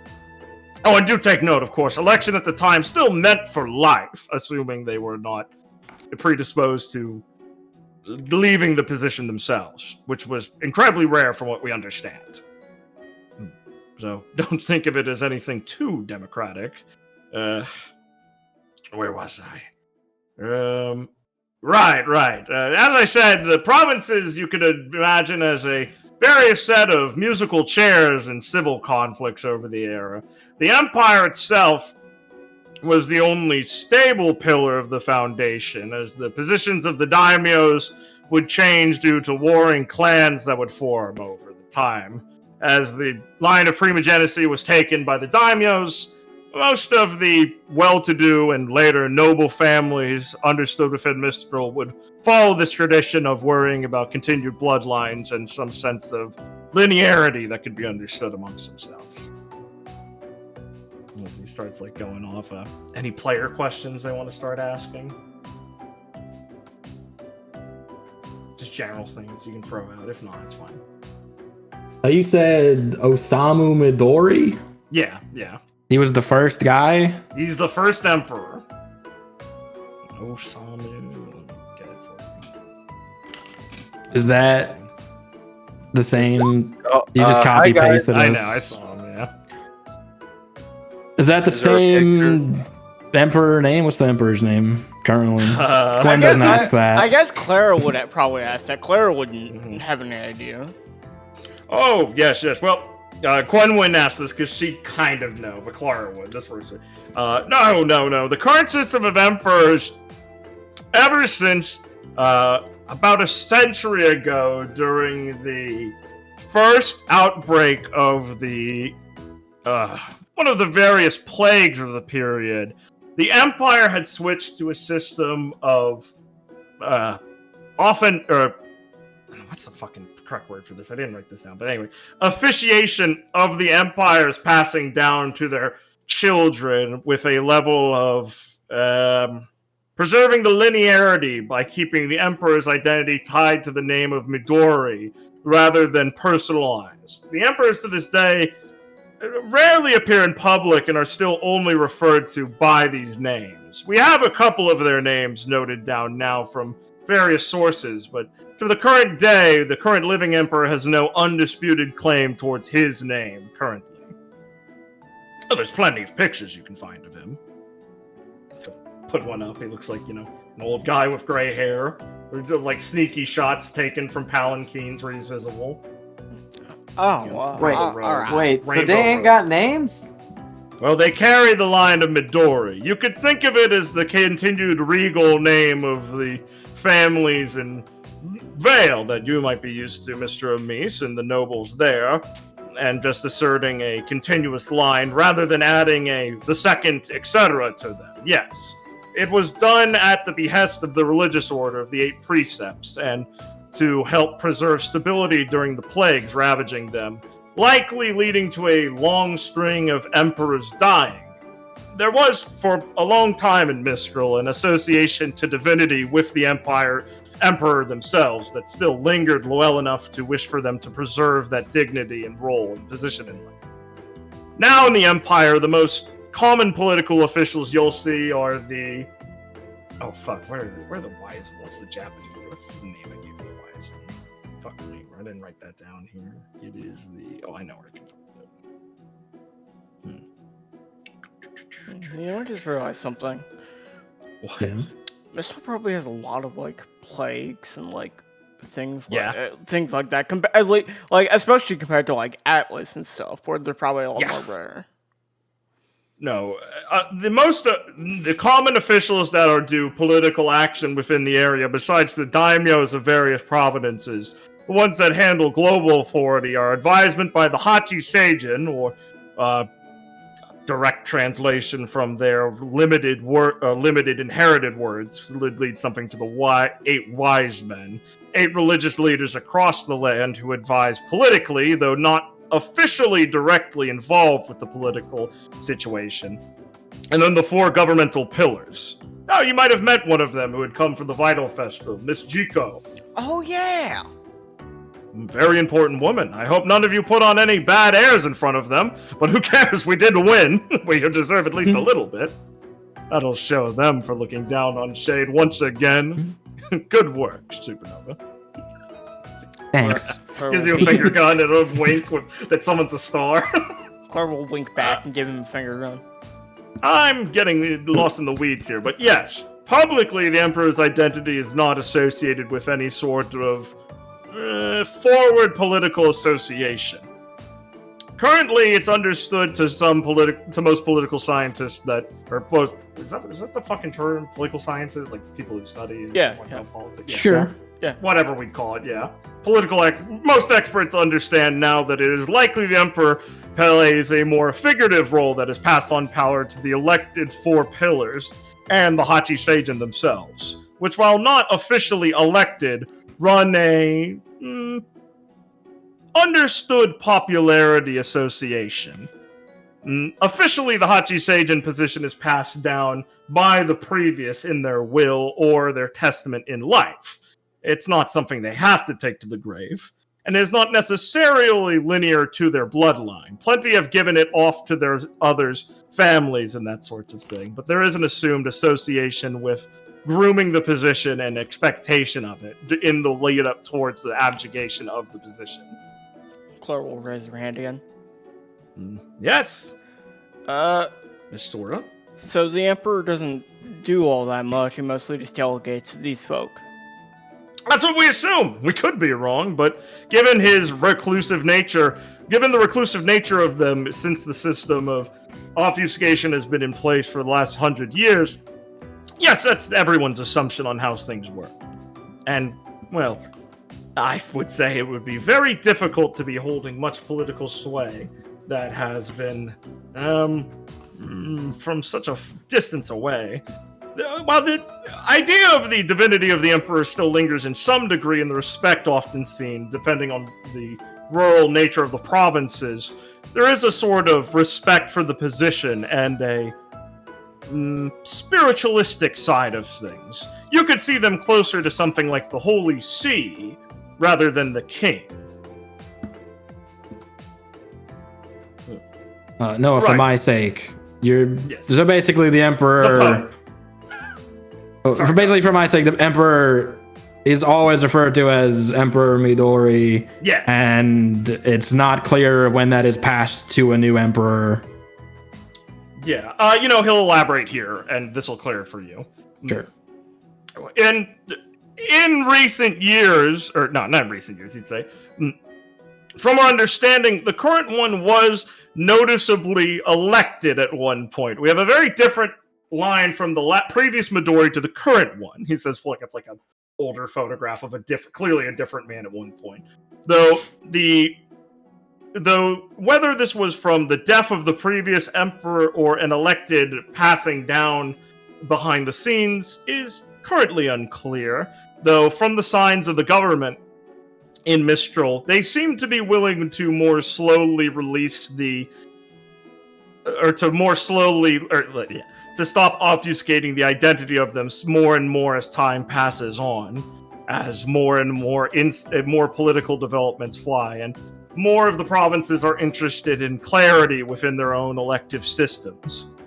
As I'm sure we've covered before with some talk of the rice rebellions and the current agitation within Mistral, there is a forward push from the left-leaning Mistrali to clarify their governmental system and lean more towards the four pillars as an elective system and away from the Hachi Seijin's influence in their government.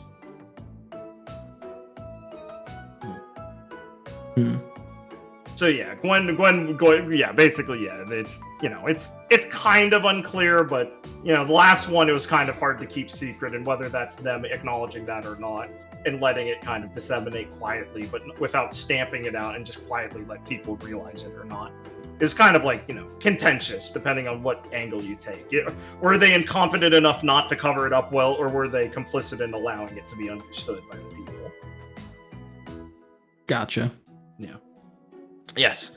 But the Midori line famously has carried on its linearity and has not had major interruptions from what we'd understood. and has been assumed by every emperor. Famously, of course, Emperor Osamu Midori is one half of the founding of the empire, as his cohort, the famed sword saint Usagi Mashiro, was the other half of the equation that led to the stability in Mistral finally being formed under the Mistrali Empire. The sword saint is an even more contentious figure, with some historians deeming his position to possibly be multiple different related people that have been mythologized over time. But from our understanding of the Sword Saint Usagi, that he was the founding military branch, an expert in martial disciplines, and is the assumed founder of the Onmyoji Corps and their captain system, and organized the internal military structure of the empire for the Osamu Midori. Of note, famously, his sacred blades, the Murakumo and Kusanagi, are ritualistic relics that are still held within the imperial capital to this day, and some of his literature as well. There is some dissemination of supposed literature written by him out there as well. He smiles a bit towards Felix and Gwen knowingly.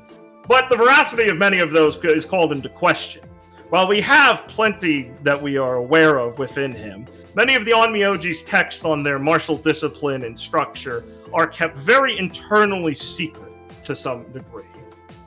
I would assume it has the same impact of the religious secrets that we might expect from many different cloistered organizations, similar to many of the various what's the word? I'm spacing out. Sects. As the various sects within Mistral keep their own secrets. I don't know how efficient of a system this has truly been over time. History has uncovered plenty of it ourselves, and we're able to observe it, but there is something to be said of the idea of obfuscation within the courtly manners of the old Mistrali Empire that instilled this idea within many of them. They were a very performative empire in how they handled courtly and diplomatic endeavors, and I think it's led to a long-standing instilled feeling into the Mistrali people of an understanding of what is mystical and sacred to them, thus releasing to their various views in the 8 precepts. The walking the path of the pilgrim's way for the 8 precepts, their concept of various spiritual beings, the Kamui. I'm sure you might have heard of some of them. And as we'll cover further on, it is a topic that cannot fully be covered by a historian like myself, as its spiritual nature is very deep and meaningful in many, and I stress many, varied ways throughout the various provinces. But, in short, spiritual beings that have blessed areas across Mistral and are still revered to this day in many places. Oh, let's see. Any more questions, or he's going to get cut off by the bell soon?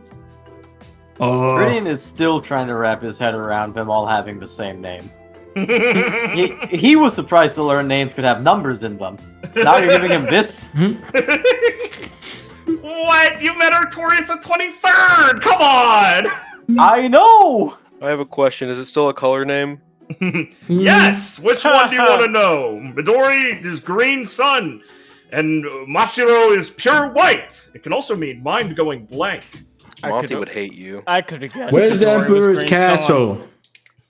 In the Some capital! guy in the toothless shade student shouts. Where the Emperor... Yeah, I should have a more obvious question. Actually, let me see. Are on the map. The map really quick. Oh, yeah. Where's on the... Right here. Yeah. Is there anything cool on the little bit that looks like you're doing like the Hang 10 kind of surfer? Shut up, Gwen!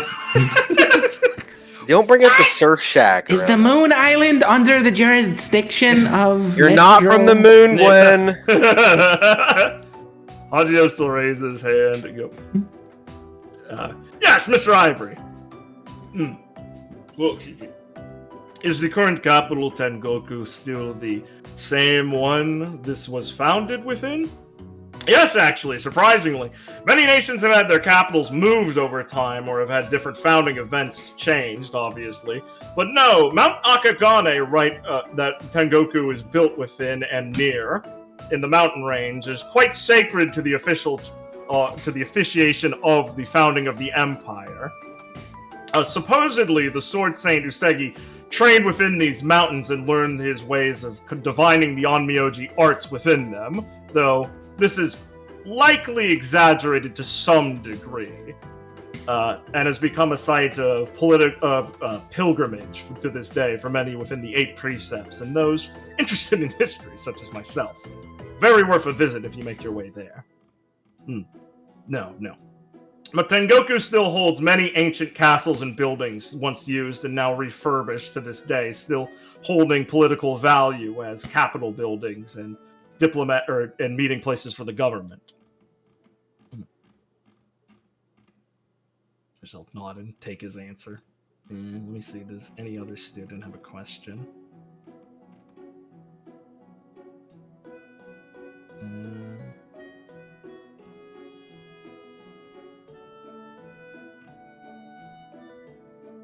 Let's see. Yeah, Rosalind raise her hand. Ms. Vega? I assume we'll be covering plenty of the Onmyoji Corps in detail if we're going through the founding and rule of the Empire, but is their station truly as a non-military force accurate? I understand they're mostly dedicated towards the eradication and management of Grimm within the Empire. How much of that is accurate and how much of that is a current understood ideal? Oh, well, yes, of course the Onmyoji Corps tenets are to the idea of being a semi-religious associated order dedicated towards the continued safety of the Mistrali people. Their foundation was made from the Sword Saint's legacy and his teachings. A sort of noble path of the warrior to spill blood of the Grimm rather than of the brother. But obviously, it is a political organization as well, and has been used by various empires and it's had its various own instances of political espionage used itself. The Onmyoji play a very integral part to the entire history of the Empire, and still do to this day. I would say the precedent for their uninvolvement with martial conflict is still relevant. It is not so simple as a jaded sort of tag along some secret police or anything. They do uphold it to some degree still, and the organization still insists upon it to this day. The most recent recorded references I have ever seen of their possible interference have been within the last few decades of the various rice rebellions, and the possibility of them quelling them themselves. Though, there are some... what would you call it? Like, people who make an argument for. There are some... proponents? Yeah, proponents. There are some proponents who argue that the case of any action taken by them would still be in the case of repressing rebellion that would inflame the Grimm themselves. Though, the ethical reasoning behind that is not really something I think we are going to debate much in the class. I plan to cover as much accurate and supposed details as possible, and leave the ethics for Miss Fuchsia. Ms. Rosalind nods, and after writing all that down, thanks him.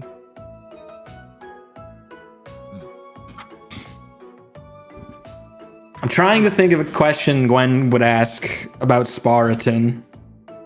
Yeah, to coyly slip students in. nudges Felix and goes, I bet you wonder how strong the sword saint is. Felix will stare at him. Please don't speak to me. Yeah, likewise. What was that, Clementine? Nothing, sir. Oh, good. I would hate to give a demerit to one of my favorite students. Yeah, favorite because he interrupts and Heathcliff can correct him. Oliver says to Gwen, and Jose smirks. Gwen blushes. Oliver talked to her. She remembers. Cheater. You emotionally cheated on me. I I was waiting for you. Fair I can't think of one. enough.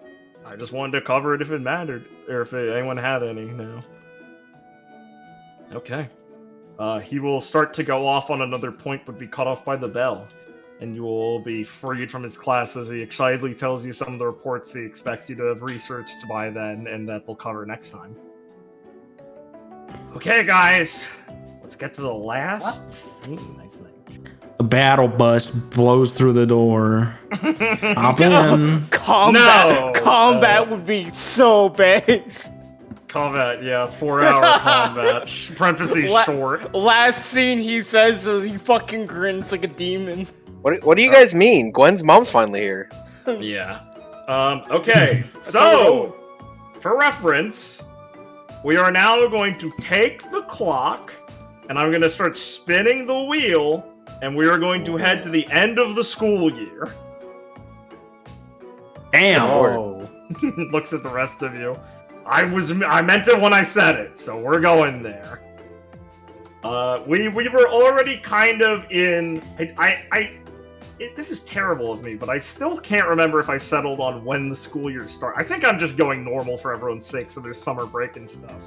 So we would have been in like the wintry period of the year already. So this will be, like February-ish or something. So we are just finishing towards the end of the spring, basically. And we are going to come in on. Let me hide you guys. Damn, we were in fucking. We were in Mountain Glen in Christmas, dude. Yeah, fucked up. Where's You Santa? You were in Solstice in Mountain Glen? Fuck, dude. Feels like Christmas around here, Felix. It's just That's like not the Christmas. quote. Slightly. Clara opens a chest. My God, I can't. Liam must have tinnitus from that fucking line. He fucking heard that shit so much more than me. Sir. You're right. So you guys, Team Supernova, are coming out of one of their finals right now. They had just finished. And it's one of their last ones. They have basically one more written final this year to be handling. And it is just in an hour. And they are almost done with their year. How are they feeling, guys? Oh, finals? Viridian's gonna go put his head in this fountain and scream. Any things that you might have considered have happened over the couple months? How are the characters doing? How are their One's various... pregnant. Sorry, Liam, streaming is Pulling it fucked back, Liam up. pulling it back. Holy it back. shit! Holy shit! I pushed Liam too far. So, Now here's the thing: he beat everyone else's joke. He literally Alright, parried. that was- That was like a 1. no, That's 100. no. I have a very, Alright. I have a very clear question. How's the recovery going with Respudia? Dead. Oh, great, dude. You fucking kept going. Tiz basically told Clara the same thing she saw last time. Like, yeah, this is a replicatable effect. This is absurd. This feels fucking creepy. And this woman's semblance, I don't understand how it works. And Clara goes, she told me I'm just gonna be healed. Like, I assume Clara has the same Stonewall attitude of like, dude, it's fucking working. I don't give a fuck. Clara believes in her. Exactly. Yeah. So, basically that. So Clara is mostly recovered. She hasn't had any strenuous missions still, but she doesn't have to return to Resputia anymore for the last 2 weeks. And she's still been told to be advised to recover her body and let it rest more. Oh, trust me. But she was able to perform a basic combat review and have and you guys were able to have a fight. Yeah. Which team would you guys have wanted to fight in your finals, by the way? I'll let the team decide. Which would have been funny? I feel like Lullaby Stewie's an answer. You did Yeah, last Lullaby. year. I so feel like yeah. Iris is the funny answer. You guys fought Lullaby last year. I'd call you Iris hacks. is the funny answer. Iris is the funny answer, and it's a rematch. You want to get your ass kicked? What? They can get their asses. Fuck them. Full win. We're strong. We won once. Except for Clara tears her ACL, and she's like, "Ow!"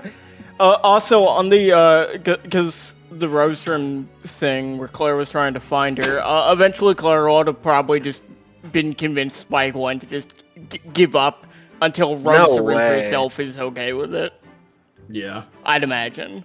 Where's that dogged personality? Who's beaten down? Who's leashed by Gwen? Well, I mean, Change do it everything as to you girlfriend. feel fit. I will not force you one way or the other. I would say I'll take that out. I would say that after he got his weapon made, his new one, and he finished getting his semblance back, Viridian would have joined Jose a few times, maybe more than a few times, on the VRA rounds.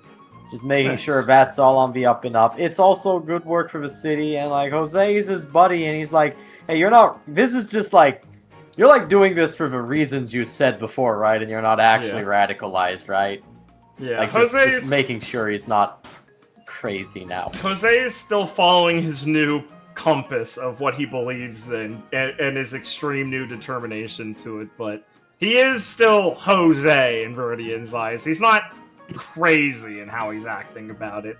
He's just more intense, and it feels like he's finally saying things he might have been kept to himself and was too nervous to say. So he's, you've had good times with him. The VRA shit is a little bit more militarized, but they, as huntsmen, representatives, kind of got some more leeway, so it wasn't too cramping for Viridian at the time. Well, that's fine then. Yeah, some of that. And also, he did not adapt well when the free pass of "you can take class easy" was over. Yeah, that is why he is screaming into the fountain right now. Yeah. If I can say one more thing. Sure. I mentioned at the time that Claire was taking her recuperation advice, like what she's supposed to do to properly heal seriously, and she's keeping on that still, even after she's like, you're good, you want to come back. She's still like, trying to make sure she's doing everything correctly, but she's also very energetic now that she's like fully healed officially, and redoubling her training, but trying to be very strict. Clara the kiss ass, listening to people again, fucked up. So she's probably training most of her time now that she's fully recovered. You can just say Clara's on the leash and begging to be let off. Yeah, basically. She is sick of this shit. What a way to put it. I gotta know. Yeah. Were Oliver and Irene dating, or was it a one-time thing? He has to know. A lot of people are trying to figure this out still, but the answer seems Gwen would have asked kind him. of, yeah. Oliver would play coy for way too long and say, yeah, I guess. So you're off the market. It still seems like they are. You'll have a chance to interact with them on screen. Fair enough. Good for them. Yeah. The answer is, yeah, kind of. They seem into it, yeah. Okay, good for them. Good for them, good for them. Good for her. Anything else Well, anyone needs to cover? Good for him. I will ask one thing. Oh, sorry, go ahead. No, go ahead. Go ahead. You were... Go ahead, Ben. Yours. Here we go, Liam. bro. Do yours, Liam. You're covering one shit. Yeah, sure. Gwen will, over the course of however the month or two it is, will spend time, probably spending at least once a day a week, meditating with Nadeshko, getting more up on that. So spending time with her. Nice. Good. And then, probably spending more time with Nebu. Good. I think Gwen has been working on a secret project and asked Nebu for help to make a new huntsman uniform for herself. Base. Very good. That's probably one of the first things Gwen's seen that she's done that has gotten Nebu to be off of her complete slump shit. She does seem, after she's given a little time to warm up to it, trying to be good for that project. Nebu's still kind of in her slump to a degree, but it's more of a long-term, figuring herself out one rather than a crashing myself into a wall shit like right after the Gwen. It's still bothering her a lot, but she's trying a lot better. And Gwen sees working on the project with her that at least she can be like normal and carefree again to Gwen's eyes again sometimes. It's not as horrible for her. And at some point, Rosary had started talking more with her again, so that seems to have not been a problem anymore at one point. Good. That's good. All right, Felix. All right, I'm gonna need the. Obviously, Felix has still been hanging out with Carol. Any developments there in 2 months? Yes, Carol is.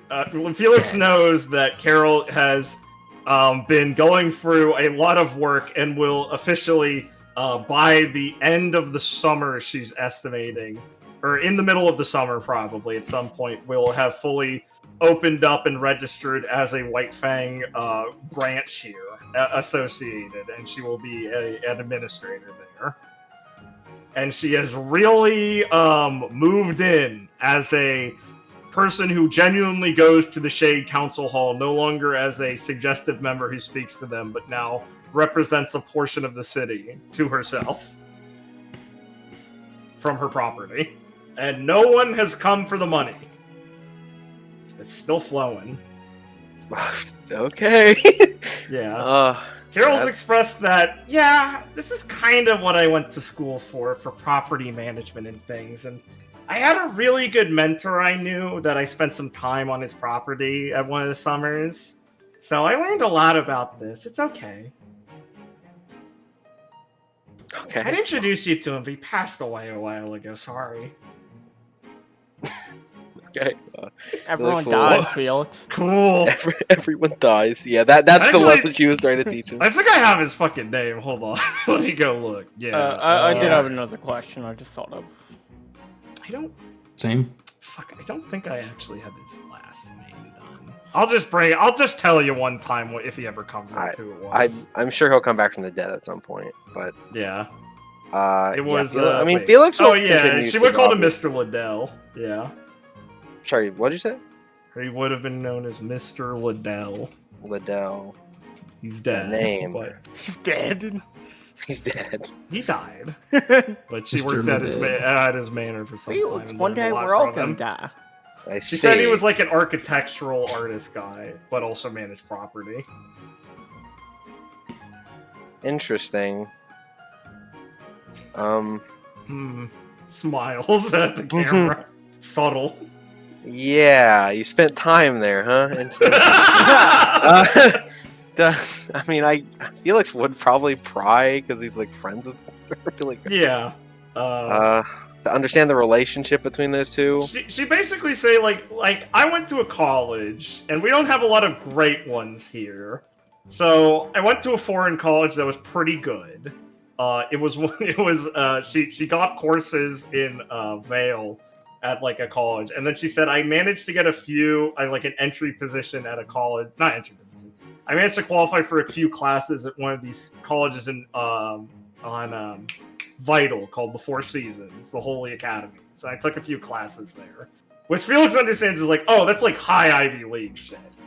And she's like, yeah, I took like a few classes there, and I met Mr. Liddell there, and I struck up like a good relationship with him, and he invited me to like study under him at his manor, like as an assistant for like a summer, and I learned a lot from him.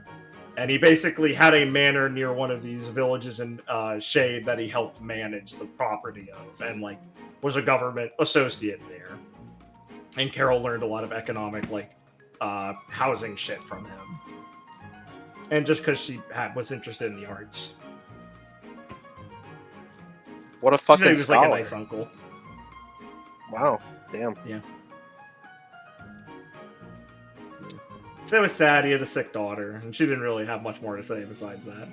Okay. She doesn't.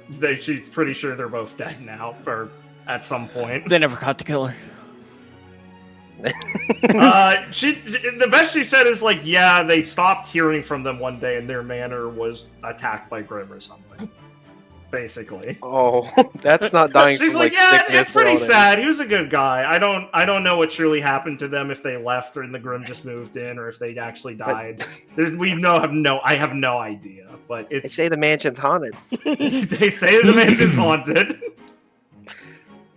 Sounds like a side quest. You think? All right, guys, I'm heading to the haunted mansion. Anyone coming? Good question, Ben. I did not. What That did was good. Felix go to the haunted mansion? At this No, time of just a good day? question about this. Like I forgot I could talk about this early. Yeah. Felix, why do we get to go in the middle of the night? Another thing Gwen would have done during the time skip is Ben scoffs. He's Oh, calling. I thought Ben was done. I'm kidding. Huh? I'm kidding. Go ahead. No, go. Another thing Gwen would do was reject Shade Student in love with Gwen. He never confessed, dude. She shows up to it. Sure.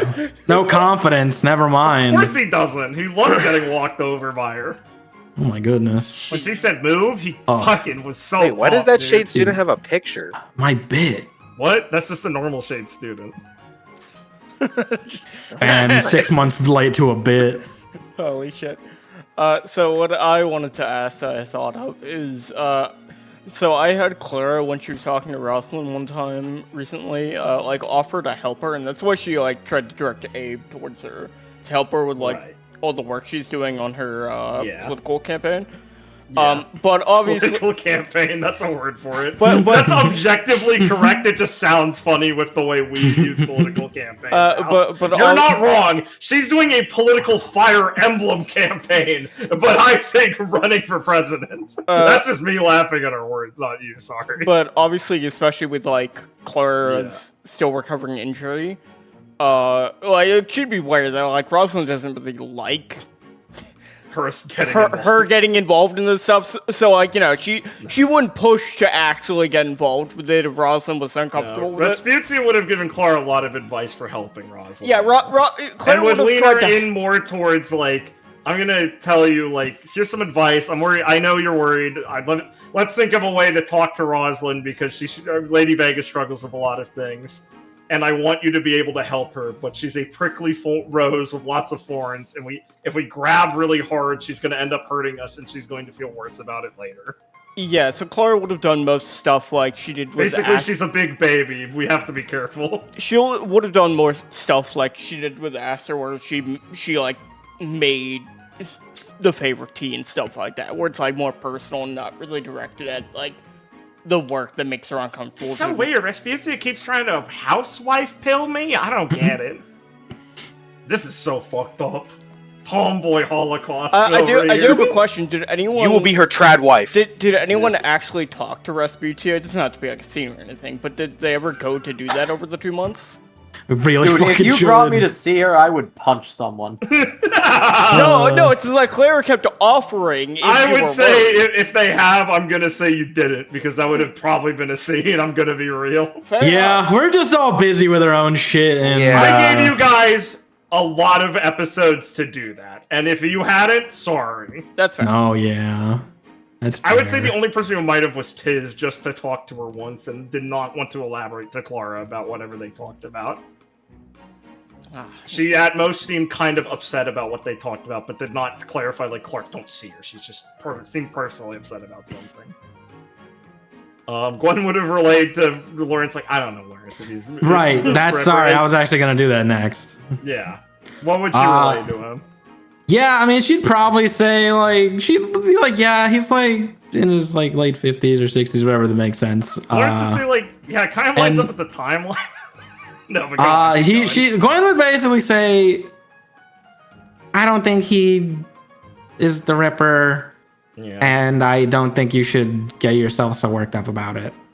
I It's think best over to just time.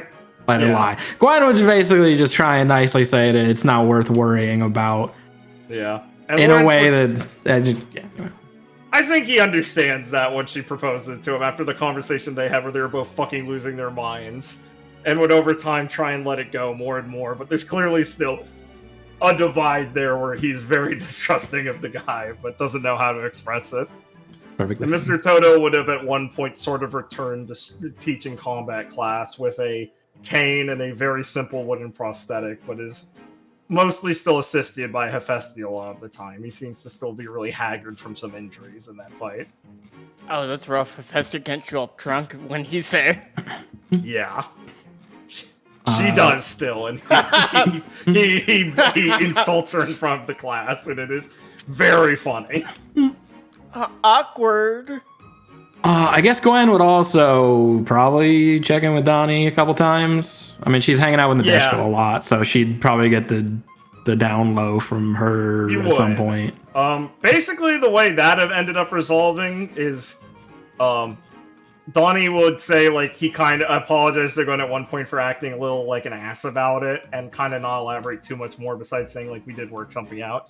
And Nadeshko would have said the way she basically handled it was, like, I realized, like, Donnie needed to talk about what he's talking about, like, how he's feeling, and I needed to kind of let myself surrender myself to allow him to kind of surrender himself to just admitting all his feelings, and show him I'm not gonna, like, call him like a freak for feeling like confident or frustrated with us not being strong enough to follow him or doubting his confidence. Like, I needed to just be open with him in a way that he allows himself to feel like he can say everything he was thinking at the time. So we have that trust as team leader and team member and friend.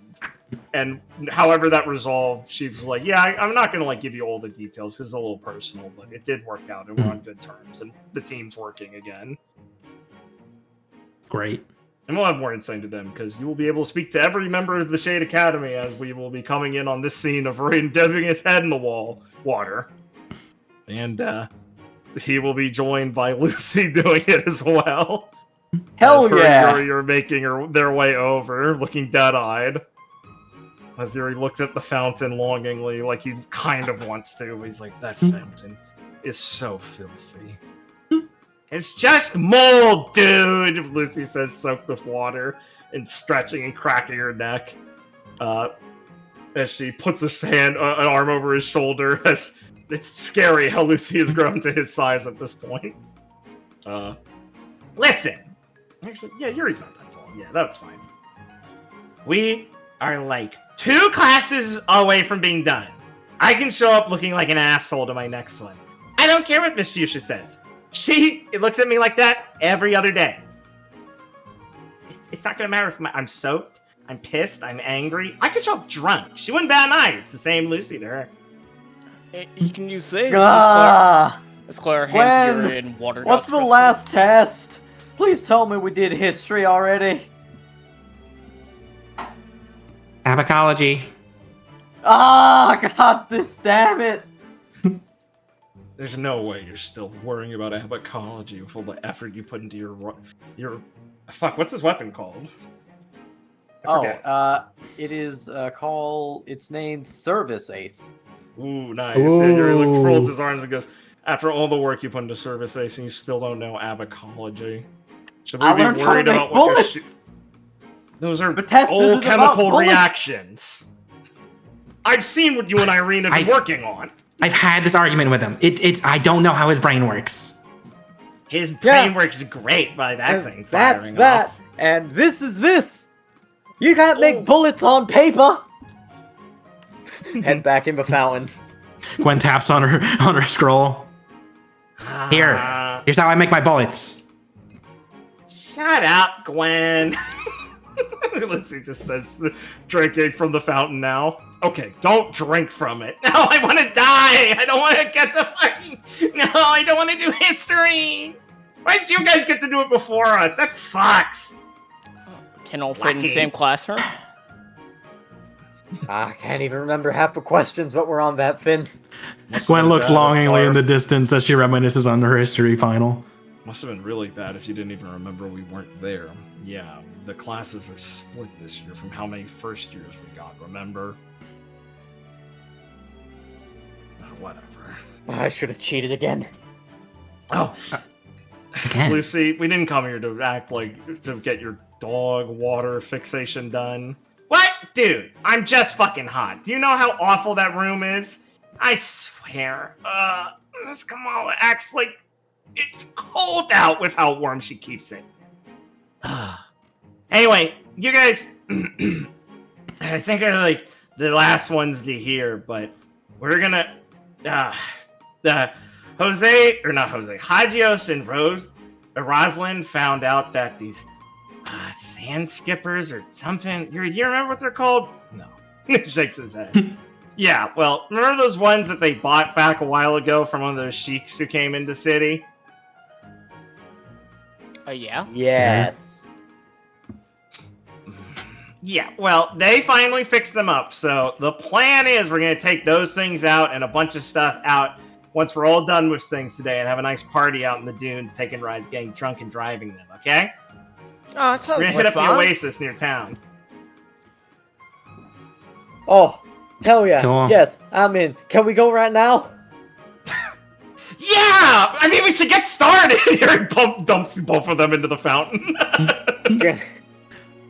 Fair. Thank you. Yeah, no problem. You know what? This is a lot more satisfying when you're doing it. You can hold him down a little extra long. It's almost Yeah. over, you guys. Yeah. You only have one class left, he says, looking at the fountain longingly, and the chick his head as he finally releases them. Cool. I mean, at least there's not a field exam this time. Yeah. Yeah. Being a second year is a lot nicer. Nurture, assuming they make it back in time, are already invited and everything. And I think that put a little pep in their step to make sure they didn't blow it completely. Yeah, we figured you guys wouldn't mind. They're cool enough. Yeah, Yeah, they're right. good. Sure.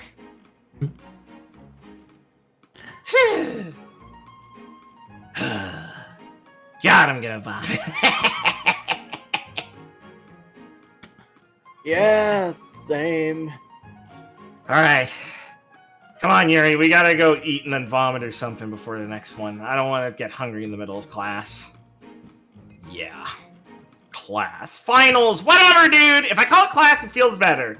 I'll see you guys later. Oh, Baba Goddess, that's genius. Good I'm night. hungry, I might pass out. Then I can't take the test. Crap, but I ate double breakfast. And you'd fail out. But would I, though? Yes, brilliant. I can take you guys to the But party. would I, though? Unless you have anything else you guys want to say here. Just need a slight establishing shot of that. And to cover what might have happened. Okay. Let's... Team Spa, here we All come. right, roll your dust. See how you do. Yeah, you better roll well or I'm cutting this arc.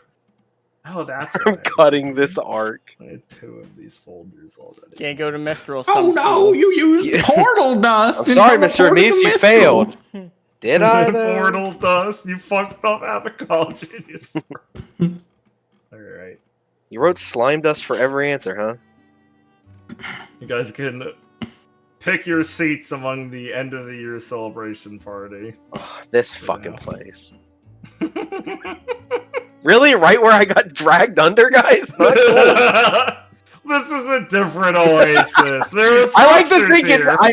I think that oasis had like a overhang. Wasn't there like an There overhang? was like a hill, yeah. Yeah, there's like a I hill 100% erased that map to make this one. Yeah, but Oh fuck, it's the chopper. This is Yeah, of fucking course. highlight. Yeah. Fuck, The God damn brute it, that choppers, no way! No, they're the other ones, but yeah. they're the. Oh, either the I just got specters, these. The specters, yeah. Fuck. Yeah. We're calling them sand skippers, right, for this. But yeah, this is basically how I envision basic shade sand hover they have 3 devices to work. What? Do they have 3 seats? Of course, they have many seats. Yeah, you can sit Oh in the no, top. that's fucked up. They're like little boats. They don't have the big middle part as much. There's an engine there, but then there's like a little like deck you can sit on or brace yourself on. They're basically like big flat sailboats that have boosts on them and hover and jet around. A lot of gravity technology for traveling the deserts. Hagios and Roslyn are both covered in oil and like casual like mechanic clothes working on this one. Irene would have been for a while, but got pulled over to sit down for a while by Oliver. And they're making sure this one's not going to keep backfiring.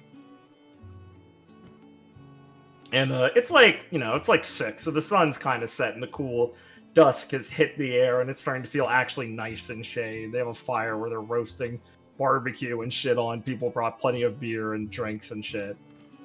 It's a practical party. So, you guys can see we're fit and ask about anyone you'd like to see while we're here. My feet are in the water between the only two people who appreciate blood pudding. Hell yeah. Hmm. This is like Tammy and Yuri right now. They set up like target dummies and shit, and they're firing like guns Tammy brought, like her from her collection, Oh, not like any dude. of the Huntsman ones. This Ones is from some her real gun Florida boat. shit. This is some Everglades Nice. shit. Hell yeah, dude. Getting wasted and doing trick shots with the boys. Yeah. Oh, we didn't bring our fucking bathing suits, man. What the fuck? He's a good fucking oasis. Cool. There's dust in it, so it's ever cleaning. You can drink out of Whoa.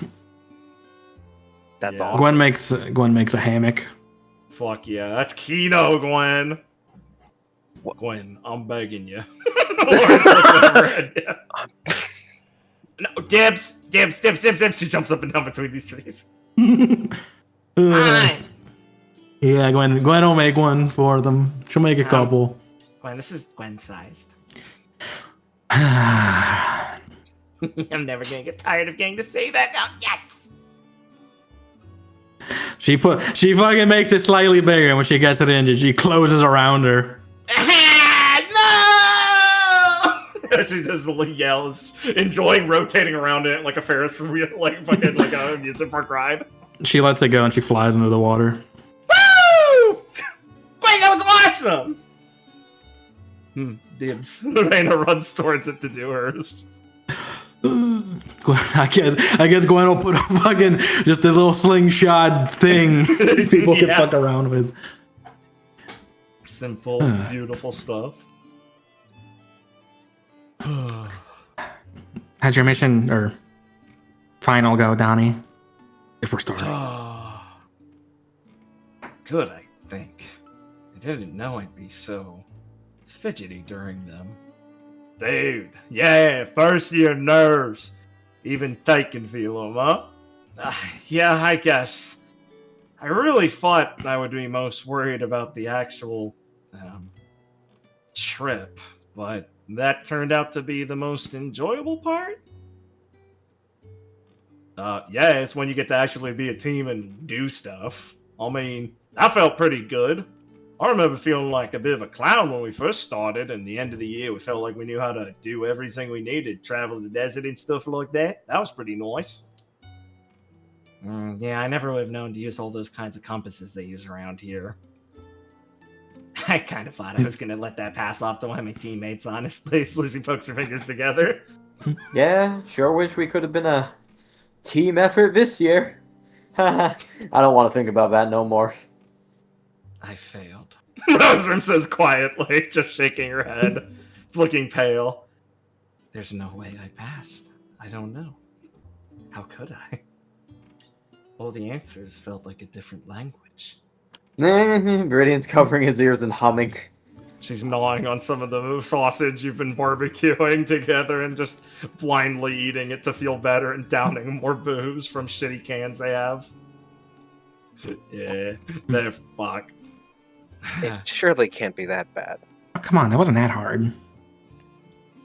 Yeah, they're being big babies. The test will always be this hard, huh? Raina says, looking down, a single tear in her eye. Huh. Terrifying. Yes, I would prefer more of the physical courses like our trip then. This is cruel. We should petition for them. There was just so much. They're gonna teach us more next year. Hey, We're gonna make us take another test next year. Yes, this is a school. Yeah, I think we get a couple more courses next year, and we gotta pick some of them too. That's the fucked up part. Someone I bet there's prepared this wrong down. options they don't tell us about. No, that would be... Cruel. Yeah, way too cruel. Like they aren't already. Rosram says, eyes No. sunken. No, I wasn't ready for this. I wasn't ready for this. Idiot. You'll study next time then, dude. No, you won't. She's so right.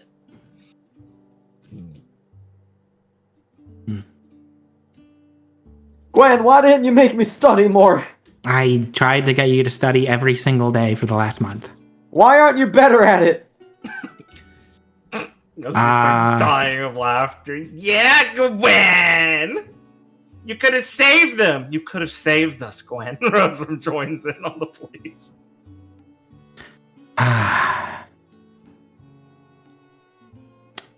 You don't know what you have till it's gone. What? She learned poetry. That's crazy. I didn't know soulless beings could do that. Hey! If it helps, Gwen, your nose in apicology helped me quite a great deal. They looked like a different Thanks. language. Roseworm looks down.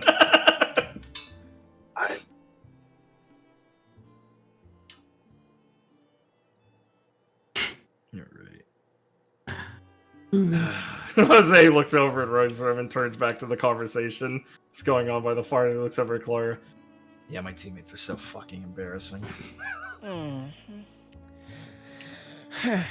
You think with how good Rose is, she'd do better at some of these classes, considering her skill in other huntsman work. Nope. She's a stone cold idiot when it comes to that. Only good job for her in the world is being a huntsman. Any other thing? Fucking terrible at it. Just snickers a little bit. You think it has something to do with that town her and Green grew up in? Yeah, it's a corrupting place, I tell you. Kind of place is Sleepy Hollow. That's basically lazy sit back, don't work. I'm sure they have skills we just don't understand. And Nadeshko says fleetingly. Yeah, sure. I'll believe it when I see it. Clara bites into her food as she continues to stare holes at Miss Bonnet as she's eagerly wishing she was the driver of that currently. She's waiting her turn. Thanks for the invite for us, by the way. And Nadeshko kind of says over towards like Clara and them. Huh? Oh, no problem. I mean, you guys are the most impressive first-year team. We're happy to have you along. Nadeshko kind of cringes a little bit and Kit snickers. Don't tell her that. She'll actually feel embarrassed. No, Nadeshko, it's fine. We like you guys. I know it's hard to understand. Yeah. Really hard to understand. She hears Tammy whistling and saying some shit to Yuri off in the distance as they're firing off bullets. Well, yeah. Good to have popular teammates, right? Asshole. And she smiles at the fire. Alright, this one's fixed up. Who wants to take the next trip? Me? As Clara just bolts up and runs over. Oh, bullshit. Fuck. I just missed my chance. Damn it, Yuri. She shoots by his foot and he dodges. Watch it. You were going to dodge. You still got like 7, right? Shut up. He says as he smacks her on the back of the head. Alright, is there anything I need to know? Or is this, gonna be a pretty natural ride? Because I think I can handle most things like this. No, to quote Miss Nachofi, as Rosalind starts laughing already, they were made for Voration. The controls are incredibly simple. She doesn't hide her opinion, at least. And that's comforting. Oh yes, I'm glad to know she still holds our people as apes most of the time. He just shakes his head and lets Clara climb herself into the seat. It's really not that complicated. Just don't drive it into us, please. I'll keep it over there, and I'll make sure not hit Mary with it. Clara revs the boost and immediately rocks forward, flying. Clara is very happily wooing as she's going to and fro, making sure to keep a distance, but she is getting the urge to try and tail Mary and overtake her. Hell yeah. As they'll find their ways to sit down and stuff. Anyone's particularly interested in having a chat with? Yes. Cool. Once we're done being abysmally depressed over the test results, I was gonna ask what Roserem's plans are now that we're on break.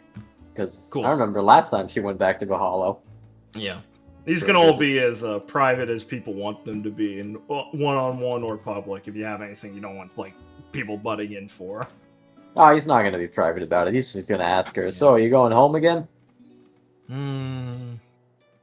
I'm thinking that's the most likely opportunity for me to make the most of it, the time, yeah. I have a lot of things I'd like to ask Father Glass about now, actually. I hope to come back a bit more useful next year. I'm still rather off-put about a few things. But I think being home will make the topic of discussion lighter, despite its severity. Oh, yeah, I bet. Even if you have to go there to see Old Man Glass. So, do you plan on returning yet? Yeah. Well, I was thinking about it. Still considering it. Just gotta weigh whether I'll make it back alive. You can spend some time here. I understand Kit's taking a trip after a few weeks of the break has started, so enjoy some time with her first, right? Why not? Build your courage up. Yeah, I was gonna do that. Definitely gotta make sure she's one of the last things I see before I pass on. For what it's worth, I will make sure to follow the script you handed me on questions I'm allowed to answer to your mother now that she knows we know each other. Oh, thank the goddess, yes, you are life-saving. Yes. I just hope Father Glass doesn't command me to do otherwise. That would be very difficult. I will not put you ahead of my tutelage, sorry. But we do have the reliable fact that he is a rather severe and stern man who surely won't care. Right? Yeah. More or less, I think. Probably. Yeah. He says, looking pale. Sorry in advance if it happens. Oh, gosh. It's fine, it's my reckoning. Yes, well... I deserve it. Yeah. Yes, you probably do. She pats him reassuringly on the shoulder. And we'll forgive you for it. I know, it's pretty fucked up. Alright, thank you.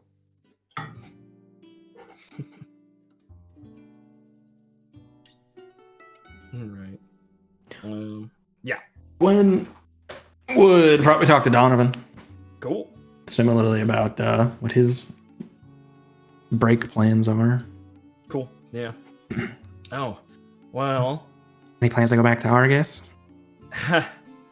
I think I will work it in soon, but Reyna has invited all of us to her tribe for some time in Menagerie, and considering it's rather difficult to get there without an invitation, we were all pretty interested in convening there once the day comes, so yes, we'll be spending maybe a few weeks there, at least. I'm very excited to see it. That sounds exciting. It will be, I think. It's pretty eye-opening for a lot of us. Jade was a lot for me already, but Menagerie is... It's a very storied land with a lot of development still going on there, in between the new arrivals and then the old tribes that have been there for some time. The ones that weren't under control of Mistral when it was under their control as well. From what Lawrence has told me about it and Reyna, I'm very excited to get a tour. And I feel very honored to be invited.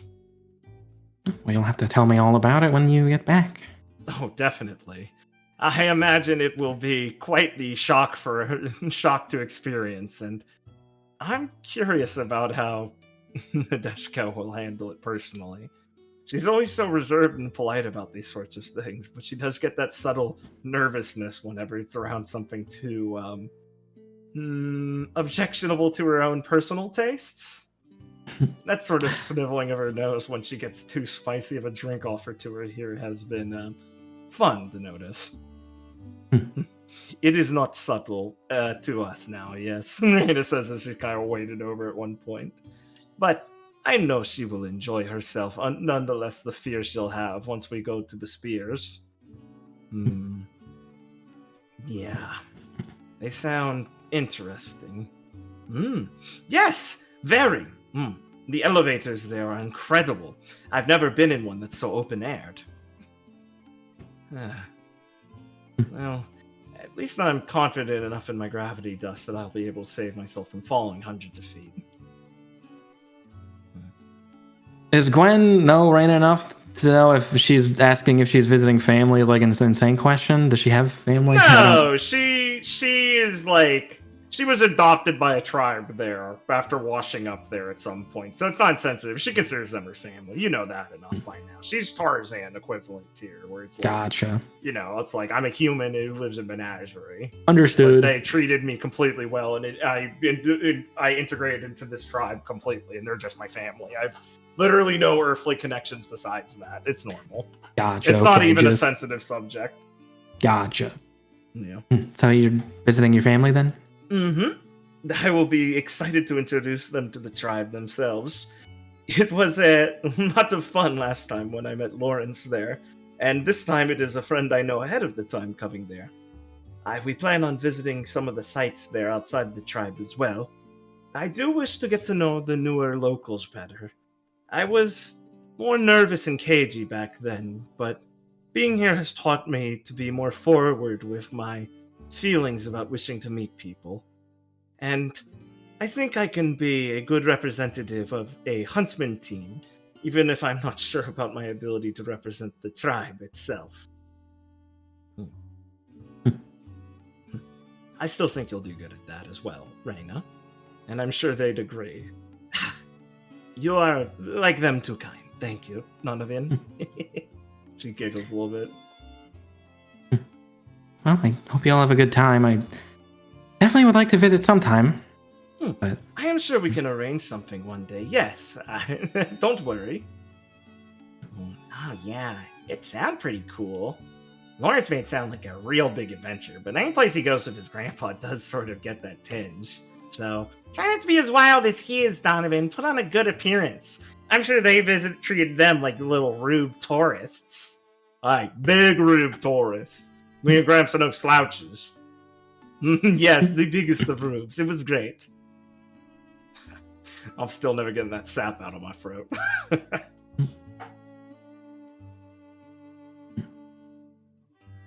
What are you doing, Gwen? Do you have plans yet? I plan to visit my family. Cool. It's been a while. Yeah. You gonna be good with that? Lucy says, Blanket kind of staring at her. Gwen waves her hand. Yeah. It'll work out. Alright, Hopefully. cool. At worst, I'm like a couple of train rides away. Like a day's travel. Always need backup. I'll be back home. Yeah, well, if my mom tries to shackle me to Argus, I'll hit you up on my scroll. Ooh, good idea. I'm great at unshackling things now. I learned a lot from Oliver. Right. God. Or she always said, Kamui, can you guys still believe that? It's still like going on? She says, like looking like nervous as she looks over at Irene and Oliver, who are talking. And Irene like lightly is kind of like Oliver lightly is kind of like pushed their chairs together. It's so weird. Yeah. Yeah, it's fucking gross. I don't get it. I know, it's weird to see Oliver with someone with more than like a week. Yeah. Or a day. Yeah. A night. Yeah. Ugh. Lucy just shivers. Sounded like Irene's worst nightmare. I just didn't think she'd, like, you know... I mean, least of all, Oliver. She kind of seems like a... married to the job kind of type. Hey, look at you pretending you know what that means still. Oh, shut up, Lawrence. God, you're such an asshole. She's just pulling him into the water in like a stranglehold that he just pops his head off and she yelps and calls him a dick and starts throwing his head far as she can. This'll run to go retrieve it. She looks flummoxed in the water. Whatever. I just hope they're like more normal by the time we get back. Maybe it'll have been some weird mind fog they've been in. I don't know if we should be treating it that way. I think it's a little rude. But I did not think she was the type to fall for men of ill repute. He just sips his beer quietly. Oliver's not. Oliver is very nice, Raina says, smiling innocently and purely. He's never been so sly and cunning and cruel to me. I am thinking you are just jealous, Donovan. That's the worst thing you could have said to me ever, Raina. He says, looking genuinely pissed off, and then starts laughing, and then she starts laughing. Gwen also laughs. Yeah. Yeah, there's nothing else. I was just finishing off on that. Okay. Anyone else? I have a couple that I might do, but I just want to feel better. I'll have Felix walk over here and join the shooting contest. Nice! Good pick. He misses. Alright. Looks like your savior's here, Lanchabolum. You are so fucking bad at keeping score. He says as he looks down at the lever action he's been using. What? Bullshit! Ah. Alright, Felix. Which one do you want a little tutoring on? What do you mean? Bullshit. There's no way you know how to shoot. You're like older than like the wall over there. I know how to fire a firearm. I've never seen you near like a light bulb. That's not true. There was. You're smirking. Oh my god! You are fucking perfect. She just shoves him a Mac 10 into his hands. Yeah, figure out how that one works, dickhead. She'll be cut off as he fires it, I assume. Yeah, listen, Felix is proficient in everything. Felix is proficient in He's a fighter. He has a castle. She squints. He just pulls it back and just like instantly. He doesn't hold it sideways, obviously. Yeah, exactly. She squints and quickly digs into her bag and gives him this weird shotgun with a weird pump action that Felix quickly can figure out. Quickly load the shell and just pump it and then fire it. She hands him a long-barreled pistol. We'll study it for a second and then just load it and fire it. She hands him a old drum mag handgun with a shaved barrel. You have a lot of these. That ain't the fucking point right now. Don't get cute with me. Well, I'm afraid that I've been trained in a lot of things. Bullshit, you've been trained in the Irons 8. That thing is a piece of shit. Watch it. Jose from a distance says. Well, it is. Oh, fuck you, man. How'd you guys make this shit? These things were blowing up on the shell as Felix starts firing it. What the fuck? She hands him a zip gun, literally a handmade one she made.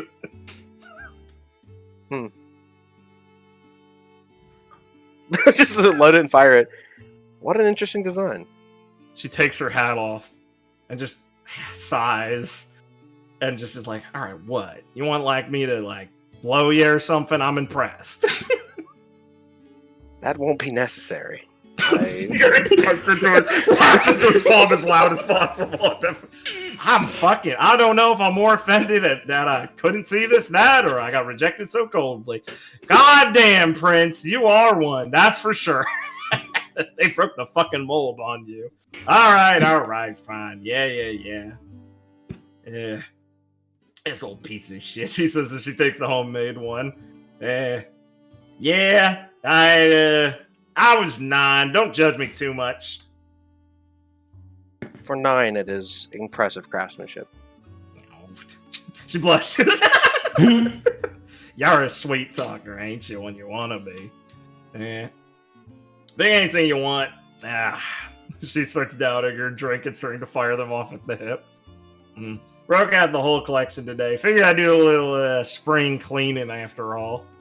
I need to start storing more actual useful shit in my pockets. I gotta take some of this stuff home, I guess.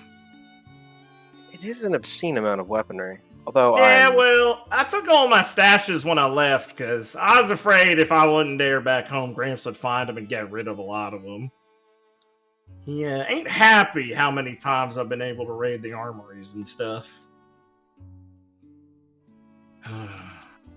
Armories? I told you he was in the military. Yeah, that's not... So all of this is stolen. Early inherited. He's a collector. I'm a collector. You gonna really rub me the wrong way on that one? It's not like I've been treating it bad. No, if of course anything, not. I'm the only one giving these ladies work for a while. Well, I suppose if they were just going to sit on a shelf anyway. Yeah, that's a good one, she says as he's picking up. That's the Irons Nagant 5. Oh, man. That was the one that Gramps got in himself in the field when he killed one of those sand jumpers who popped out of him. I see. Are you talking about the war that was fought here? Yeah. Your grandfather was in the Atlas military. Yeah. You just keep this. I ain't rubbing it in their face. They still lost, I think. You think. I'm just saying, he still lives here. Right. Yuri just shakes his head and rolls his eyes as Felix fires it off. It's a very satisfying to use weapon. It's kind of like the magazine, or it looks like a single loader, but the actual bullet is more of like a charge pack, so it fires off an elementally charged round that you just need to unhatch and like cool off from like the steam shooting out once in a while instead of reloading. Interesting. Yeah, they were real committed to a sort of efficiency first mentality for a long time. That's how a lot of evaporation stuff gets made. Hagios' tribe makes tons of that sort of stuff and machinery and vehicles and things, but even then, you get one of these, it may not have been full automatic, but when you get a couple dome shots off on the sands and you retreat and you still ain't out of ammo and they wasted a whole mag shooting at you, yeah, that's how the Rations won the war despite being a pretty big mess. And the Baelish help, I think. I think some people weren't putting in their all or something, but I don't know. You get domed by enough guys just hiding in rags, hiding under the sand for 24 hours before they poke out, pop one of these, and then run away. I think that's a pretty good win. Yeah. Well, it's an inspired fighting style, I have to admit, yeah. Ingenious. And necessary, I imagine. Oh, yeah, well, definitely. Back in the day, people didn't know who's on whose side really back before everyone realized they needed to get a con going, so lots of people knew how to fight before everyone got all organized, so any Tom, Dick, or Harry could be firing one of these things before they got a chance to realize they were fighting combatants instead of civilians and all that sort of stuff. That's Vacuole for you. Tough bitches. Real friendly when you ain't trying to stab them, though. Just because they're confident they could get you first. Ooh, listen to her purr as he lets go and the steam kind of files out as it's cooling off the cell. So, you really did learn how to shoot all this stuff from that old guy, huh? I was trained in a variety of weapons. Yeah, I just still kind of took it on the chin that y'all said you had some samurai master or whatever, but it's become more and more obvious you ain't fibbing. I just can't believe he's, like, famous, though. It is. Sorry you don't know where he is. It's quite fine. I'm sure that I will see him again at some point. Yeah, that's the spirit, right? Make the best story, after all. Probably wouldn't just leave you high and dry. You seem too nice of a kid to do that, too. Thanks. Yeah, no problem. You're funny, but you're cool. Wow. What a heartwarming encouragement from the first year to the second year. Look, just because he's technically my senior doesn't mean he ain't a kid to me. But he's a good one. He's like a young man now.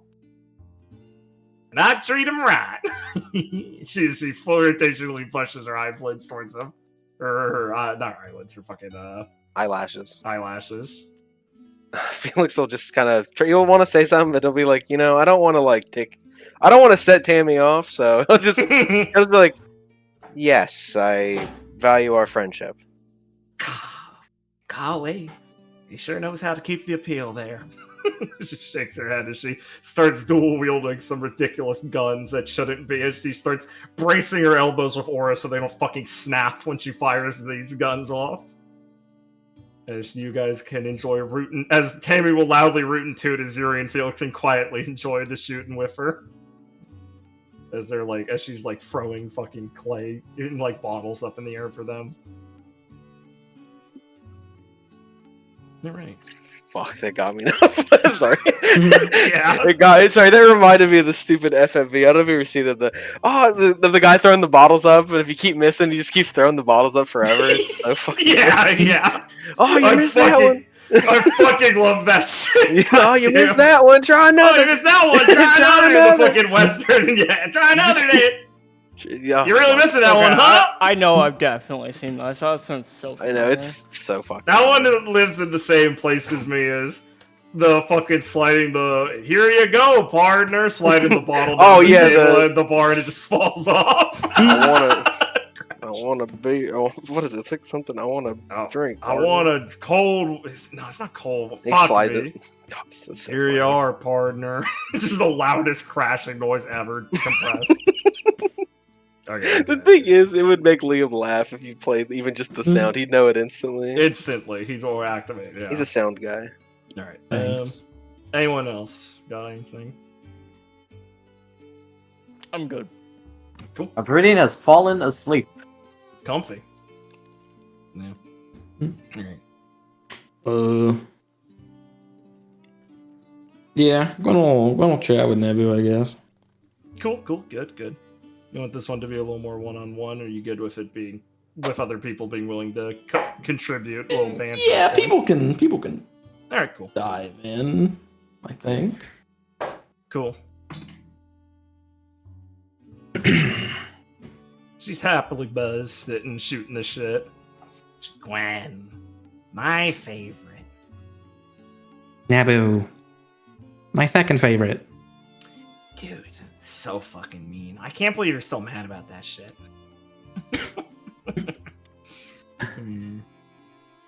Here, have some normal roast sausage. I promise there's no bugs in this one. It's Oh, thank God. Sheep, I think. Great. That's why I come to you.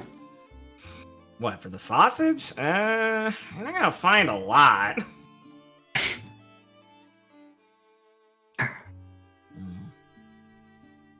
Man, what a fucking year. Yeah, it sucked. Yeah. Crazy I was still alive. Yeah. We're pretty fucking awesome for that. Yeah, we managed somehow.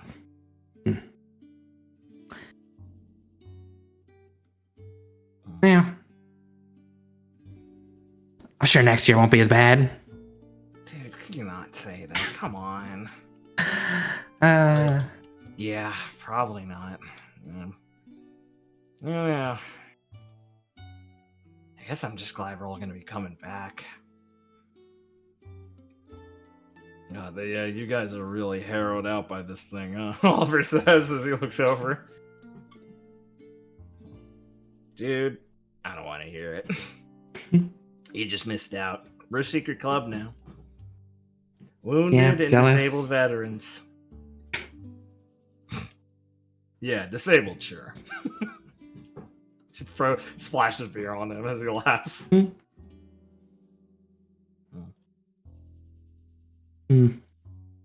She'll Wow. look up at Gwen. Yeah. I'm doing good, don't worry. Good. I'm just going home for the break. I'm not gonna be up to anything. Yeah. Me too. I think I'll spend a lot of time on the property. See about maybe talking to Dad about some stuff, but I'm skipping out on doing any elective work this year. It's a relaxation one. But if you promise to talk to your parents at some point, I'll talk to them about that shit, okay? Yeah, I promise. I mean, that's half the reason I'm going. Yeah, we're in this together. Let me tell you, I'd much rather come down to Rio Jairzinho with you. Listen, I promise you that if you do all your homework and eat your vegetables, I can definitely make a spot for you and we can have a chill out time, okay? Yeah, that'd be nice. Totally nice, okay? Yeah. Assume my mom doesn't, like, tear my head off when I get home. Yeah. Keep it, pretty silked up, okay? I'll try my best. Atta girl. Pinches her on the cheek. Get something to drink, dude. You're way too sober. Old web shot the nearest beer bottle. Never will cheer like it's the coolest thing in the world.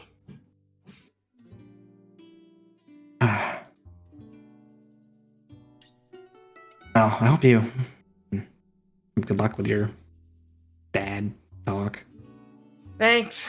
Worst that happens is I get stonewalled. So, I can at least go back to being an indignant little shithead about it if that happens.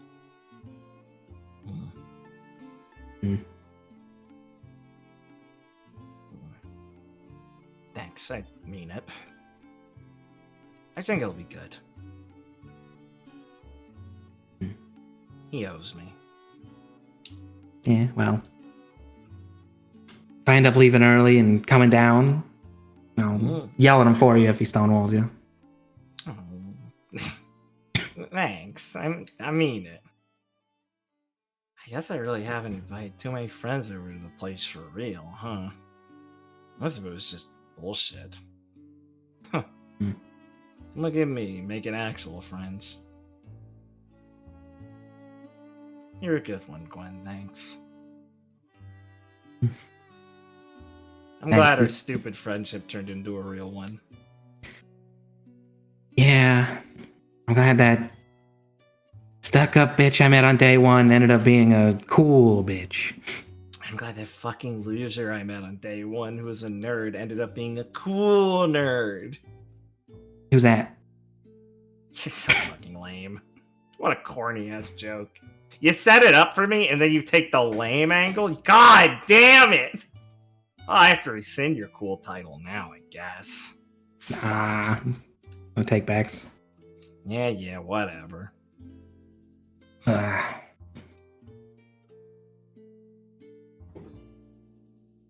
Man. I can't wait to just not do anything for like a month. Yeah. That is crazy to hear coming out of you. Yeah, you doing okay? Yeah. Yeah. I'm doing great. Frightening. I was thinking of volunteering back at Sentinel, but meh. They could do without me. There'll be a generation that won't be graced by Gwen RNA, I suppose. There you go. Not everyone can be blessed. That's a good thing. You know what? Makes the ones who are much more special.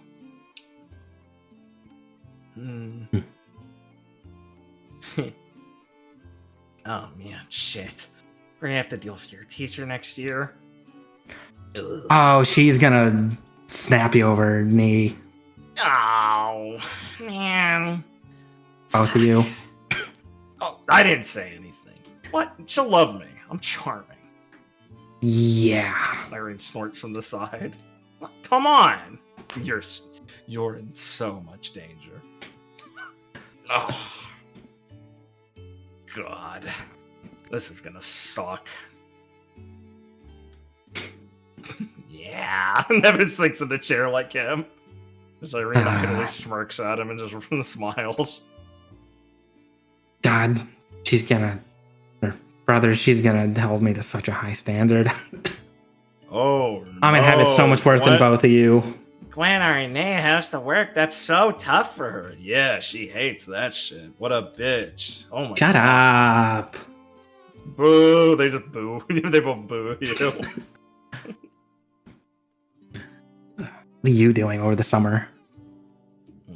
He just kind of lifts his drink. He looks over at Irene. We're at like a team activity at some point, right? Yeah, you haven't forgotten we have plans. Don't act coy about it. We're doing some organization work for one of the rangers we met during this year, shadowing them for some degree. It's not exactly VRA work, but it's something close, I guess. Yeah, one of those guys Kurdish knew. Oliver clarifies. So, that should be interesting. Besides that, probably just slumming it around the place for a bit. What else? Yeah. Hey, that'll be like at least a month of work. Ugh. He just rolls his eyes. Well, good luck. Thanks, I'm gonna fucking need a desert with these jokers. I'm gonna get sick of them pretty fast, I think. I mean, we can like split and leave them at some point, right? If they're as whiny as they were last time. Yeah, I don't think that was Rowan pretending. That was totally Rosalind complaining the whole time. She can handle like the environment, but the desert? Nah, she's not gonna last. Kid gets particularly venomous when a trip lasts more than a week. We'll have to pack plenty of supplies to deal with them. I think they're in their own little world, Gwen. Yeah.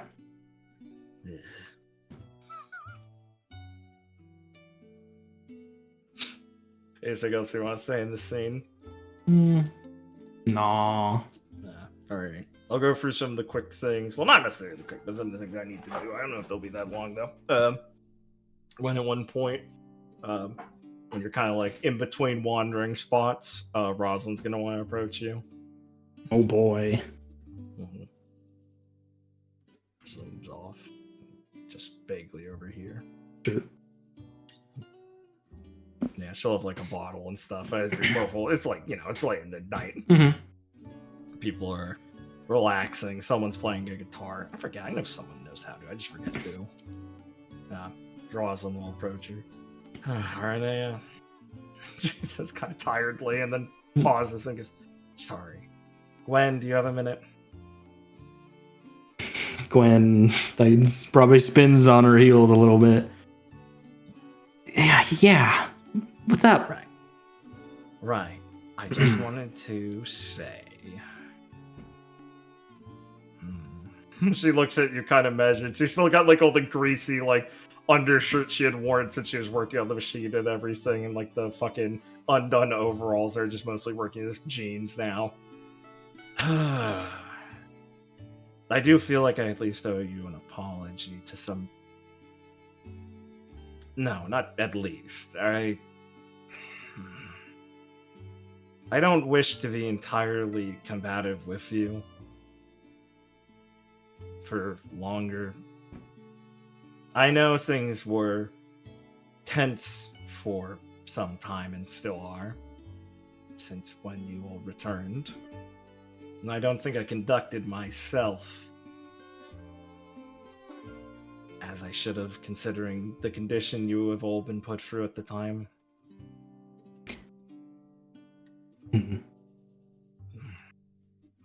Yeah,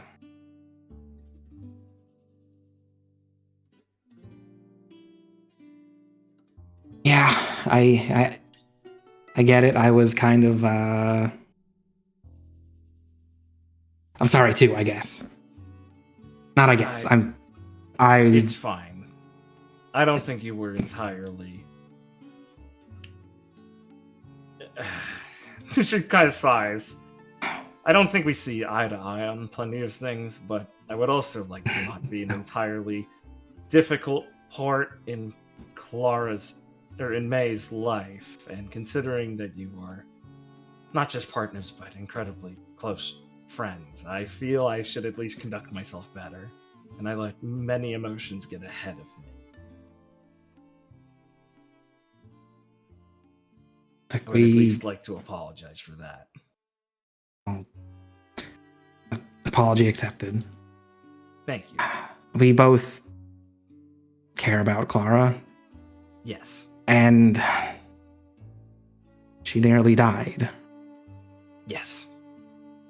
And I also said some not great things towards you that I did as well.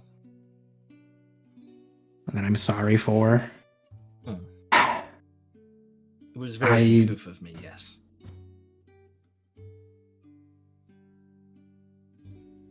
At the time, I was afraid she was not gonna get better. I think that was the crux of it from both of us, probably. She says sheepishly for a second as she clears her throat. I felt a little at fault. No, I could imagine. And I wanted someone to be at fault. So it was very convenient for me at the time to agree with, I think. I'm terrified of May's continued life choices, and I'm admittedly concerned at how willing she is to continue to pursue them.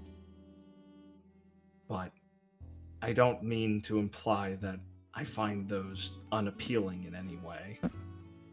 It's a very strange feeling to feel love for someone, but so frustrated because of it at the same time. And I don't know if that came across appropriately to you.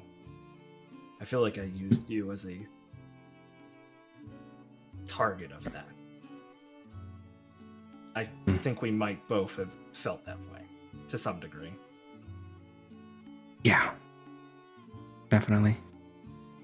What I should have been more inclined to say at the time, and I feel that I need to say it at least now, is that I should have been more clear in how thankful I am that you managed to bring her back alive. Thank you.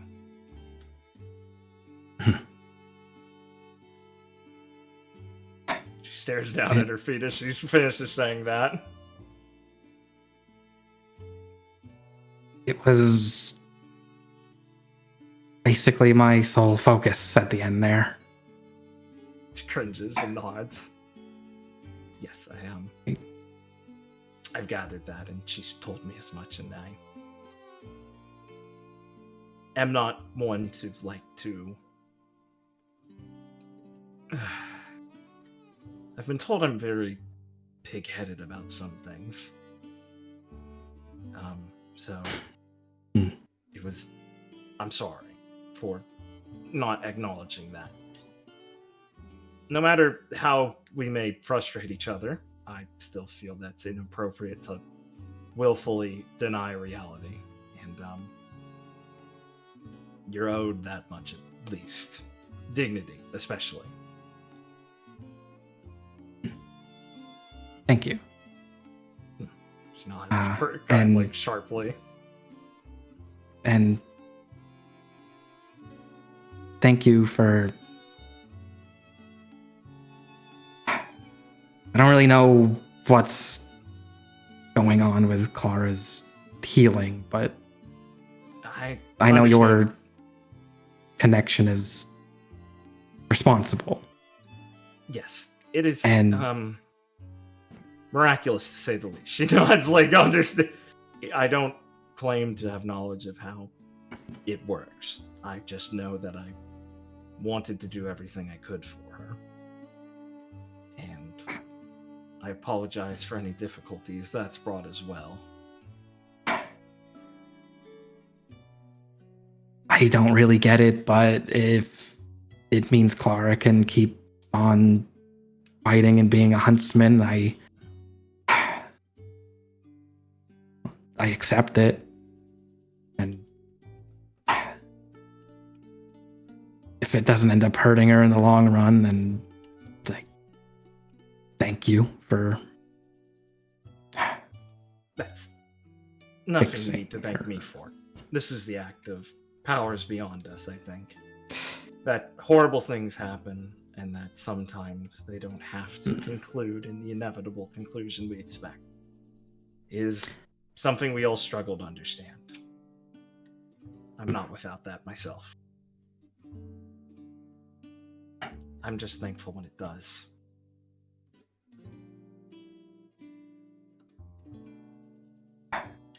It's just... I know your perspective is that you would wish Clara would stop putting herself in harm's way. So to aid her in spite of that.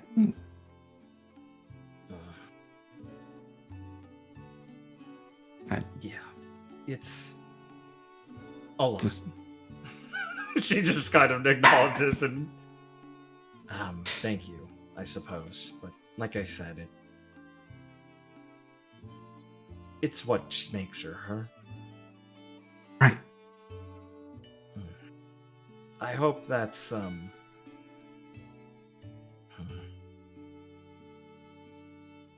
I hope that frustrating contradictions like that. I know you have parents that are huntsmen. Just like awkwardly kind of spitting her bottle. Yeah. I hope, Retired. I hope, however, you discuss things with them goes well. Gwen like blinks. Oh, I mean, Clara speaks of some things, not everything. thanks. But yes, I'm sure they mean well. Sorry if that's rather simple advice, but I think we can both put ourselves in the shoes of them to some degree, maybe. They definitely mean well. Yes. Thanks. Right. Yes, I will excuse myself before I make this even more awkward for you. Right. Well, yes. Enjoy your break. Yeah, I plan to. Good luck with Irene and Oliver. I hope you don't take this the wrong way, but out of anyone, I figured he would go for you.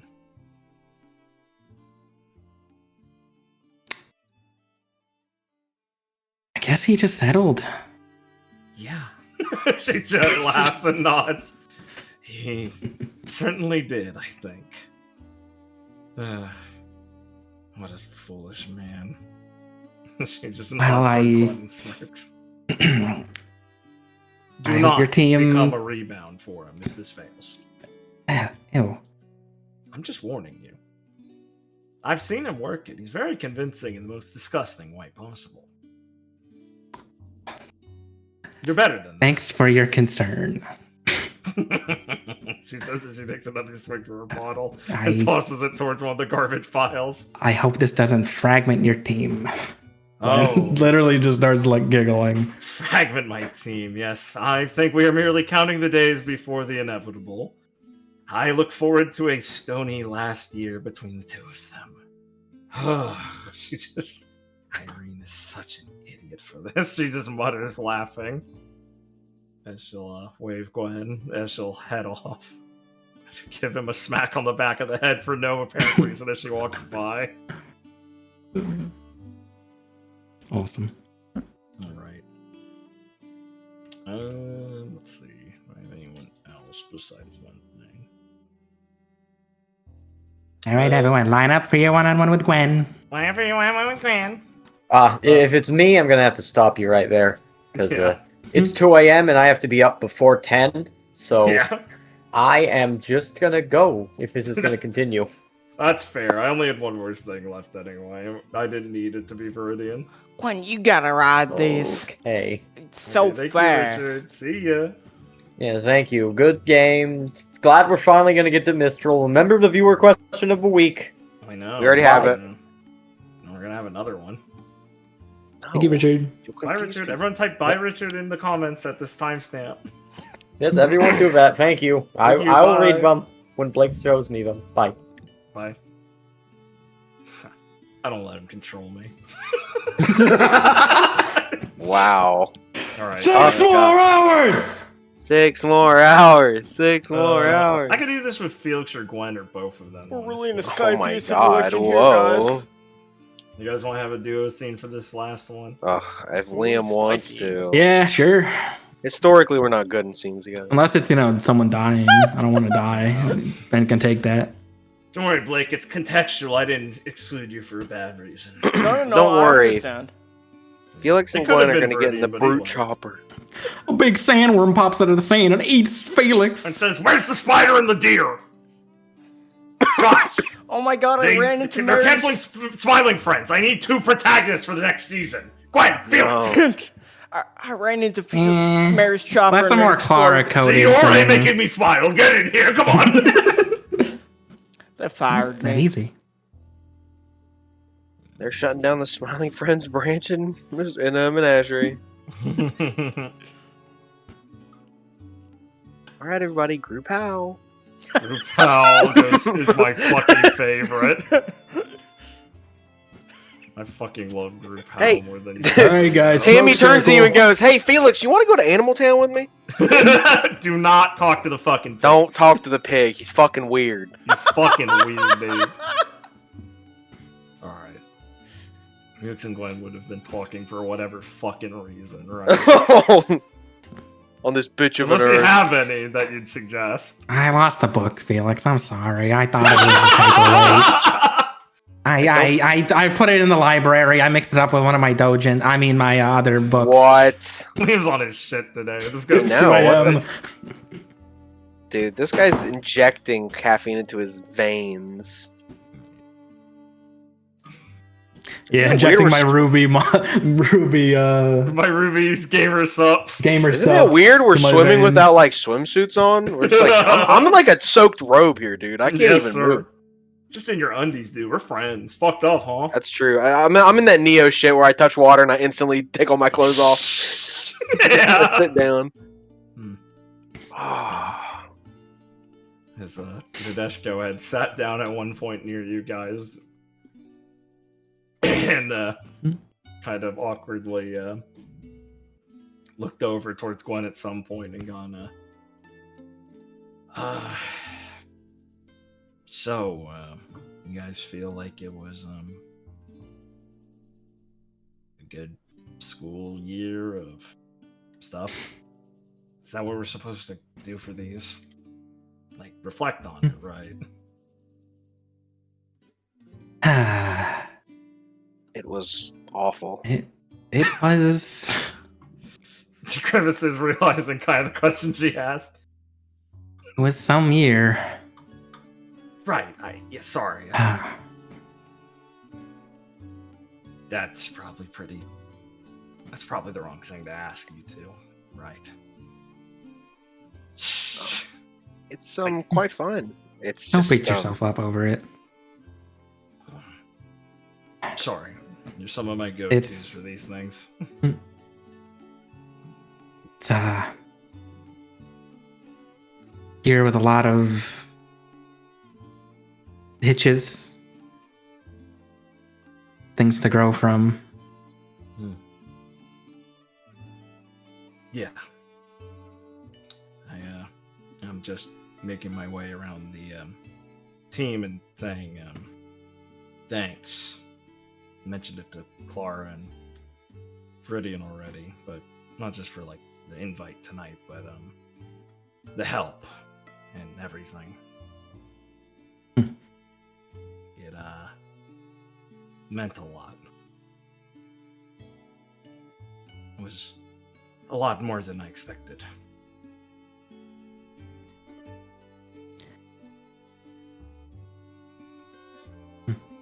Well, you're welcome. Thank you for all the help you've given us. For me, at least. I didn't really give much help. Nah. You've been helping me out with the meditation stuff. Well, that's mostly your own work. Yeah. You shouldn't be. You're so a pretty good modest. teacher, even if you don't want to think you are. Well, thanks. Thanks. That's, something good then.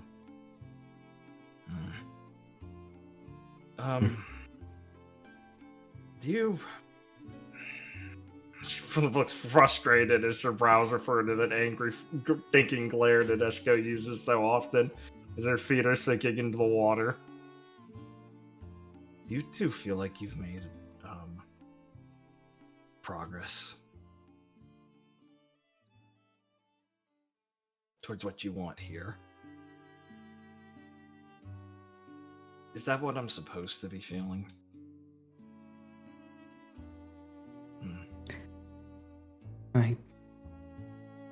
Ideally.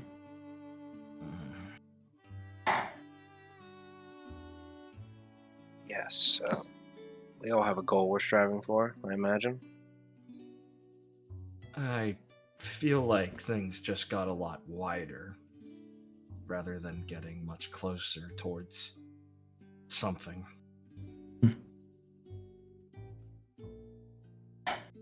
Is that so wrong?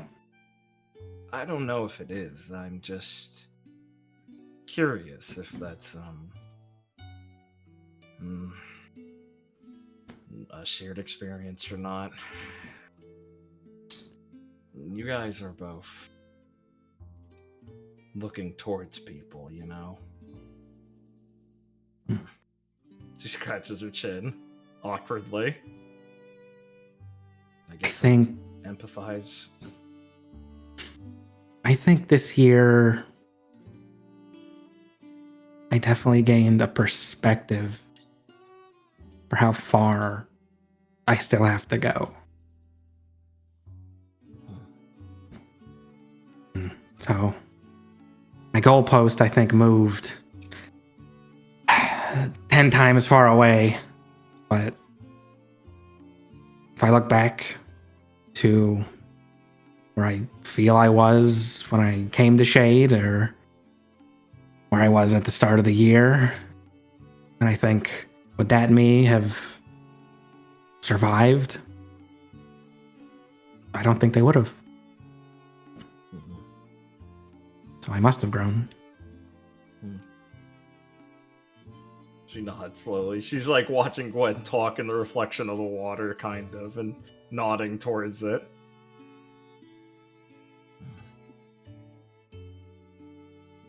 Not surviving, huh?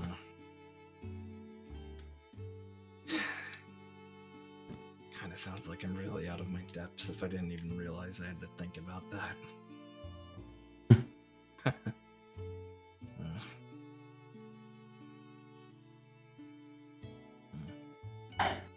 Well, it's more of a second year thing. He chuckles. She grimaces and looks at Felix for confirmation. It is. Yes, you'll get there. You'll be right here, just as depressed as us. Come this time next year. She smacks him. I see that I cannot make jokes. I think the problem is you're too good at it.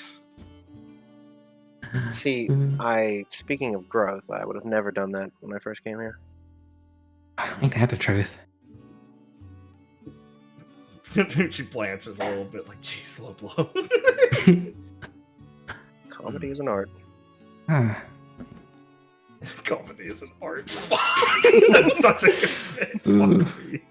He's so funny, what the fuck? Alright, well, at least that's a good sign. Feeling clueless is a good thing.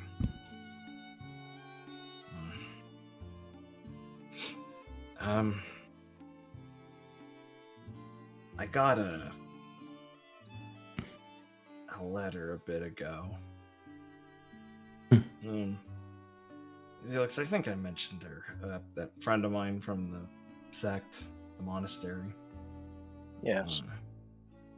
it just got me thinking about this. For all of Kai's hard work and everything, she's moving up in her position to some degree. She's made a lot of progress in this year or something. I guess I've always kind of thought of her as someone I'm looking to match. She's pretty incredible. And has always kind of known what she wants. And coming here was hopefully to help with the perspective of that.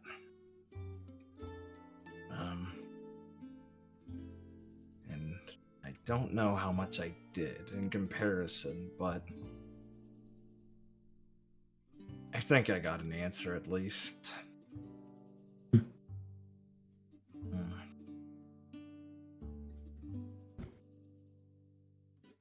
I'm just sorry your guys had such a horrible time getting it. But for what it's worth, I feel like you guys were a good guiding light here for me.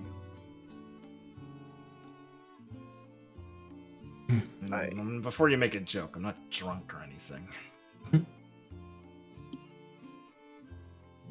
I think it's endearing. Thank you. Thanks.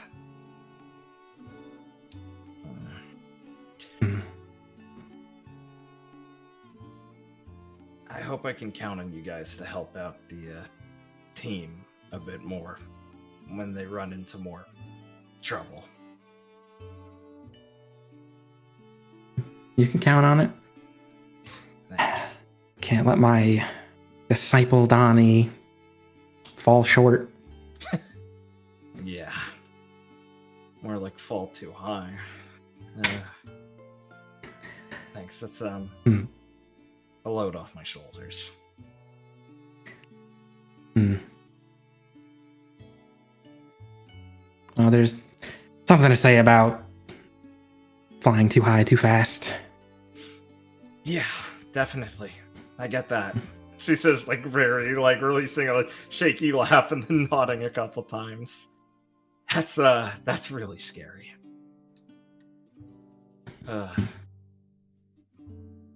Thanks. I think I should get drunk, though. It's kind of the point of this, isn't it? Yes, Yeah. partially. And I do want to try that bike at some point. Whatever it's called. It's pretty rad. I'm gonna go line up. Thanks, Supernova. She says as she flashes you guys a little smile.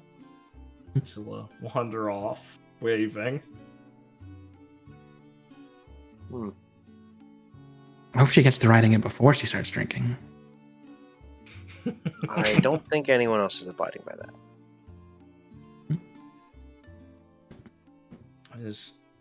We can fade away unless you guys have anything else you'd want to cover from here. Nope.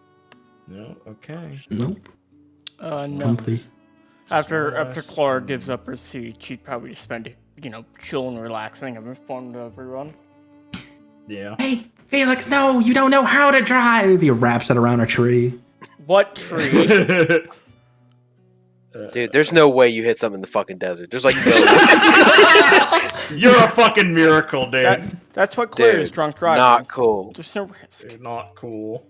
Okay, one second. I tore my stitches open again. Felix, catch my guns with your old resemblance.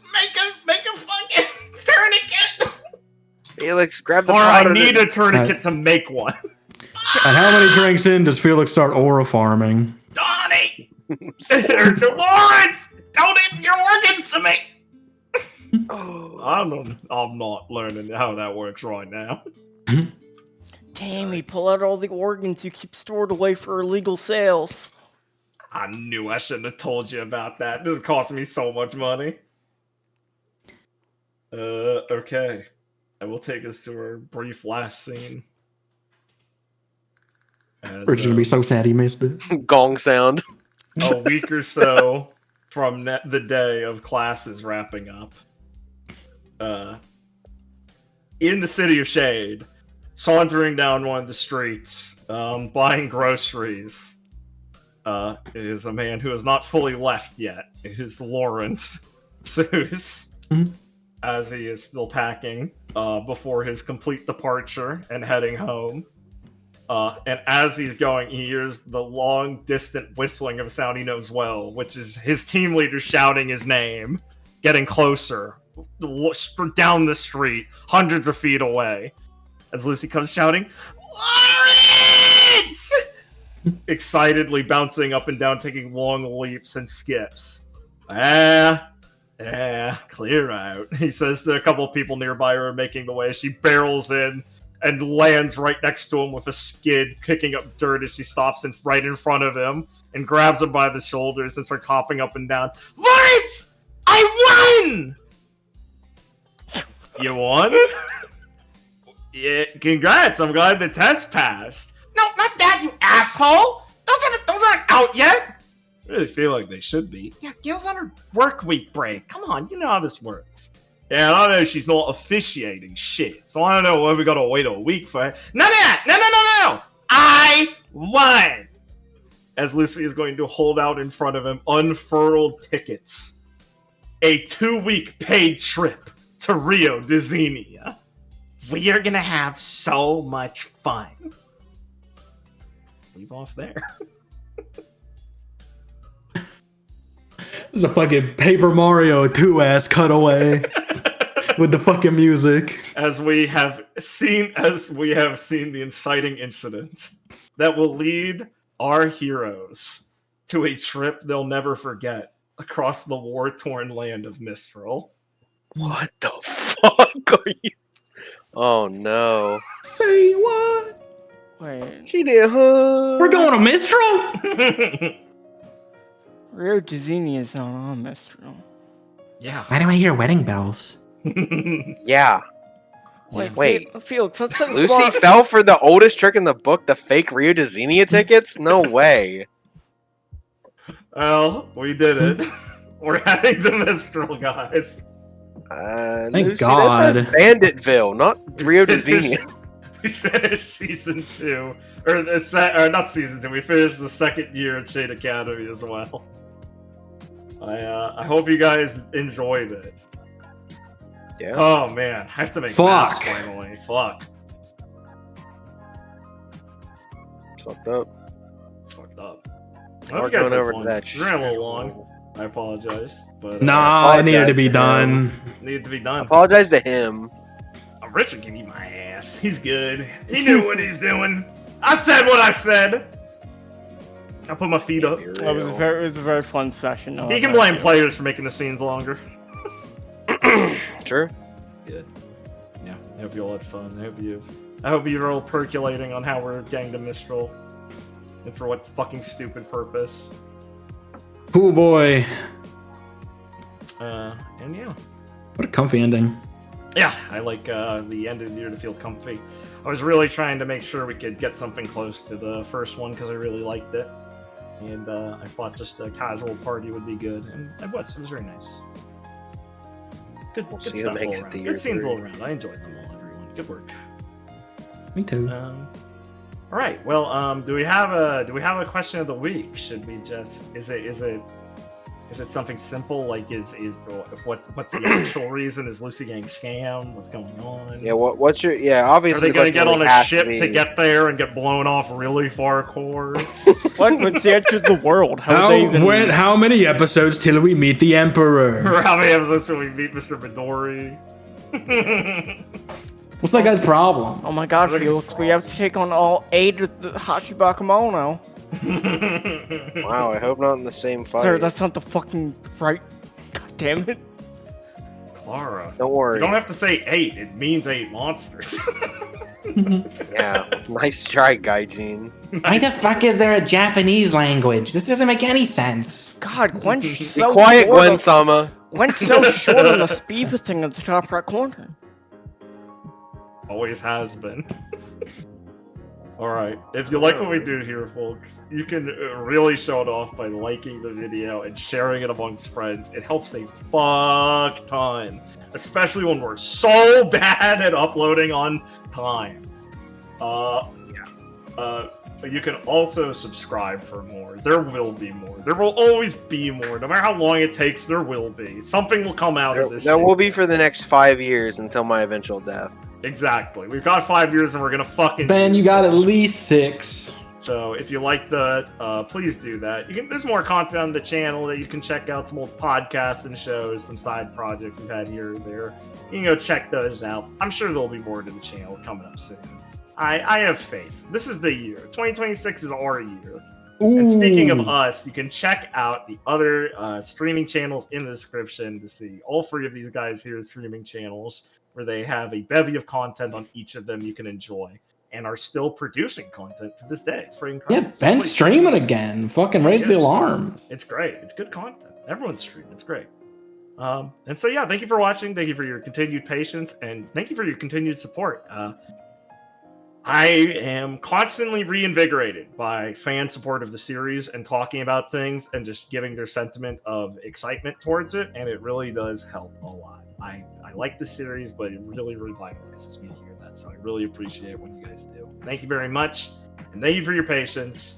We will see you next time for an exciting journey into the land of Mistral, the lands of flowers and funerals. Thanks for watching. Goodbye. See ya.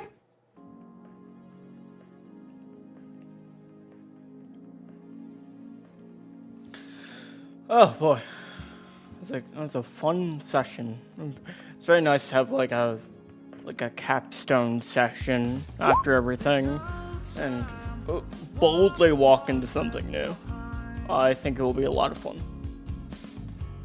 I also have to make an editing note now because last time I had to re-render the episode because I forgot the fucking Patreon credits.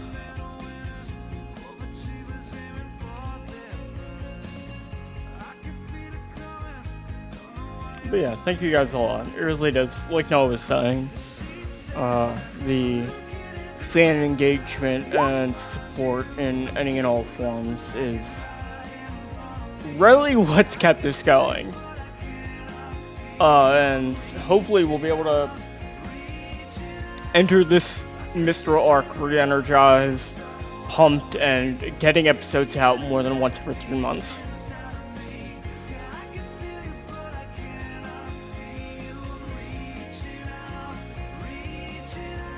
But yeah, I'm excited, and I hope all you are too. So, truly, thank you very much for watching. If you're enough of a psychopath to sit through my rambling at the end. Good night.